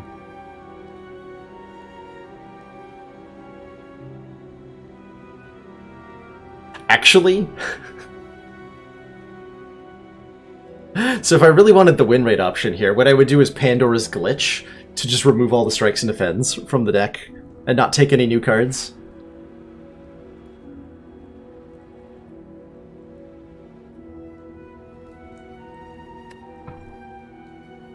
Oh, it doesn't... like, our ability to do damage to the head truly doesn't matter because we outscale the head defensively enough. If we have 7, we get, what, 5 focus, so we get 7 block. If we fill everything with Frost Orbs, 7 times 7 is 49. Yeah, there is a glitch, so... I actually don't know exactly how to do it. Something about going to the Input Settings tab. But you can avoid getting the new cards from the Pandora's Box. And just... So functionally the relic would then just remove all the strikes and defends, and then this is the deck, which suddenly becomes this really tiny, really consistent, amazing engine of destruction. So... You know what? I'm going to take the Pandora's, and if it's bad, I'm going to show the glitch off, or at least like try to figure out the glitch, since I've never done it.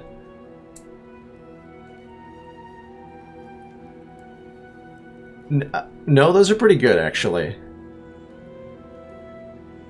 Our block cards got way better. We now have a Consume and a Barrage to go with it. I mean, these are better than Defend Plus. The Force Fields become free. Yeah, I'm gonna keep those. I'm gonna keep those. Have to go here. No choice. Like the present, isn't that what they always say? No choice like the present? I think that's something that's said.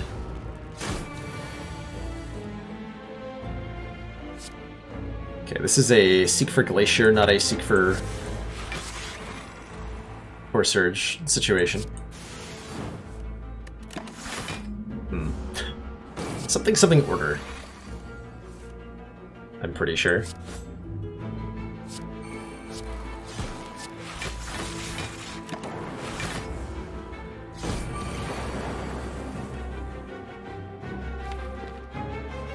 Hologram.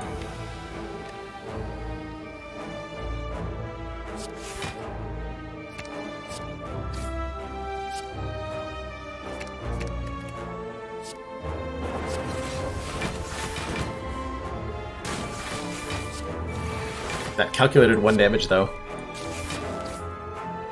That I definitely did the math on. FTL with Choker, no. Recursion, also no. Also no.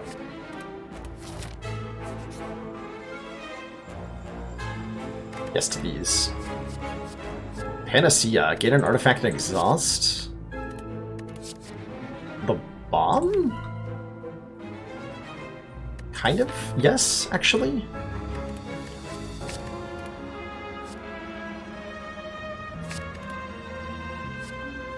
This deck is weird. This deck is very weird now. Oh, hell no.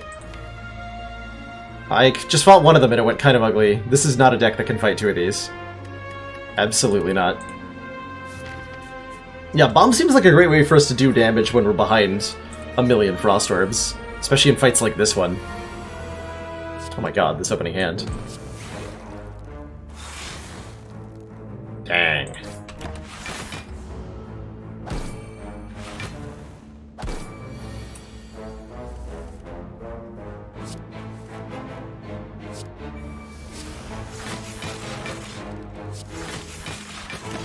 I block. Your turn.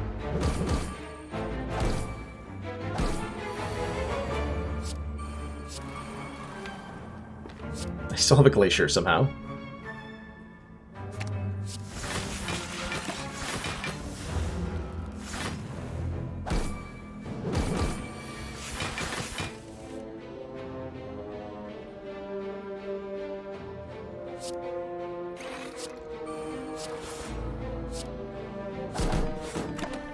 Guess I could have done that in a slightly different order, huh? Why not see for the bomb? I just didn't feel like it was, didn't feel like it was particularly worth there. Like in terms of... how to describe it?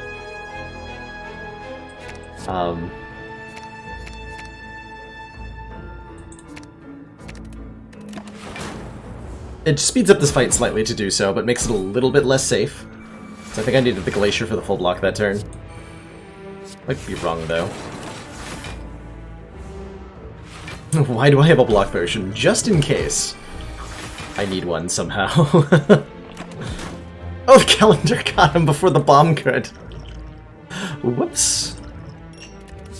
My bad. Uh-oh.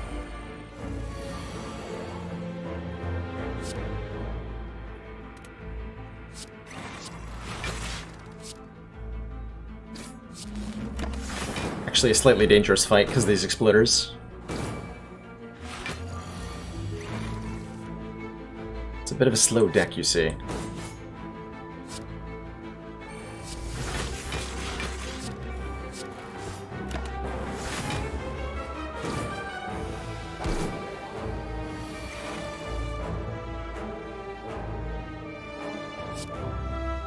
Uh-oh. Everything's fine, everything's fine.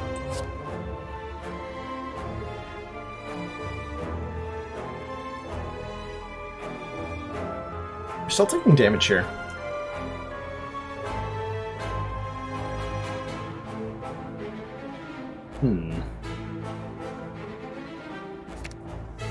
Oh well.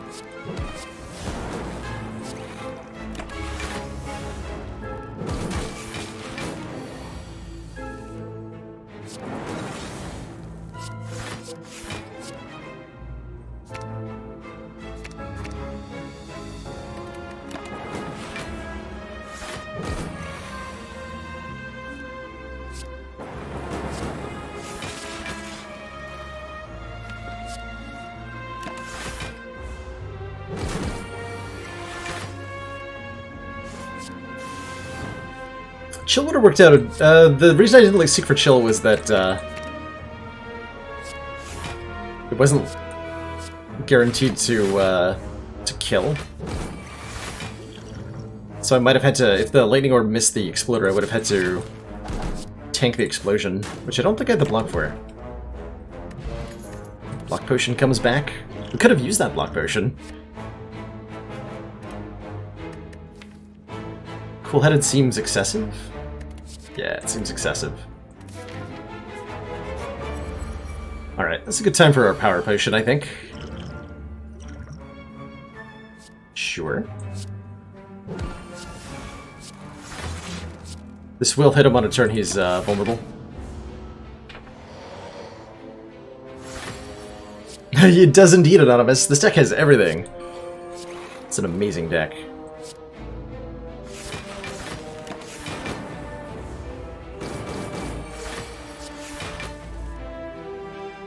And it's about to outscale this nerd.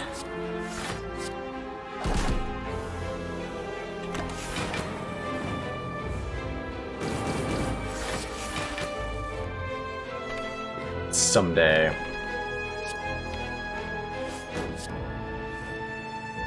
You have got to be kidding me. Gambler's Brew? Yep.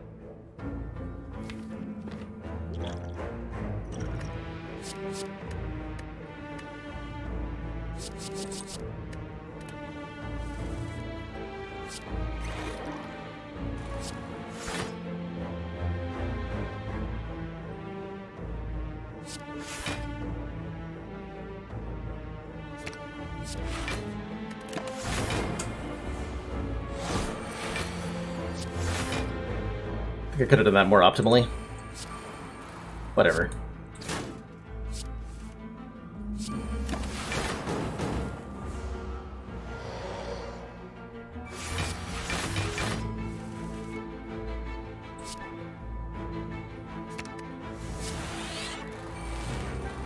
There we go.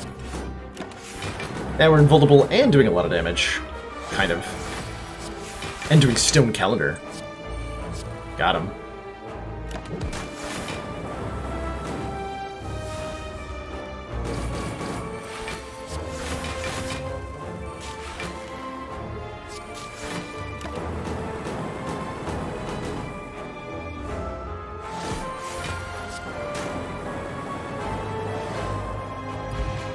Bottled Tornado.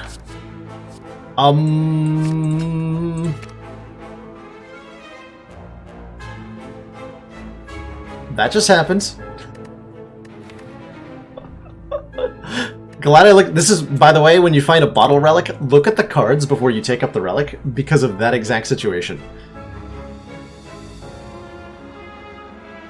Just in case you want to bottle one of the cards from the card reward screen.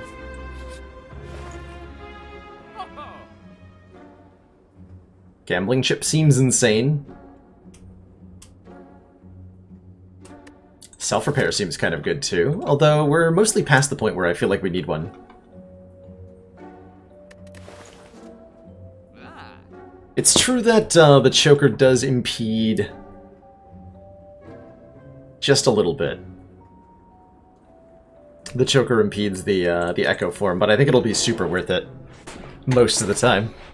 And it means the Panacea upgrade's good, because then we can double the bias cognition. Removing Claw is a good idea? Yeah, probably over a strike even. Wait, we don't have any strikes. Never mind. Definitely gonna remove that Claw, though. Get out of here. No one likes you, Claw. Do I take this gambling chip? I'm gonna go to this store. One of our most valued supporters. It says continued support of the XCOM project. Abu, thank you so much for those 6 months of council support. Your message has reached me a little bit late, unfortunately, and I regret to inform you that Claw is no longer with us.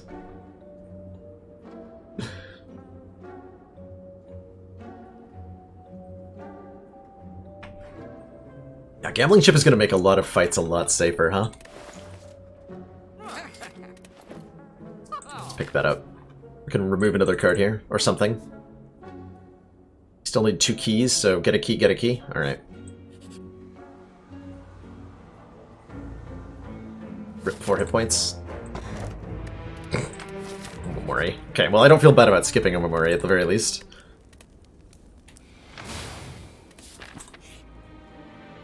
Ooh. This is not an upgrade all, right? Could be? Could be. This definitely could be an upgrade all.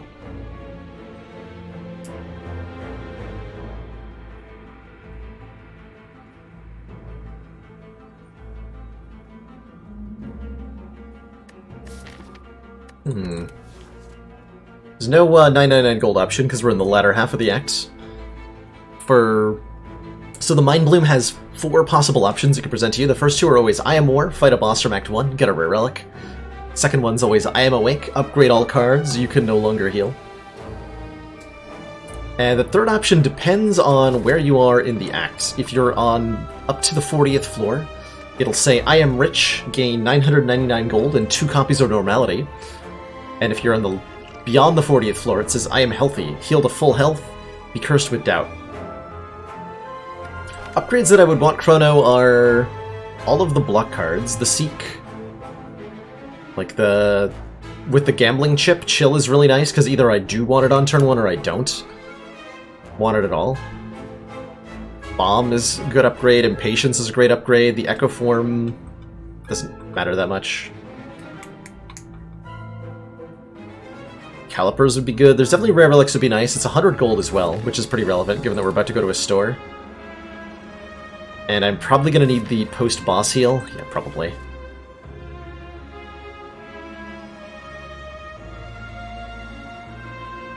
So I don't want the upgrades on the block cards because the heart hurts a lot.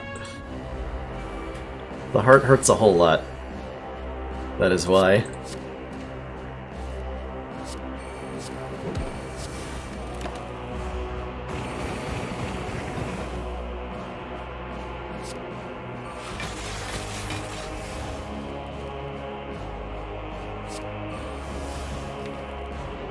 Seek 4.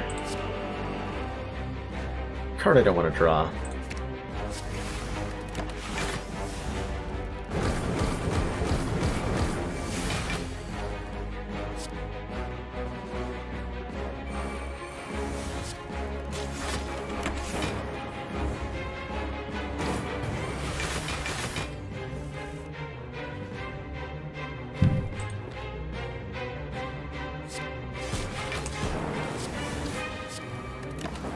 Double bias next turn wins the fight very handily.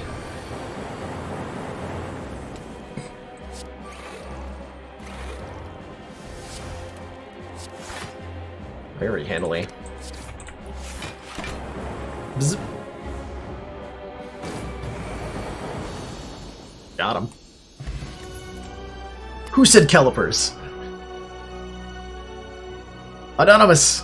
Calling it with the calipers pickup. Now I have a reason to want the block cards upgraded, Chrono. Although, obviously, like, I can't both have my cake and eat it too. White Noise Plus is nice, but with Choker, it's not that nice. Especially with Echo Form.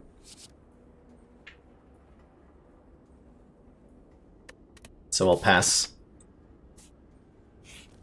Alright, store. What have you got in store? For me. Do I even upgrade this Consume? Right now?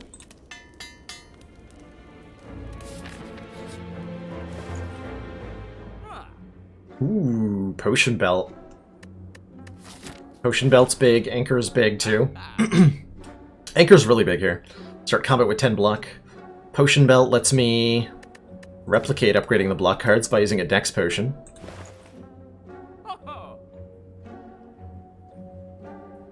What cards would I like to remove?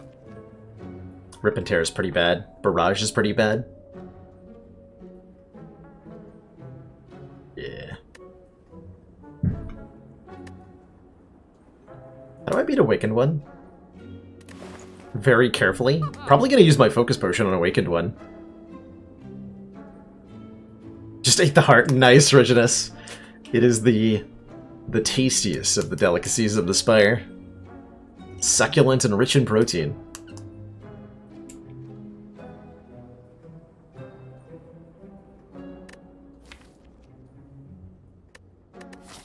getting a potion drop here.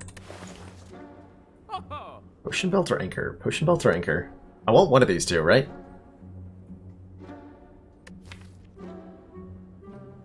Anchor's a really big deal for all of the fights that remain. Alright. Helps me get the bottleneck form down. Yeah, I'm gonna hold that was the correct decision.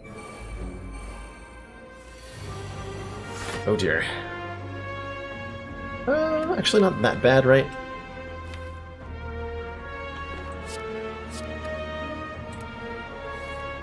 Ooh. Not bad at all.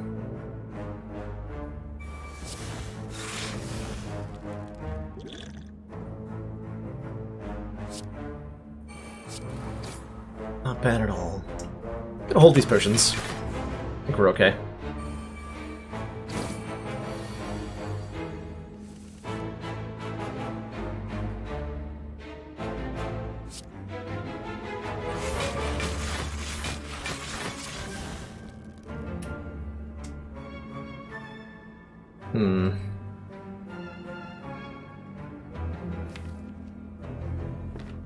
That's a lot of damage headed our way next turn. Double Core Surge will kill a Dagger Redo, though. Or I can just block for 1,000,000? We can have 4 energy. It's not 1,000,000. Okay. Go like that. Let the daggers kill themselves with their suicidal attacks here. Oh, I've actually never seen that before. She tried to summon when there were 3 daggers in play, and she only summoned 1. Fascinating. That is really fascinating. Huh. Amazing.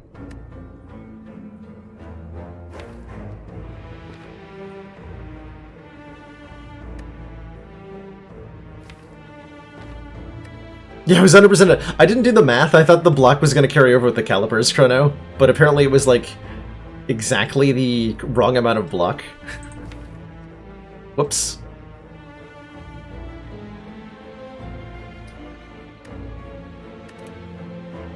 Whoops.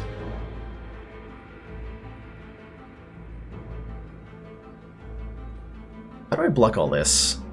Core Surge, Seek for Bias Cog, and Zap? Play the Glacier? That still results in me taking a whole bunch, doesn't it?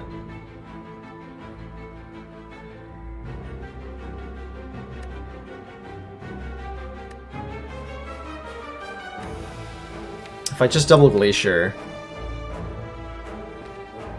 I can double Glacier, hologram the Streamline. Delete this one. Each of these glaciers is 20 block? That's probably better, actually. Double Glacier, hologram Streamline. Yeah. I can do the math, but that sounds vaguely correct.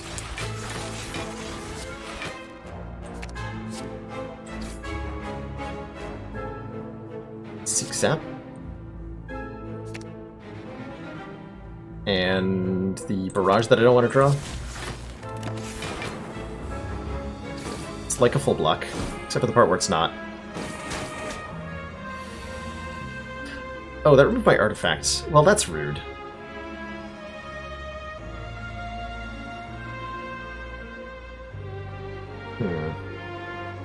Crap.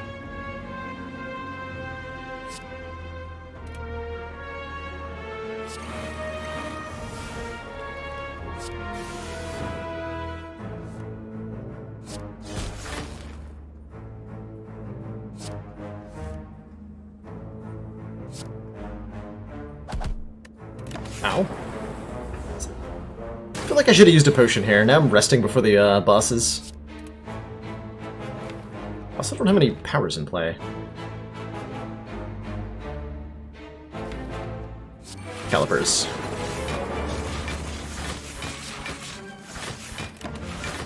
Calipers.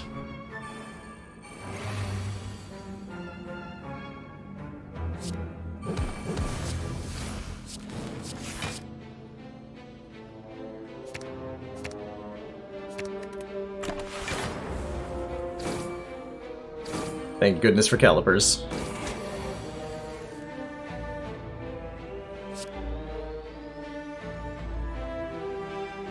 Only have to play that once.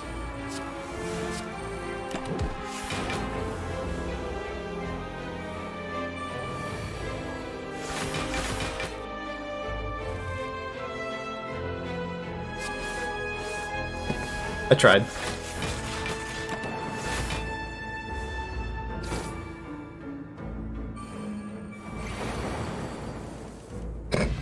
Hey, bag of prep with gambling chip. Very exciting.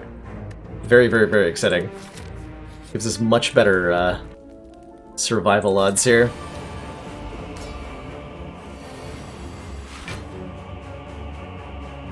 Okay, do we want to try to double biased? We want to play the bomb, quite honestly. What we want to do.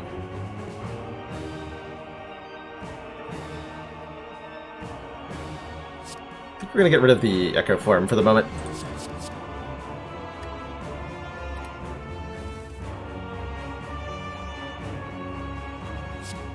Unupgraded Consume, my absolute favorite. So this is going to be Bomb, Hologram Bomb. So in 2 turns from now, all of them die. All I have to do is block 1 turn of Bird. That's all I gotta do.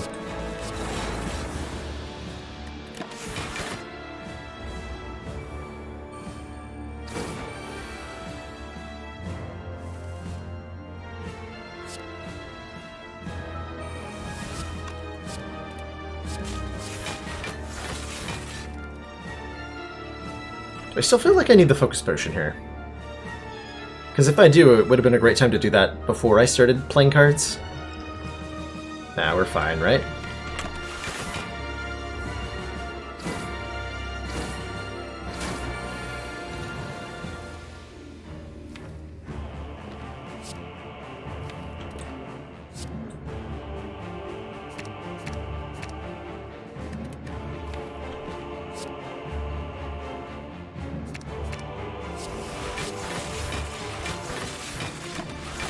Kaboom!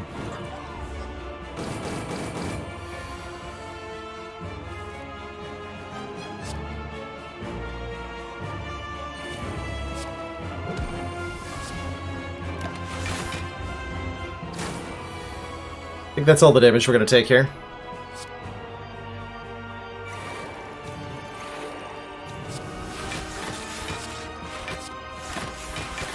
Yeah. We win the fight now. Excellent.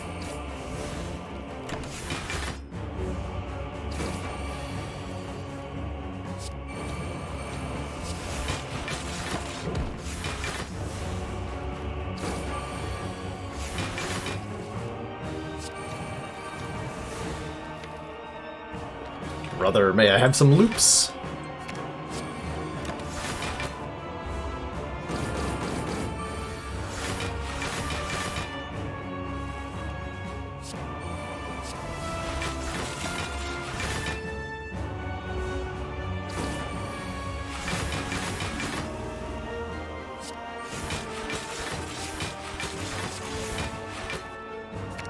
I think we're going to 999 block here.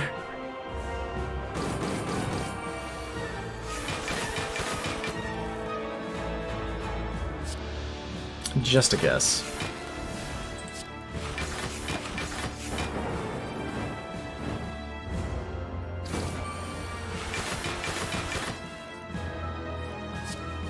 Okay, we can start doing damage now. I think we have enough block built up that we should be okay.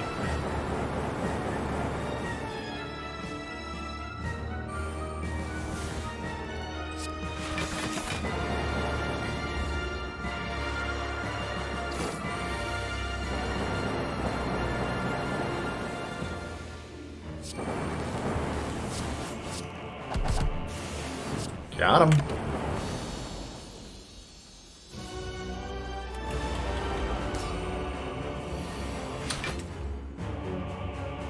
That is a lucky start.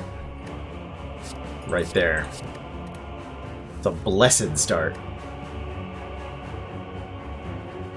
This should block, I think, the vulnerable that he's about to apply. Which I would like to block.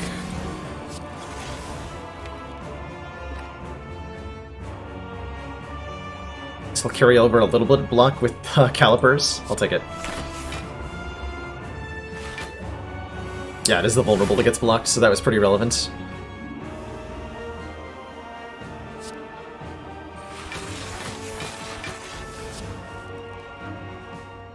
I'd like to double cast that.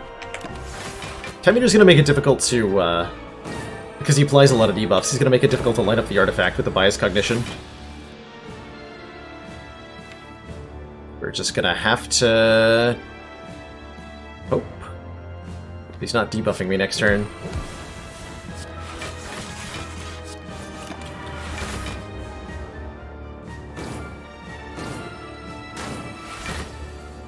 Well, not debuffing me twice. This is fine.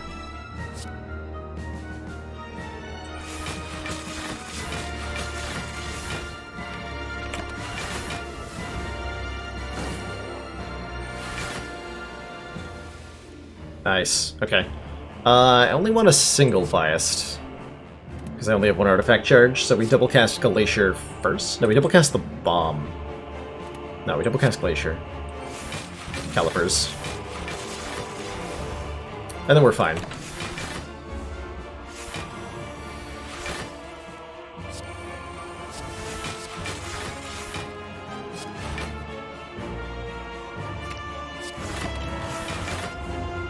And then we're fine.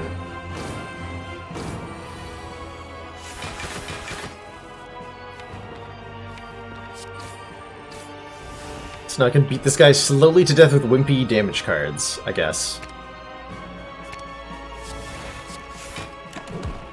And the calendar. And all is well.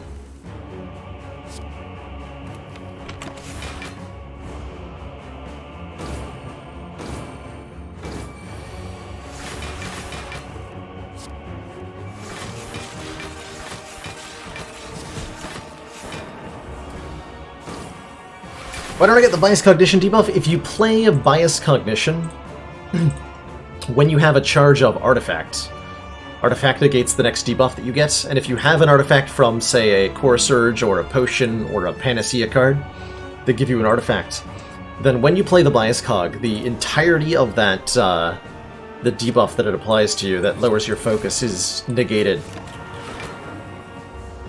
So you just get to have the 5 permanent focus for the entire fight without any downside.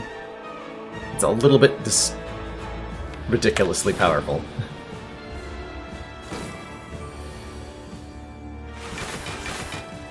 It's a lot ridiculously powerful.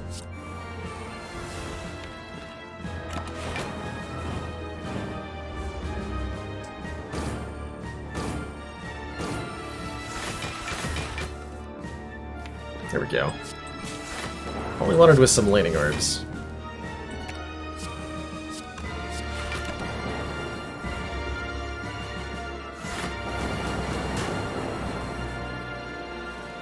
Do not play Consumed here. Consume would remove both of, because it would get double cast, it would remove both the orb slots. It would be very, very sad. Triple bomb? Triple bomb. Easy game.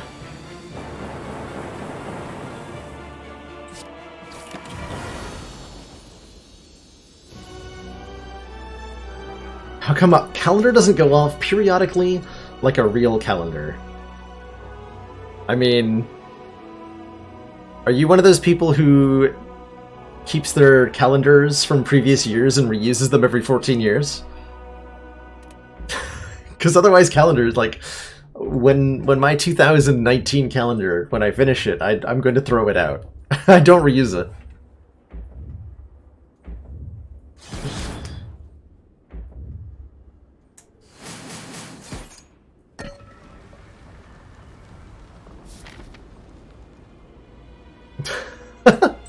And that world is the best world, Snakebird. We're short 9 hit points. Or a Consume upgrade. Which is way better, probably.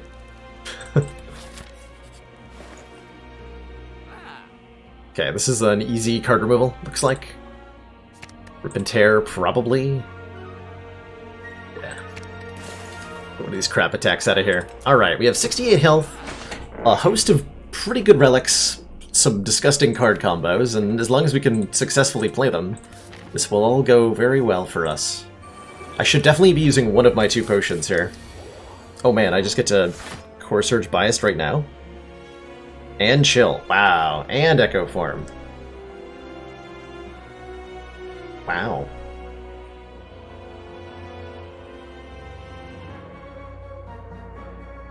Barrage is always worse?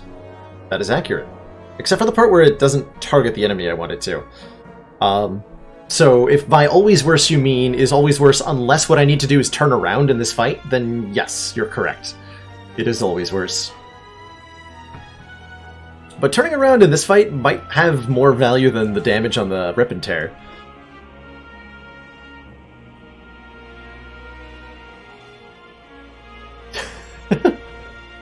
Yeah, you only need...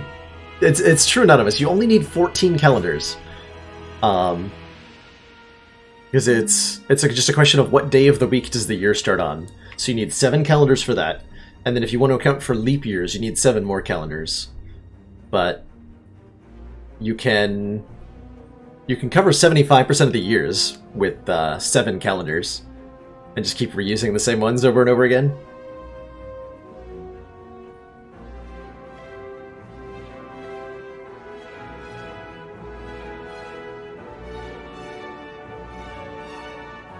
I can Seek too. This is a disgusting hand.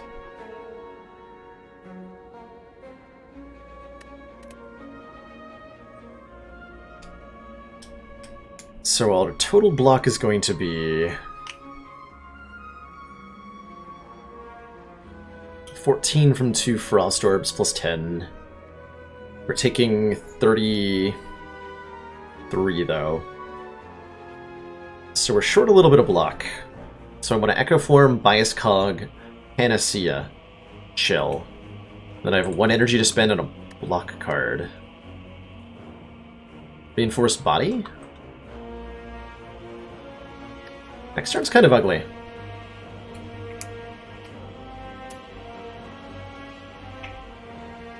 Yeah, that's what I'm thinking of doing to it. One is seeking Panacea to spend another energy on a not losing health sort of situation. Alternately, I might want to play this loop for next turn. It's probably the better play.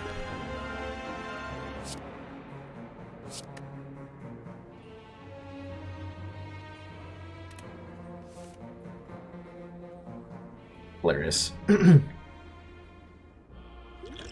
So which potion do I use then? Probably the Power Pod, huh? Although, let me make sure I'm able to do that. We're doing Echo Form, Loop, Biased, Seek, Chill, Panacea. No, that's 6 cards. I can't play the Power Potion this turn.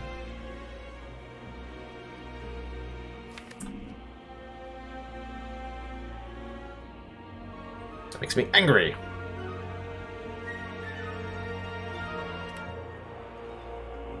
And yeah, I can turn around for -1 this turn, but then I have to turn around again next turn. It's, I don't think it's worth the risk.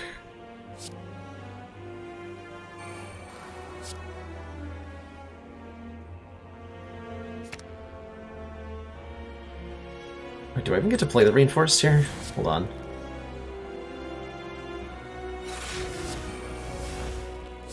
No, I don't even get to play, play Reinforced.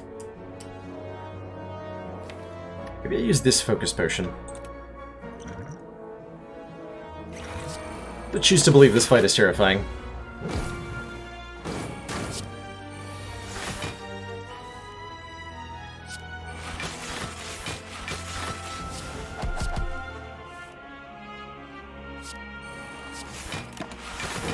We should be okay. Yeah, we're guaranteed getting a potion here. 100%.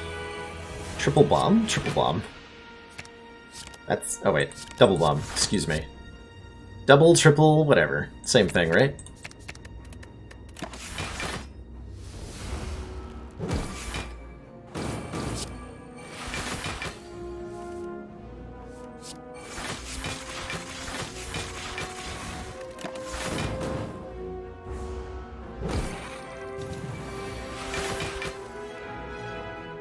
Double bomb. That's a lot of stacks of bomb. It's turning into quite the explosive finale for the deck.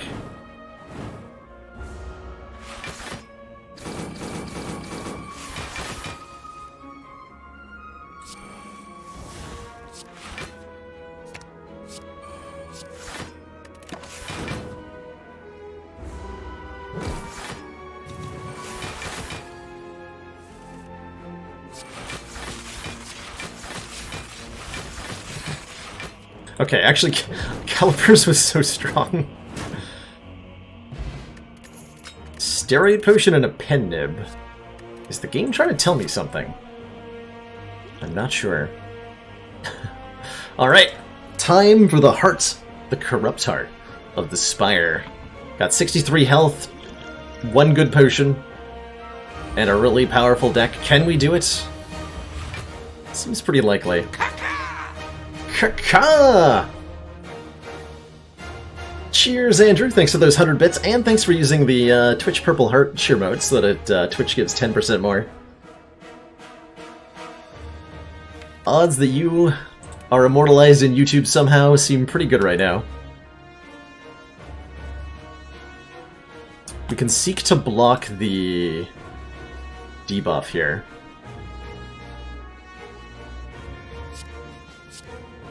I want to set up a good turn with Reprogram.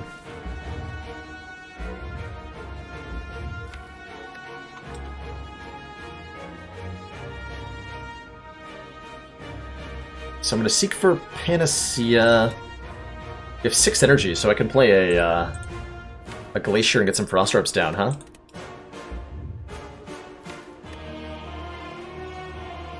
Actually, I want to seek the Core Surge, not the Panacea. Unless I need the energy. Consume? No. Don't have the energy.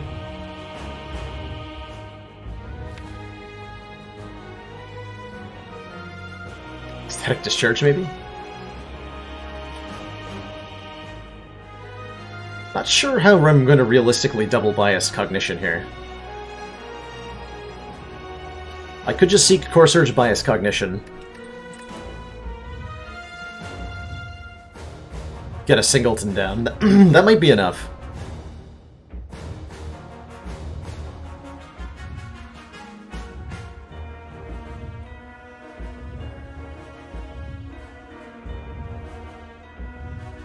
We just accept that we're getting 5 focus.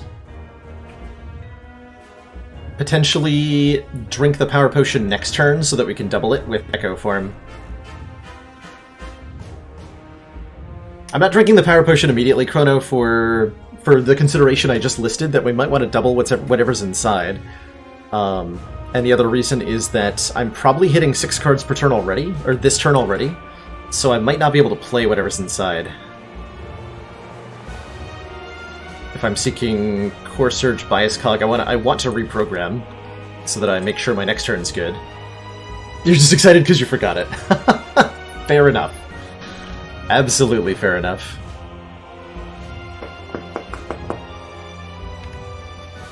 Well, this is definitely happening, right? No matter what.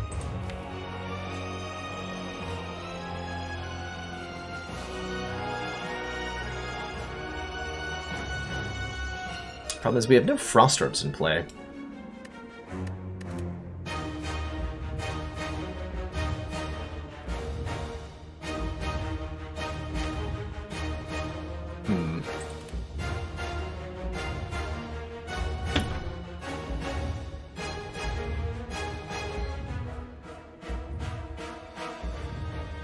Are we going to be able to do enough damage off of a single bias cog? I hope so. Maybe we get like a creative AI out of the Power Potion. Be great. Okay. I'm going to do Core Surge Biased, then Loop. Alright.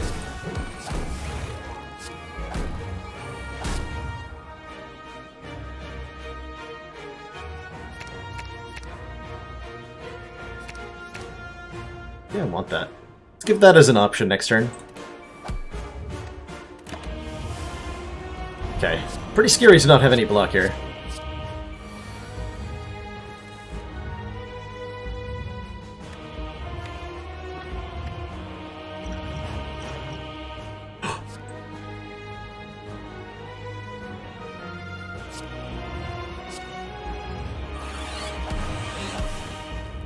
Yes.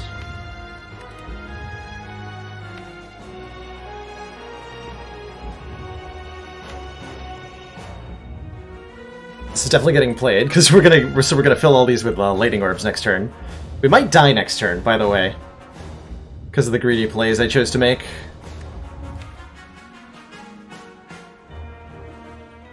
Probably want to hologram this force field. Not having any frost orbs is gonna be rough.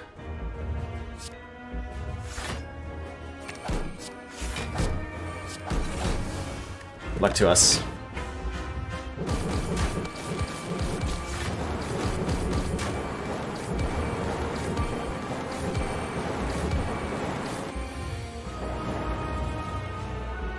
Oh good, I drew a glacier. Is that actually enough to keep me alive after being doubled? I think so. I hope so. Better be.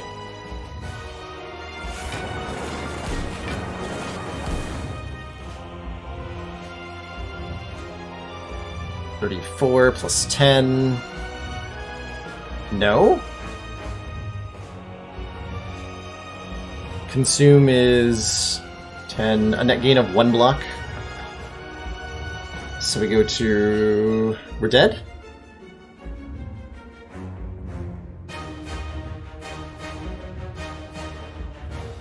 Wait, can I not do math? 34 plus 31 is not 67.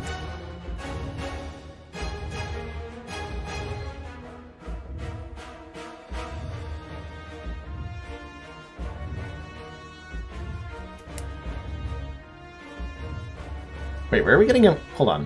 Where am I doing the math wrong, if I'm alive?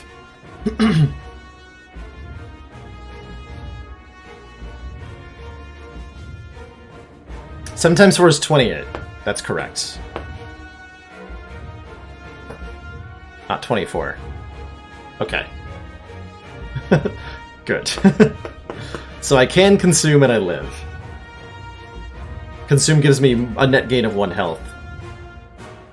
I believe. Because we lose 7, and we gain 9. Oh no, it's the same, right? Because of Beat of Death.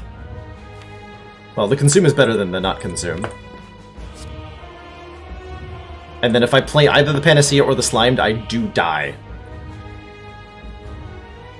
So I don't do that.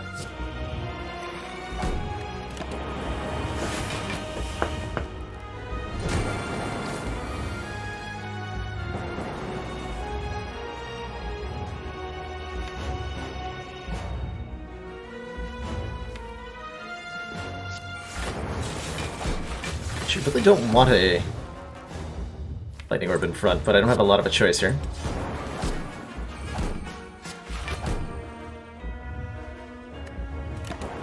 It's enough block to survive at least next turn.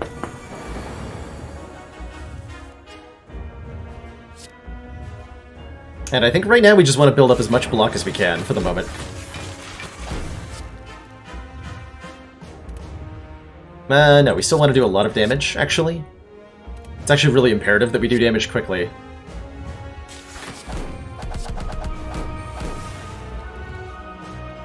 Barrage being better than Rip and Tear again, by the way. Chrono.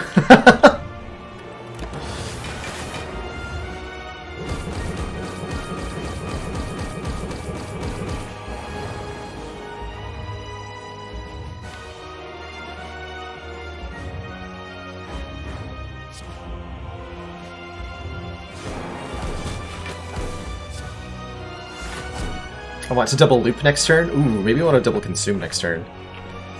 Get out of here. You're useless. You're useless.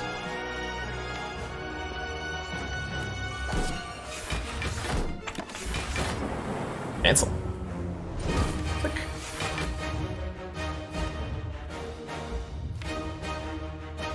Double loop is next turn.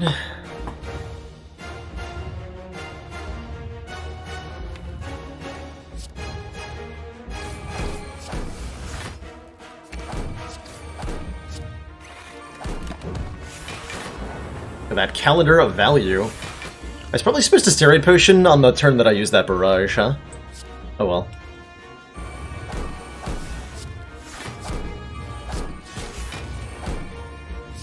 Pen nib is charged? Oh man. Wait for it. Wait for it. Oh, we're not waiting for it. Wait, maybe. Hold on. Reprogram. Yes. Behold. Behold. Behold the power. You doubted the barrage, Chrono. Deal 18 damage times 5.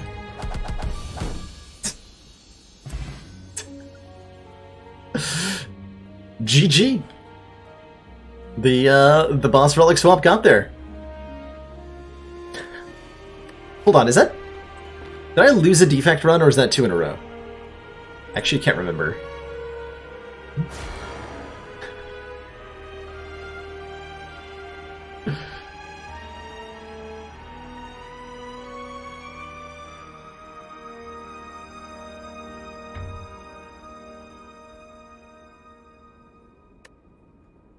Yeah, guess that one goes on YouTube, huh? 2 hit points. Dang. Dang, dang, dang. What a run. Thought this game was hard. I thought no one was allowed to win on defect.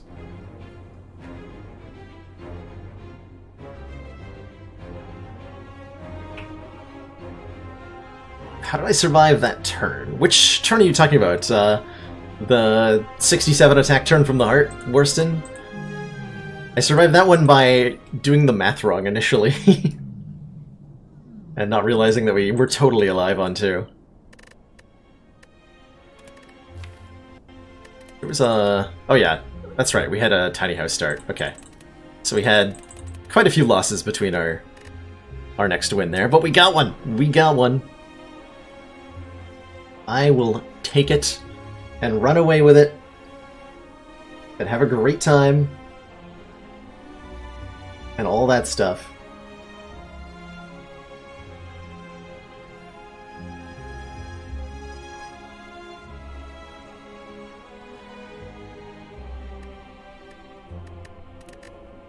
That said, I think we've got time for one more. Shouldn't take too long to lose in Act 1 with a Calling Bell start on Ironclad, right? Let's go.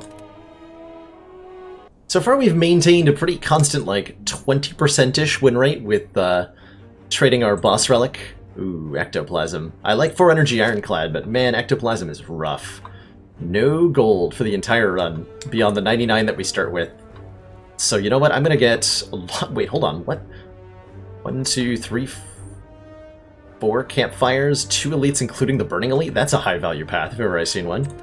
If anything can win with an Ectoplasm start, it's something like that. Let's do it up. Math is hard. Hell yeah. Got no idea how hard math is. Speaking of math, you're gonna be 18. How much is Bash Strike while we're weakened? 6 plus 6. Exactly enough? So I'm gonna play Strike on you. So that we have a likelihood of killing it next turn. Yep.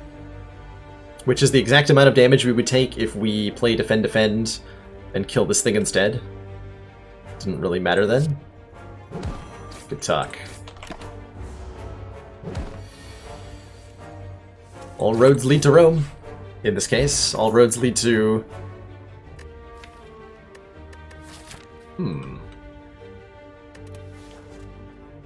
gonna be very speculative and take a body slam here. On full energy, it's already better than normal. And if we find something like a Shrug It Off, it becomes really good? At least I hope so. Smiling Mask Courier old coin. Please no. Please no.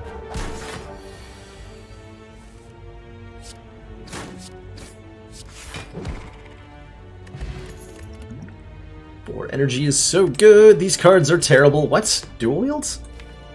Speculative dual wields? We're gonna die real fast. Okay, shrug it off. Good. I'm gonna buy that. That's all of our money for the entire run. Wait. Hold on. I didn't mean to take that. That does nothing for us. I'm gonna reset. I was so instinctive, like, oh yeah, we obviously take a gold medal this early. Wait, no, hold on. We have ectoplasm. We don't take the trap. Do not want. It's hard to find anything that costs less than 41, so I'm just gonna take this. Easy game. I'm gonna upgrade Body Slam first, then the dual wield, probably. Oh god. This is a really early triple mushroom fight. We are like dead in this fight. This is horrible. Yeah, we turn this into a win streak? Oh god. Please no.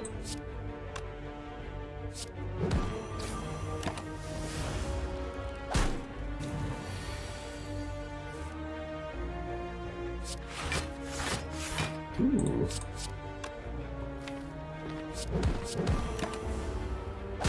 Actually, this fight went way better than expected. Holy crap. What?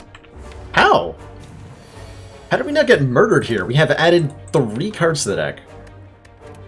And 1 upgrade. And we slaughtered that.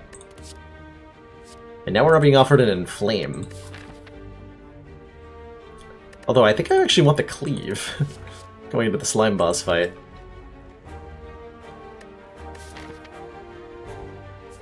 But take an extra upgrade instead of an elite? Nah, you want all the elites.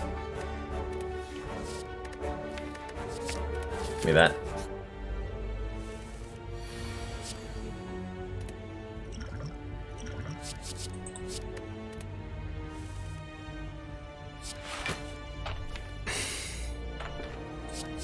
Not cool. Not a cool draw.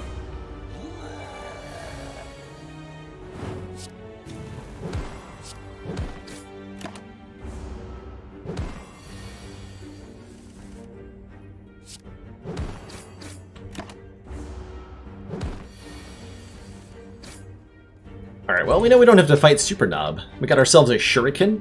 Every time we play... Wait, Entrench?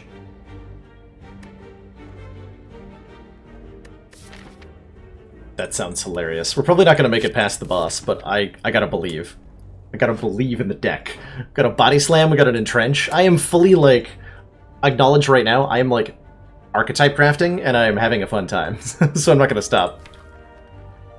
I am not going to stop. Does that mean I don't go for the Burning Elite? No. We embrace it.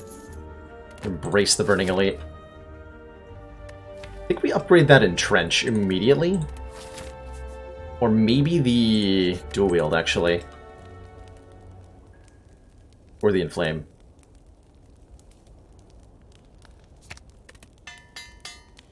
I choose you. Good.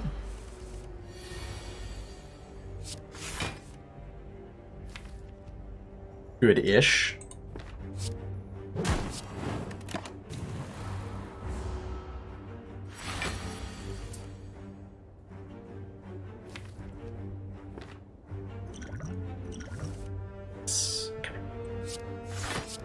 Behold.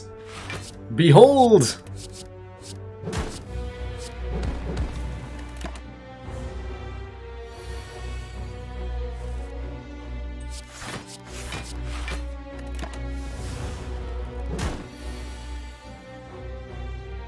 Don't behold. Stop beholding.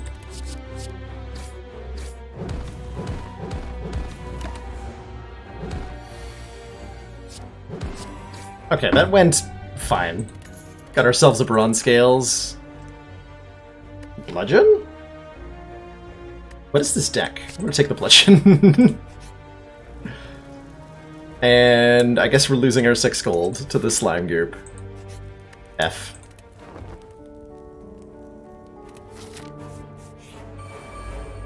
Yeah, Ecto and Suzu used to be considered the best relics. I remember those days. How wrong we all were.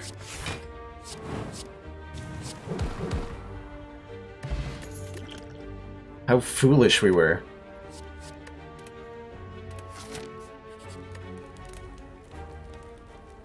I'm gonna upgrade Bludgeon for Slime Boss. Although maybe the,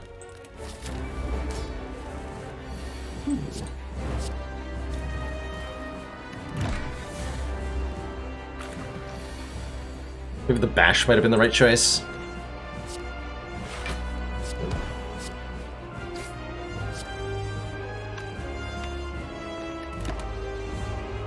Could have played that in a different order to get a Shuriken proc. But I chose not to, apparently.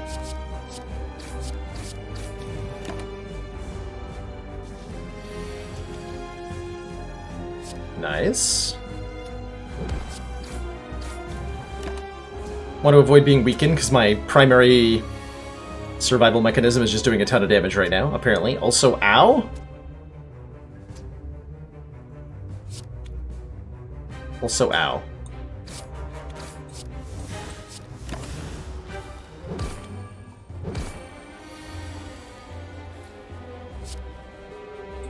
Blorp. Blorp. Got him. Ah, that's gotta be an impervious, right? With the body slam and the yeah, it's gotta be an impervious. Show me Runic Pyramid. Black Star or Empty Cage? This is definitely a deck that benefits from removing 2 strikes, which is doubly good because we don't have the ability to gain gold, so we cannot get any more removals. Deck is pretty reliant on drawing specific combo cards together. Yeah, let's purge 2 strikes. Over getting a 5th energy with Coffee Dripper that prevents me from resting. And the other option was Black Star. Double relics from elites, which is pretty good, but I don't know that we beat elites with 5 strikes in the deck. It doesn't seem very likely. We do beat elites now, though. Philosophers used to be +2 strength. I don't think it was ever +3.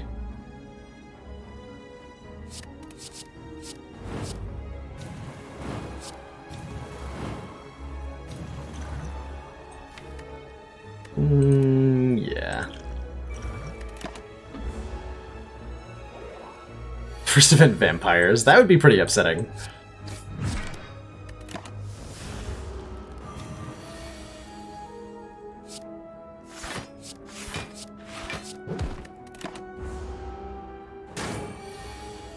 That'd be super upsetting. Whack. Headbutt. That helps me set up combos pretty well. And it's upgraded. Ooh, and I can transform 2 more strikes into 2 other things. Warcry Seeing Red? You guys can have my money. Enjoy my money. Have fun. Hey, your request, I had a great time with the anniversary weekend. It got a little crazy at times, but in a good way. So I thoroughly enjoyed myself.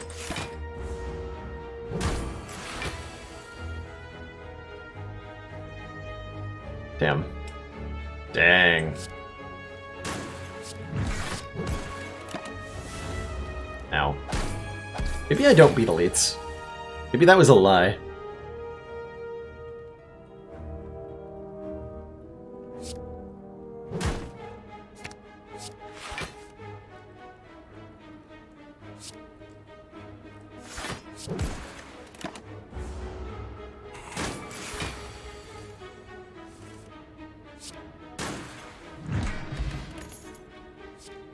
That's a good block card. We would like good block cards.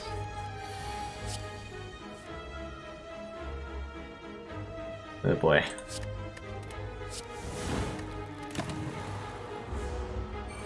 Depending on how I draw, I might either instantly win this fight. Nope. Still could, actually. If I draw Impervious, Dual Wield, and Body Slam together here, we would just win the fight. And if I don't, I might just lose the fight. Losing it is.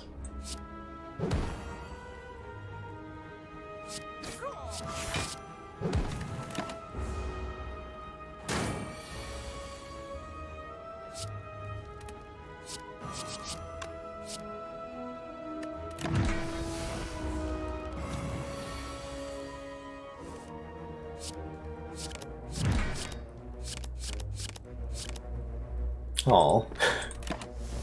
I like this deck. It was weird and bad. Kind of like it needed a runic pyramid, actually, to function. If we'd found one, we would have obliterated the entirety of Act 2. But we didn't find one, so we died. Second I would have worked too. Alright, Silent, your turn. Your turn. It happened.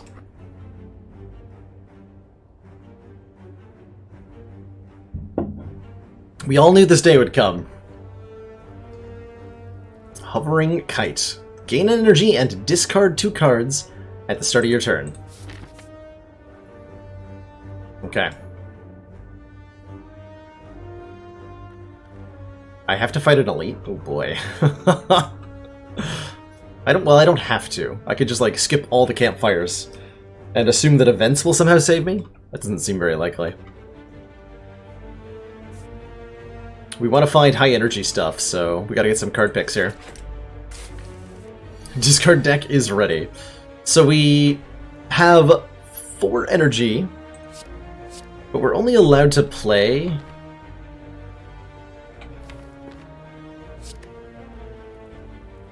3 cards a turn, so we actually cannot spend this energy at all.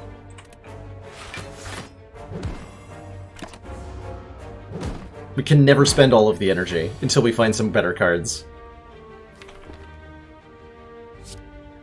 And Ascender's Bane will never get exhausted, basically. Should have played a strike, actually. Well, I get to now. We are probably going to get obliterated by most of the early fights.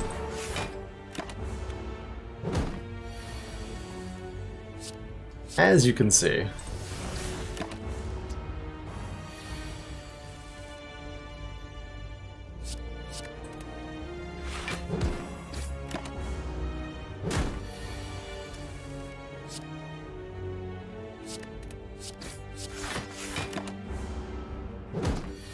Pray for Sekko after the Act boss. You have a high... Ooh, Skewer. Okay, that is actually, like, better than the Deadly Poison. This lets us spend the extra energy in a meaningful way. I will take that.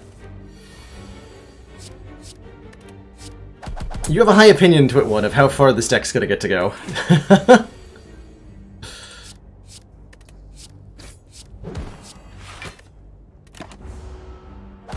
We get to the store, I'll be thrilled.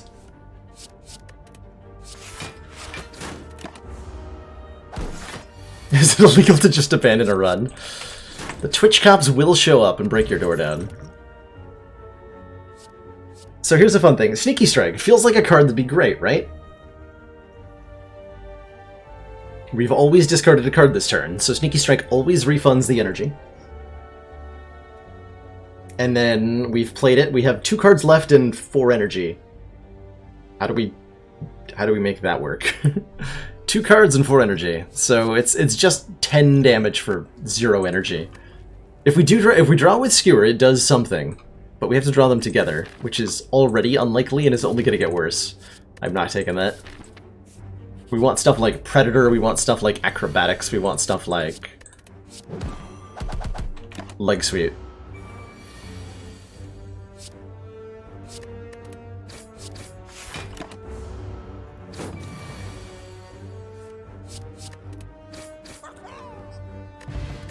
Okay, that helps a lot. That's a terrible card. Poison Stab's like okay enough to maybe let me kill an elite, so we're gonna grab it. This does some damage. Oh, hey, a Predator. I'll take that. It's like, can't afford the Bag of Prep, can't afford the Snecko Skull, can't afford Predator. We'll take Predator.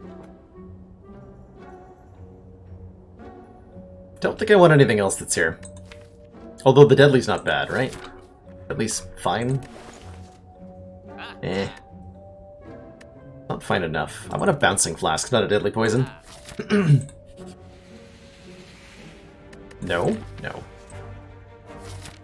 So we upgrade Predator, try to fight this elite, and maybe don't die. Sounds great.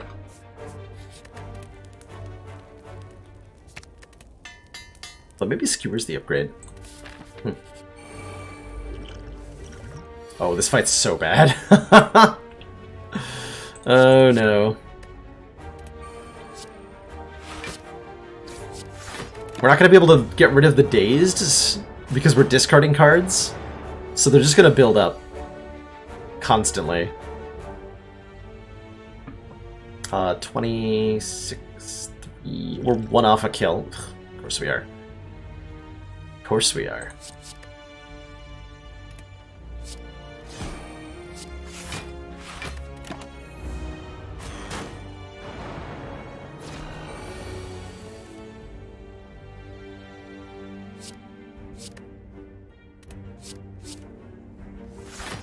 Oh, right, Predator draws after... That's so weird. That Predator draws after you choose what you're discarding. So one of the things that makes Hovering Kite especially terrible is that the particular timing of its trigger is really inconvenient.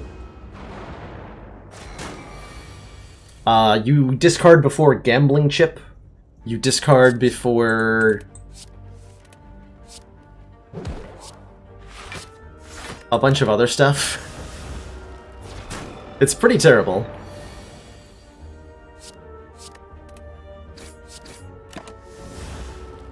I think we did manage to live, though. Do I have to use the poison potion to try to live? I absolutely refuse to do that. Okay. If I die here because I don't use this, I accept it. Oh my god. It would have killed him. Alright, well, I think it's worth 10 health.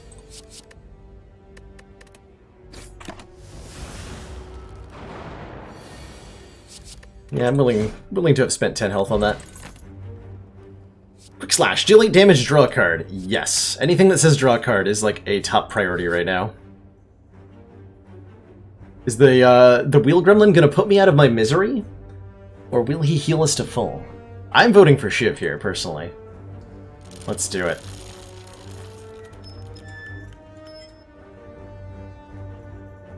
Gremlin Wheel has decided the run continues. Heal to full from 7, meaning I get to fight this elite now. I guess. Okay.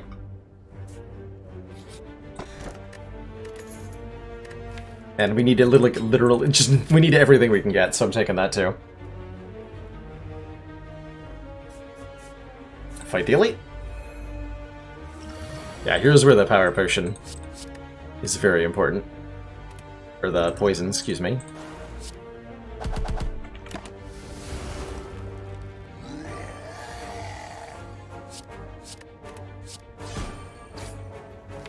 Dead next turn, bro.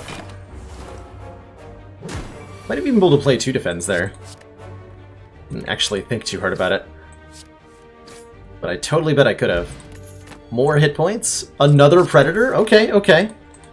Now we're getting somewhere.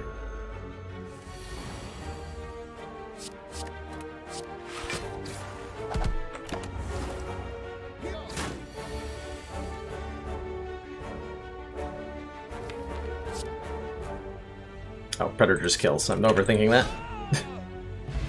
Got him. Another Quick Slash. Kinda need block cards for Guardian, huh? Ugh. Poke Decker? Take another elite? Sure. What's the worst that could happen?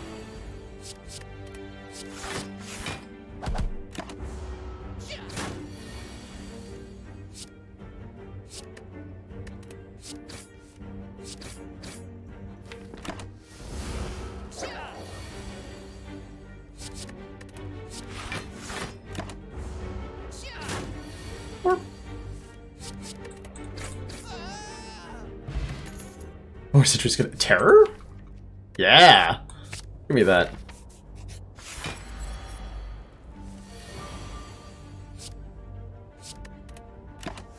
Just patiently wait for terror to happen.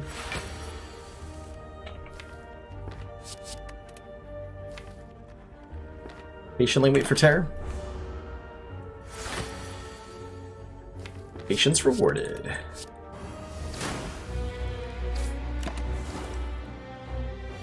Wondering if I need the skill potion for the Guardian fight. Probably, huh?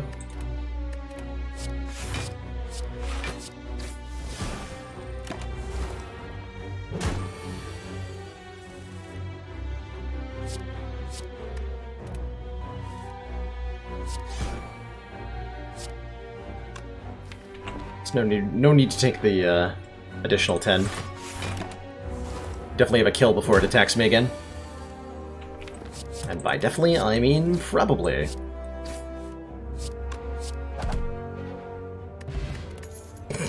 It's a cruel joke. If our hit points are full, gain an energy at the start of the turn. I think I die. I guess that's fine.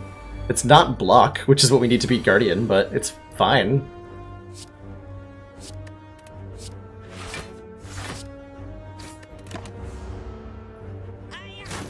Yeah, Cloakinator wasn't great, but in terms of waiting until we get better options, this is our last chance at having an option.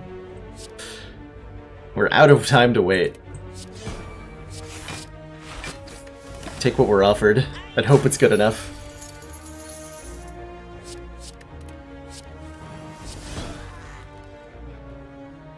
And maybe there's just a link. I'm gonna take 2 skill potions and a piercing whale. That's gonna have to be good enough, apparently. Like, do I upgrade Survivor here so that I have better block? I think I do. Ugh. We're hurting that badly, huh? Excellent work, Commander. This council is pleased to see our continued support of this project has been worthwhile. Total power! Thanks so much for those 3 months. Wait, I skipped a reflex. Oh my god. I didn't even look at it. I didn't even look at it. What did I take over a reflex? A piercing whale? Actually, I agree with that. Piercing whale's a good card. Total power! Thanks for being here. Glad you enjoy the content.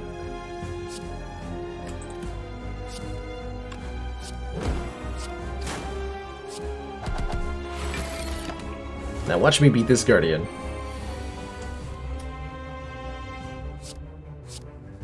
Upgrade Neutralize. Neutralize is frequently a card I'm discarding. So I don't actually get to play it very much, is the main issue.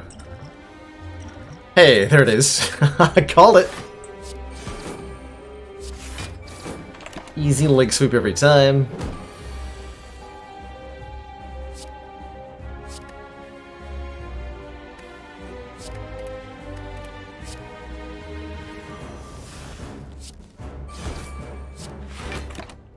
Just want to crank out as much damage as we can. There's some amount of trading required here, unfortunately.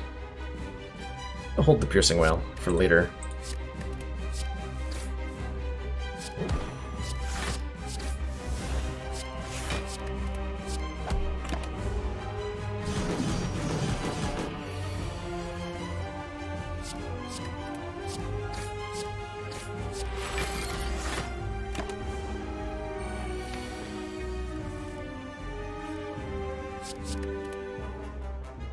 Still a gain of 2 block.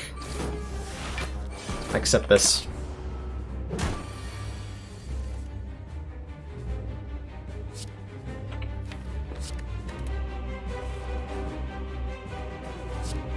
Yeah, I'm actually pretty glad I upgraded Survivor.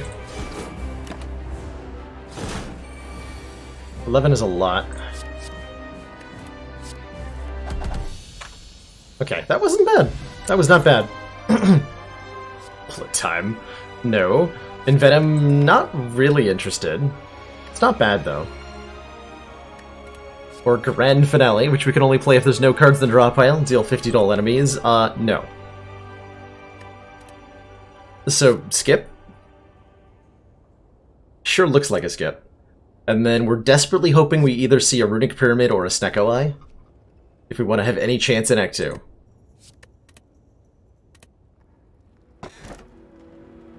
That's a Runic Pyramid. Although, does it actually do anything? Not yet, but it will. Someday. Runic Pyramid says, at the end of your turn, you no longer discard your hand. Which means if we have anything left over, we get to keep it. Yeah, Runic does what exactly? It lets me intentionally not... Like, we have 2 Predators, so we can try to fill the hand. Enough to... But I agree, on most turns we play everything in the hand, so there's nothing left to not discard, right? Once we get a backflip or an acrobatics, or literally, like, anything that draws some cards, this will turn into an amazing, amazing relic.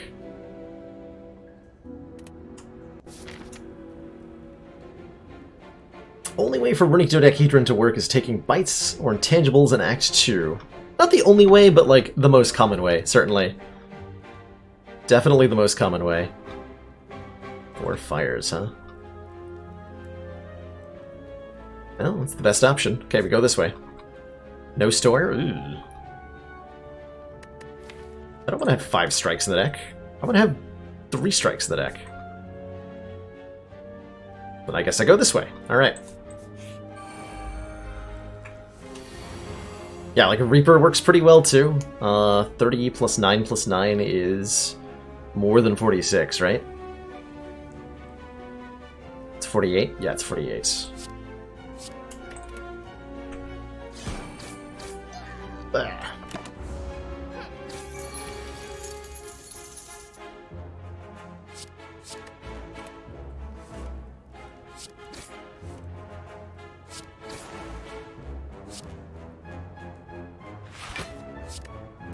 Behold, Runic Pyramid is doing something.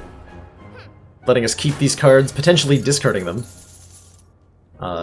Terror Skewer is not a kill. Terror Neutralize Skewer is, though.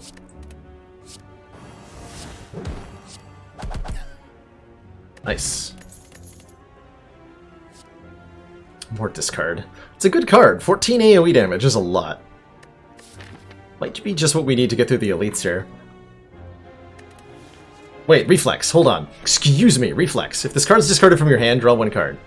Actually take note of this time.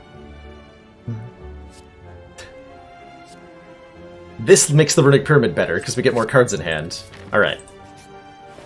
Well spotted, me. Good job.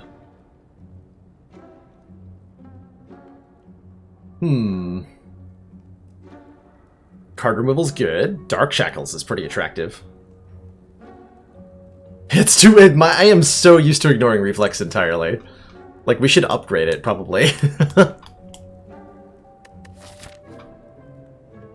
I remove Dark Shackles, I can still afford another removal? Yeah. It's like a single target Piercing Whale that is very good with the Runic Pyramid. Being able to decide when and how and what we debilitate.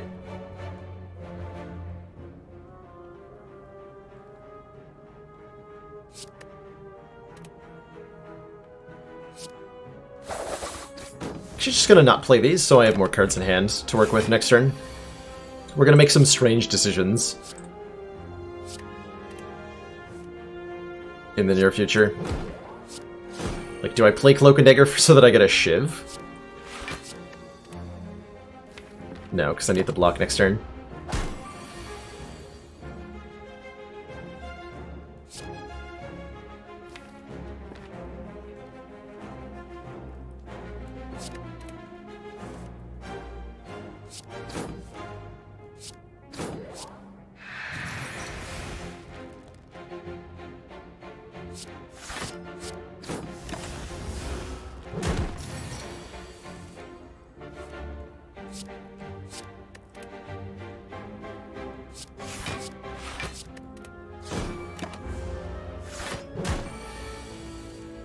Here we go.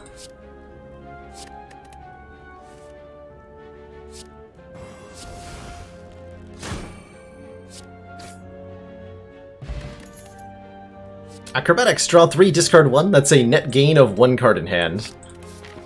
And if we upgrade it, it's a net gain of 2. Ritual Dagger? We have Terror? Yeah, we want the Ritual Dagger. This is definitely a deck that could use it. Footwork seems good. Card removal seems good. Yeah. Wasn't it? Yeah, there was nothing else that was great in here. So we have a Ritual Dagger. Do I dare? I'm not that confident in my elite fighting abilities, am I? No, I'm not. We're gonna upgrade. Am I really upgrading here? I am.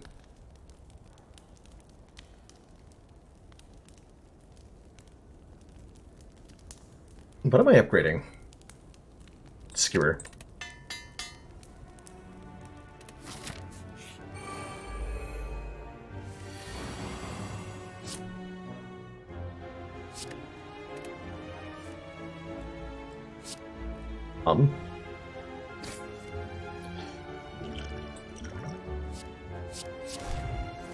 Thank you.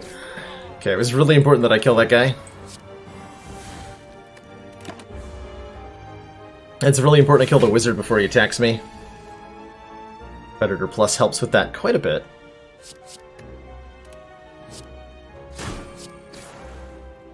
Need to do 1 more damage. Good luck to me.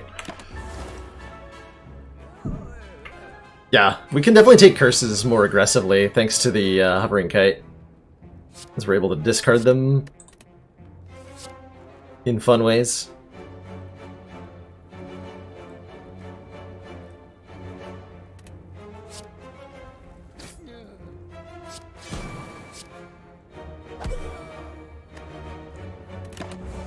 Okay, we're pretty safe if he attacks me.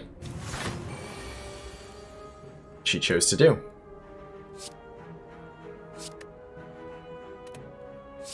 What a big old jerk.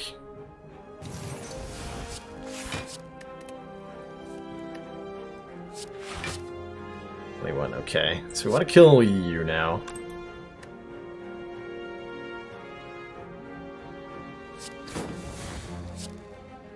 With the ritual dagger, ideally. Gonna hold on to Die for the next time he summons, which is right now. So that gets boosted if you kill a minion with it.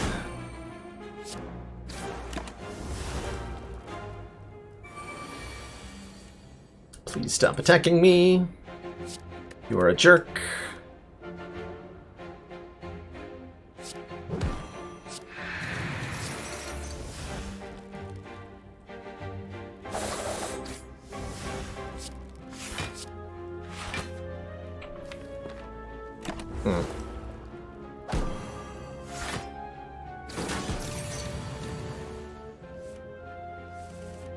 We're in a bit of trouble here.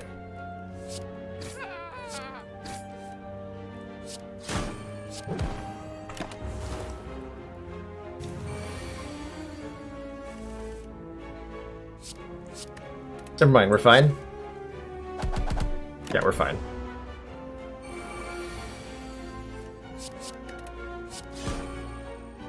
Okay, that didn't actually go that badly. First time we lose health, draw 3. Ooh, corpse explosion means we can take another elite and not feel too terrified. Because if we get triple slavers, we can corpse explode them. Could be knowing skull, really? Now I can't fight the elite because you're taking my hit points away. Rude. I'll take a potion. And then leave. Ugh. Mango? Happy flower. Sure. Every 3 turns, gain 1 energy. Yeah, there's no way to take expertise over corpse explosion there. Absolutely no way. There's also no way I can take the regular path, so we're definitely going here. And we're hoping that I draw really... I did draw really well. Alright. Is there any world that I get to corpse explode on turn 1? No. No.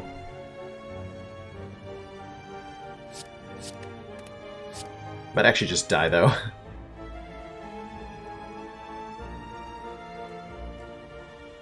Yeah. Sure looks like that's the path I'm gonna go with here.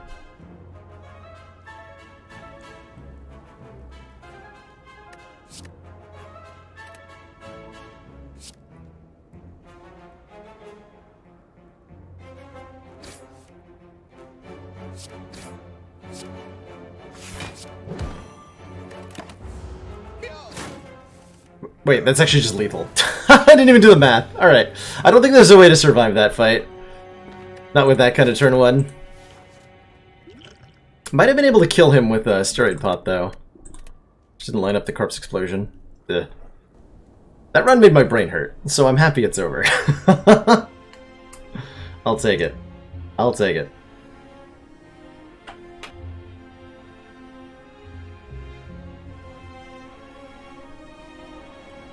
God, hovering kite is so miserable. Even with the runic pyramid, that was like just worse. Literally, that was just worse than having 3 energy and a regular runic pyramid. Is what that felt like. It's pretty telling. That's pretty telling.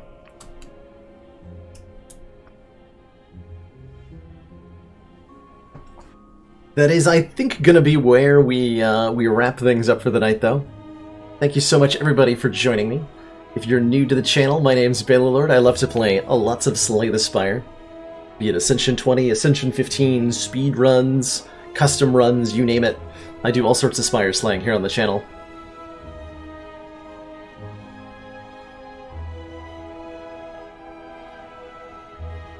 Yeah, that's the thing. My problem with Kite is also part of the problem that I have with Runic Dome, which is, like, sure, it's usable in some situations, but not only is it on the weaker side of things, it's also not very fun. So you have something that's a pretty hefty disadvantage and is actively unfun to play, and you end up with a relic I don't want to take very often. Basically. There's a few ways to make Hovering Kite become amazing, though. If you get Hovering Kite and Pocket Watch together, for example, then you can do some amazing things with it. All my opinions are objectively wrong. Can't argue with facts. You just can't. I don't know. We had some really good... My opinion of it is a lot different on Ascension 15. I've had a couple really good Ascension 15 swapping into Hovering Kite and then winning from there. Situations arise. And those have been pretty good. But either way, that is going to do it for me.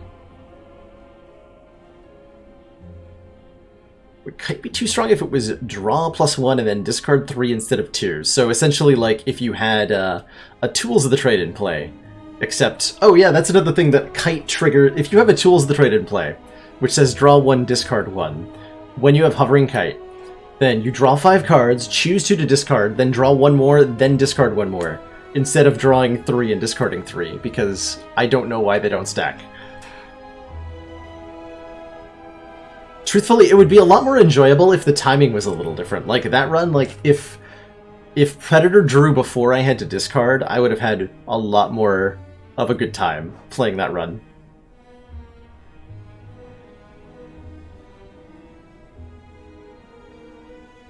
But the particular timing out of it is miserable. It's so bad. It's so bad. Alrighty.